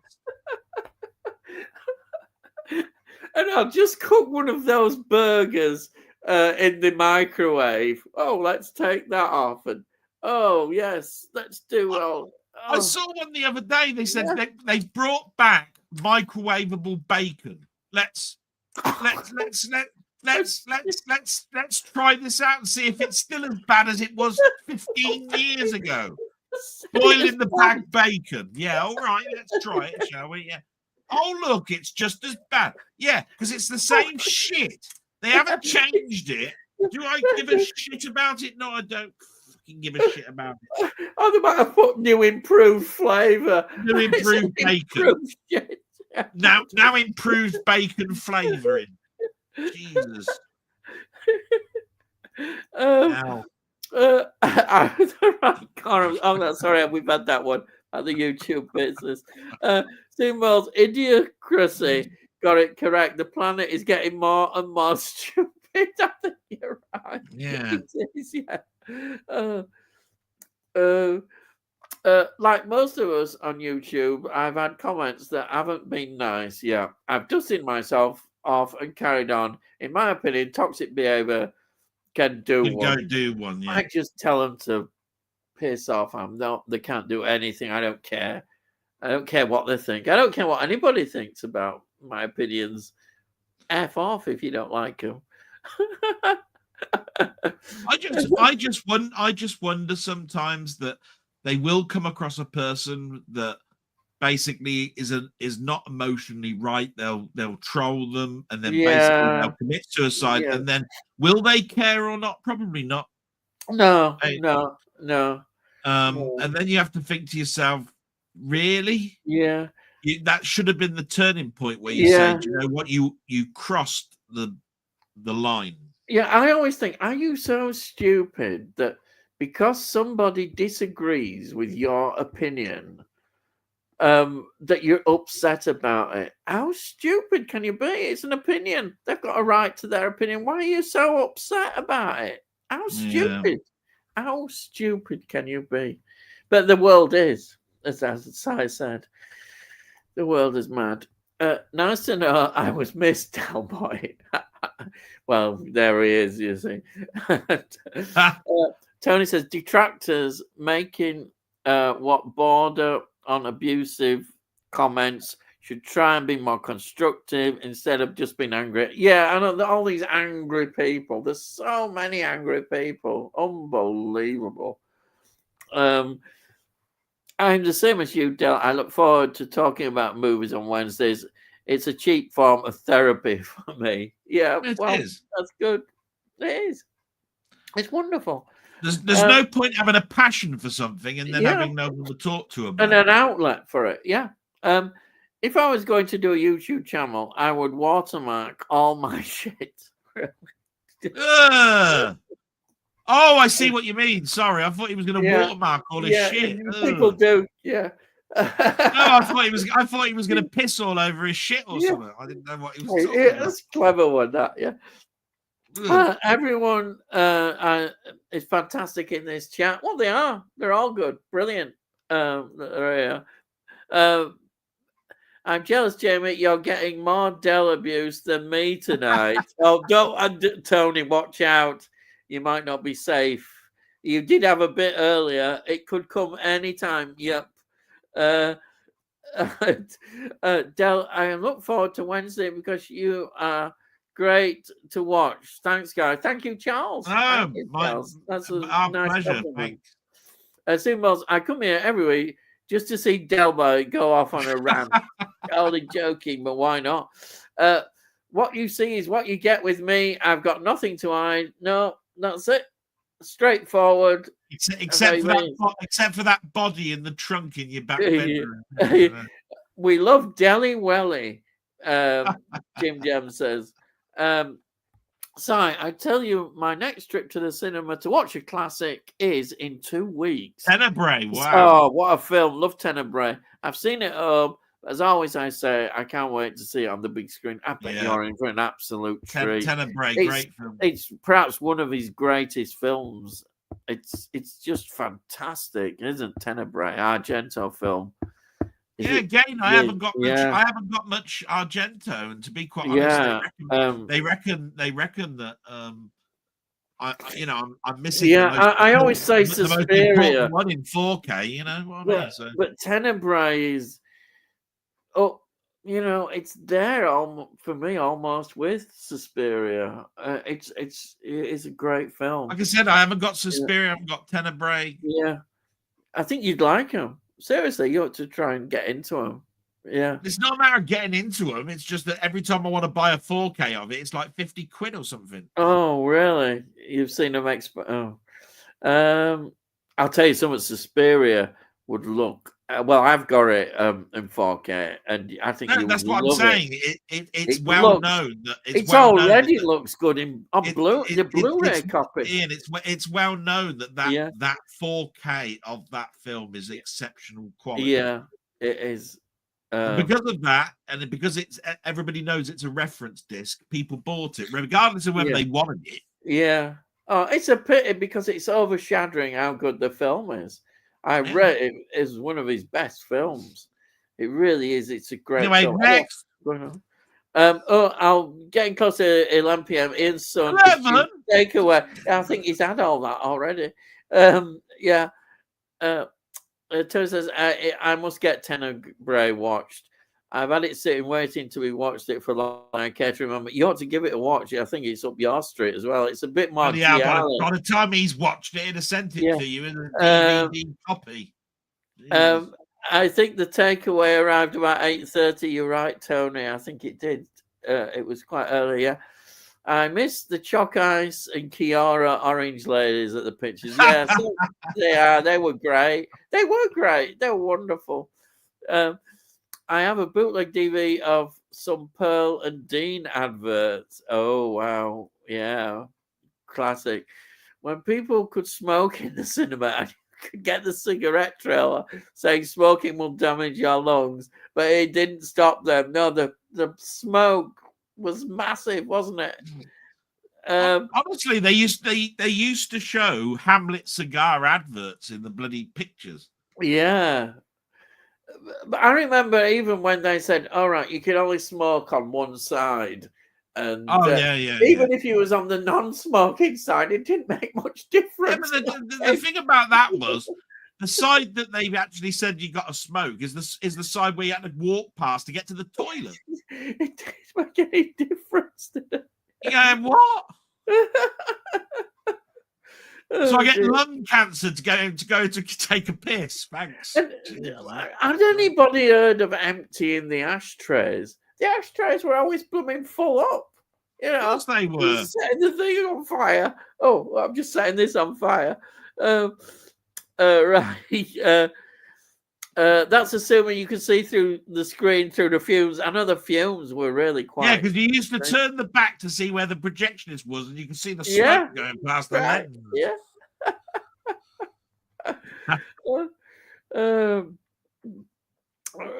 Right. So look, sorry about that. I'm still here. I've joined the chat 21 hours ago. 7. It's like we're supposed to do the jokes. Only 1 hour 55 minutes behind now. Oh well, we're doing all right. If I make one person smile from me putting out a little video, then my job is complete. Spot on there, and you make people smile. So brilliant. Cy Robson says, I remember people smoking in the hospital on the cancer wing. The good old days. Yeah, I know. They did. They smoked in hospital. Jon, think it might be bedtime soon. You're probably gone then. If anyone is going to download illegally, use a VPN, virtual private network. If you do, your broadband provider logs everything you download. Oh, right. Jaws 2, so says. Um, uh, never ending story 2 or Oh, 3. this is the Laugh out sequel. loud. This is the sequel thing. Yeah. Jaws 2 was good. Yeah. I'm still waiting for Condor Man 2. Yeah, you can bloody keep waiting. Jesus Christ. Harry Potter D. Eh? Oh, I don't Yeah. know. So there is a new Harry Potter film coming out. Yeah. For what you said, Del, I would say Con lives following on from the 76 version. Yeah. It's so bad. They had to make it. I think Shouldn't have made Coming to America. What the hell was that about? I don't know. Well, yeah, I I would agree with that. Coming to America 2 was pretty poor. Yeah, they're obviously going to do it. You know, but Jaws 2 started the whole summer blockbuster trend of Jaws 2 sequels. wasn't that bad. I wouldn't have I put think Jaws it's all 2. right. I think it's all right. It's Jaws 2. Yeah. Yeah, it's entertaining about with the kids, getting the kids. I think it's quite good. Del. Oh, that's where he was going. DE Harry Potter, Del. Yeah. Yeah. Unnecessary sequels. Oh yeah, Speed for 2. definite. I knew that always gets mentioned. That You're probably right there. that is top. Speed 2 should never have been made. You might like Grand Theft Hamlet, Delboy. Give it a watch. It's on new movie. That's it. That's that channel he said he's got. Oh yeah, Grand Theft Hamlet. Unnecessary equals. Oh yeah, I'm waiting for this. Star Wars Episode 7. But I did ask sequel to one film, not a series, because otherwise you could say Spider-Man 3, but there was still 1 and 2, isn't there? Yeah. So 7, 8, and 9. Yeah, they should never have made them, but should they have made an Empire Strikes Back? Oh, absolutely. Yeah. You know what I mean? That's how I look at that. So I'd agree with you though. 7, 8, 9, bag of shit. Jesus Christ. Jim Jam Moves the Tuesday. I really enjoyed Black Phone and Thanksgiving. Excellent films. I think maybe Black Phone just a bit better, but Thanksgiving's good. And I'm going to say, I know what some people would say about that film. They would use the S word. The reason I mentioned a VPN, a mate of mine about 8 years ago got a knock on the door by a guy from FACT, Federation Against Copyright Theft, accompanied by 2 police officers. Oh, wow. They confiscated all his equipment and prosecuted him. Let's just say he was shitting himself. Yeah. Next week's live stream will be an Ian broadcasting from His Majesty's prison in a cell with a guy named Boober showing him how solid he is. Oh, thank you very much. What a nightmare. Could end up being a remake of Porridge. Oh, thank you. Tell you all laughing there, Simoles. Do you know what? There's so many other channels that about gaming, right? That talk about, oh, I used to pirate games left, right, and center during the 90s and everything, and I knew absolutely that I was taking money away from the gaming companies and all this sort of stuff. As far as I'm concerned, I don't download that many films, right? I watch them, right? But I buy so much that if they want to if they really want to prosecute me, I'll just turn around and say, look, I've put thousands and thousands and thousands of pounds into this industry. If you really want to, because I'd go up to the judge and I'd say, if you want to prosecute me for 5 films that you found on my hard drive, I'd have bought those in the next 5 months. It's just they're not out yet. I use on right? Exactly. Put my hands up, Gov, right? There are the people that they should be going after are the people that sell them on markets, that put them on DVD discs and do a printing of the cover and all I of that. wonder if people really do that nowadays. Well, the thing is, they can block your internet connection. That's quite right. Yeah. The trouble is, you think of the thousands and thousands of data that's being broadcast every single second of the day, right? Yeah. Millions of bytes of data. have you really got a logarithm or an AI or a person that can actually say this person's downloading a film? By the time he's downloaded the film, he's logged off. The internet's that fast. Yeah. It's just not in their interests. Yeah. It's too much. Yeah, James McAvoy is an underrated actor and would be great as a Doctor Who. Interesting choice.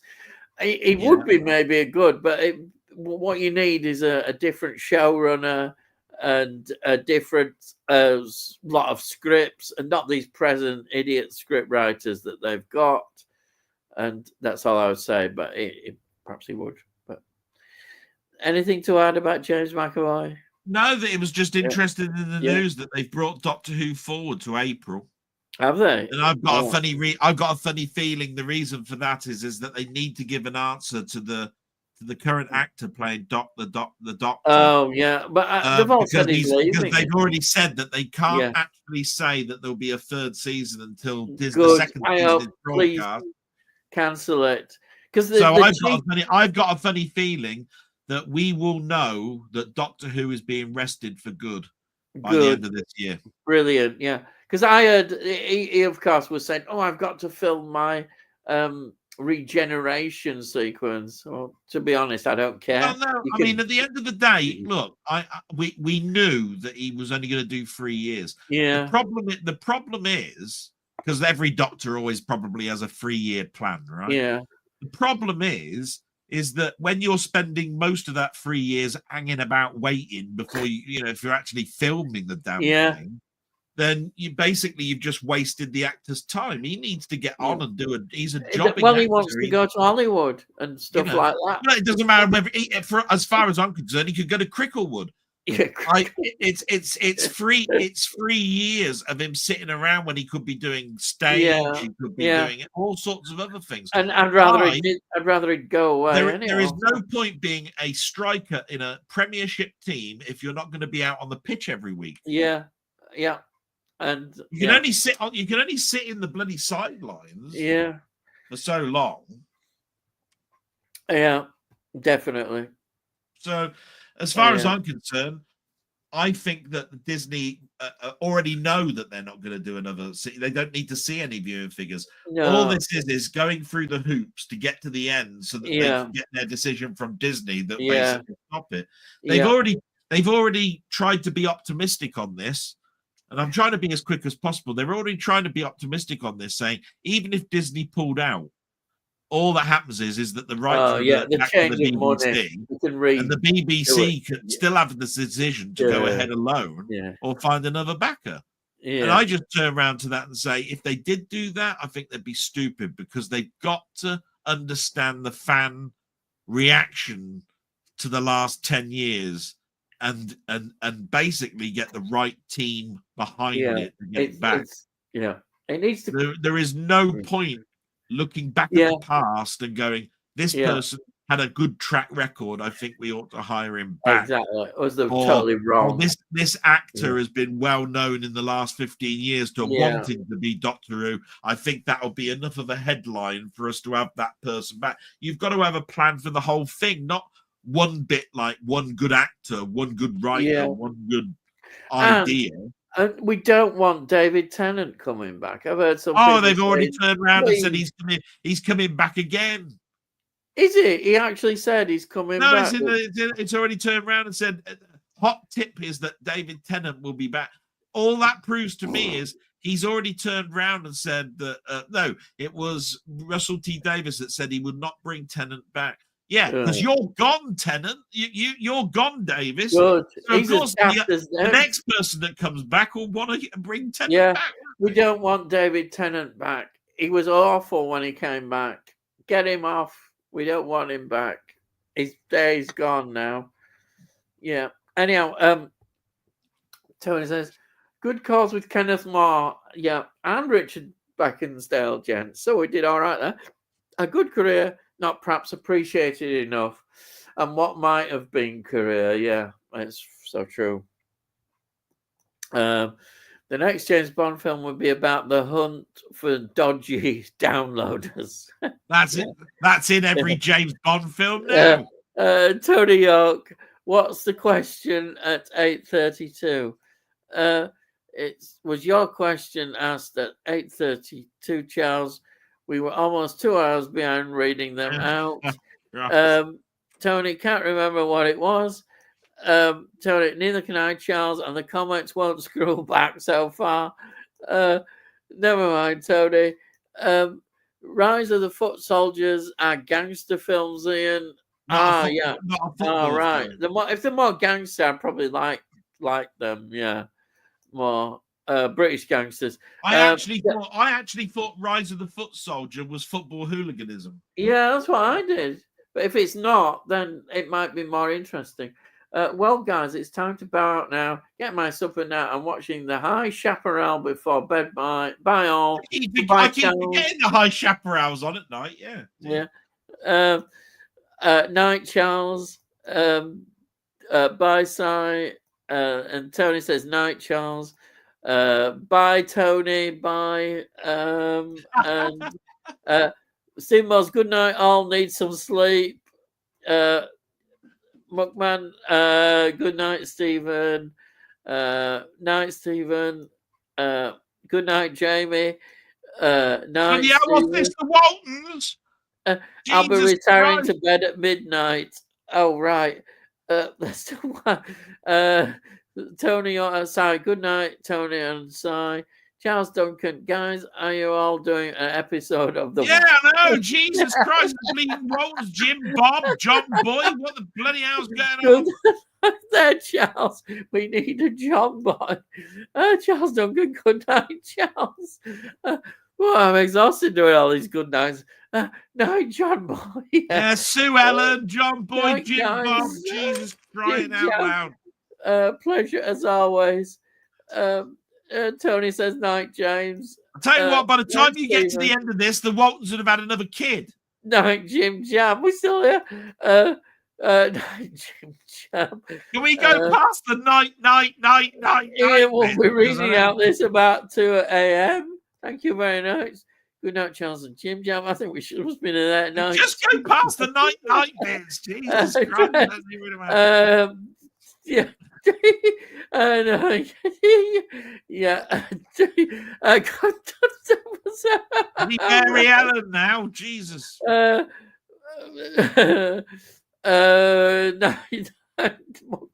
We've moved past loads. I am McCartney and Wings. Ian was banned. Oh, right. Hi by McCartney. Yeah. Was banned. Evening. Yeah. Mark from 20th Century Gaming. Any thoughts on the new Narnia films coming to Netflix?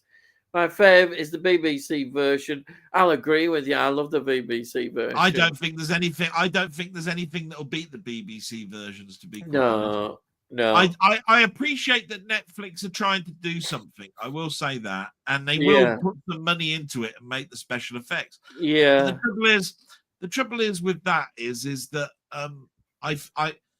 I'd like actually to see another rendition of The Lion, the Witch, and the Wardrobe. To be quite honest, rather than do the trilogy, just because I think that was my favorite book, and you don't need you don't need to do Prince Caspian and Voyage of the Dawn Treader. You know what I mean? Yeah. The first one was brilliant. The first one was brilliant, and if you do another, I mean, obviously, look, you've got a BBC production.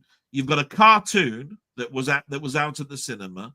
You've got the Hollywood films that they made, which was sort of tried to do a Harry Potter, but didn't really do very well. Then I think they tried to do the Golden Compass, which was sort of like a similar type thing. Decided it's now run its course. And then 20 years later, Netflix come along and says, look, we'll start the whole thing again. Yeah.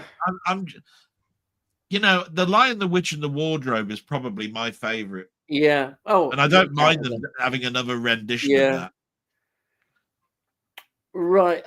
Si says Doctor Who doesn't have a Christmas special scheduled for this year. Hardly surprising. I heard that they have but the reason that Shooty Gutwar or whatever it is waiting to do his regeneration is to know whether he's doing it at the end of the Christmas special. Oh, yeah. Because they wrote all of the scripts for season 2, and they started to write the scripts for season 3, but couldn't start filming it because they have to actually get to the green light for it. Yeah. And they already know what's going to be happening. You know, Russell T Davies said, I already know what's happening in season 3. Yeah. Now, from that point of view, you got to understand he's already got an idea of Gutwar leaving. Yeah. So with Si saying 99, guys. Good night, Si. Thank you for joining us. And Tony, and the real good night at last. Yeah, and thank you, Tony, for hanging on. Thank you, Tony. I've got DVDs to sell. York, say good night at last. Yeah, but thank you, everyone.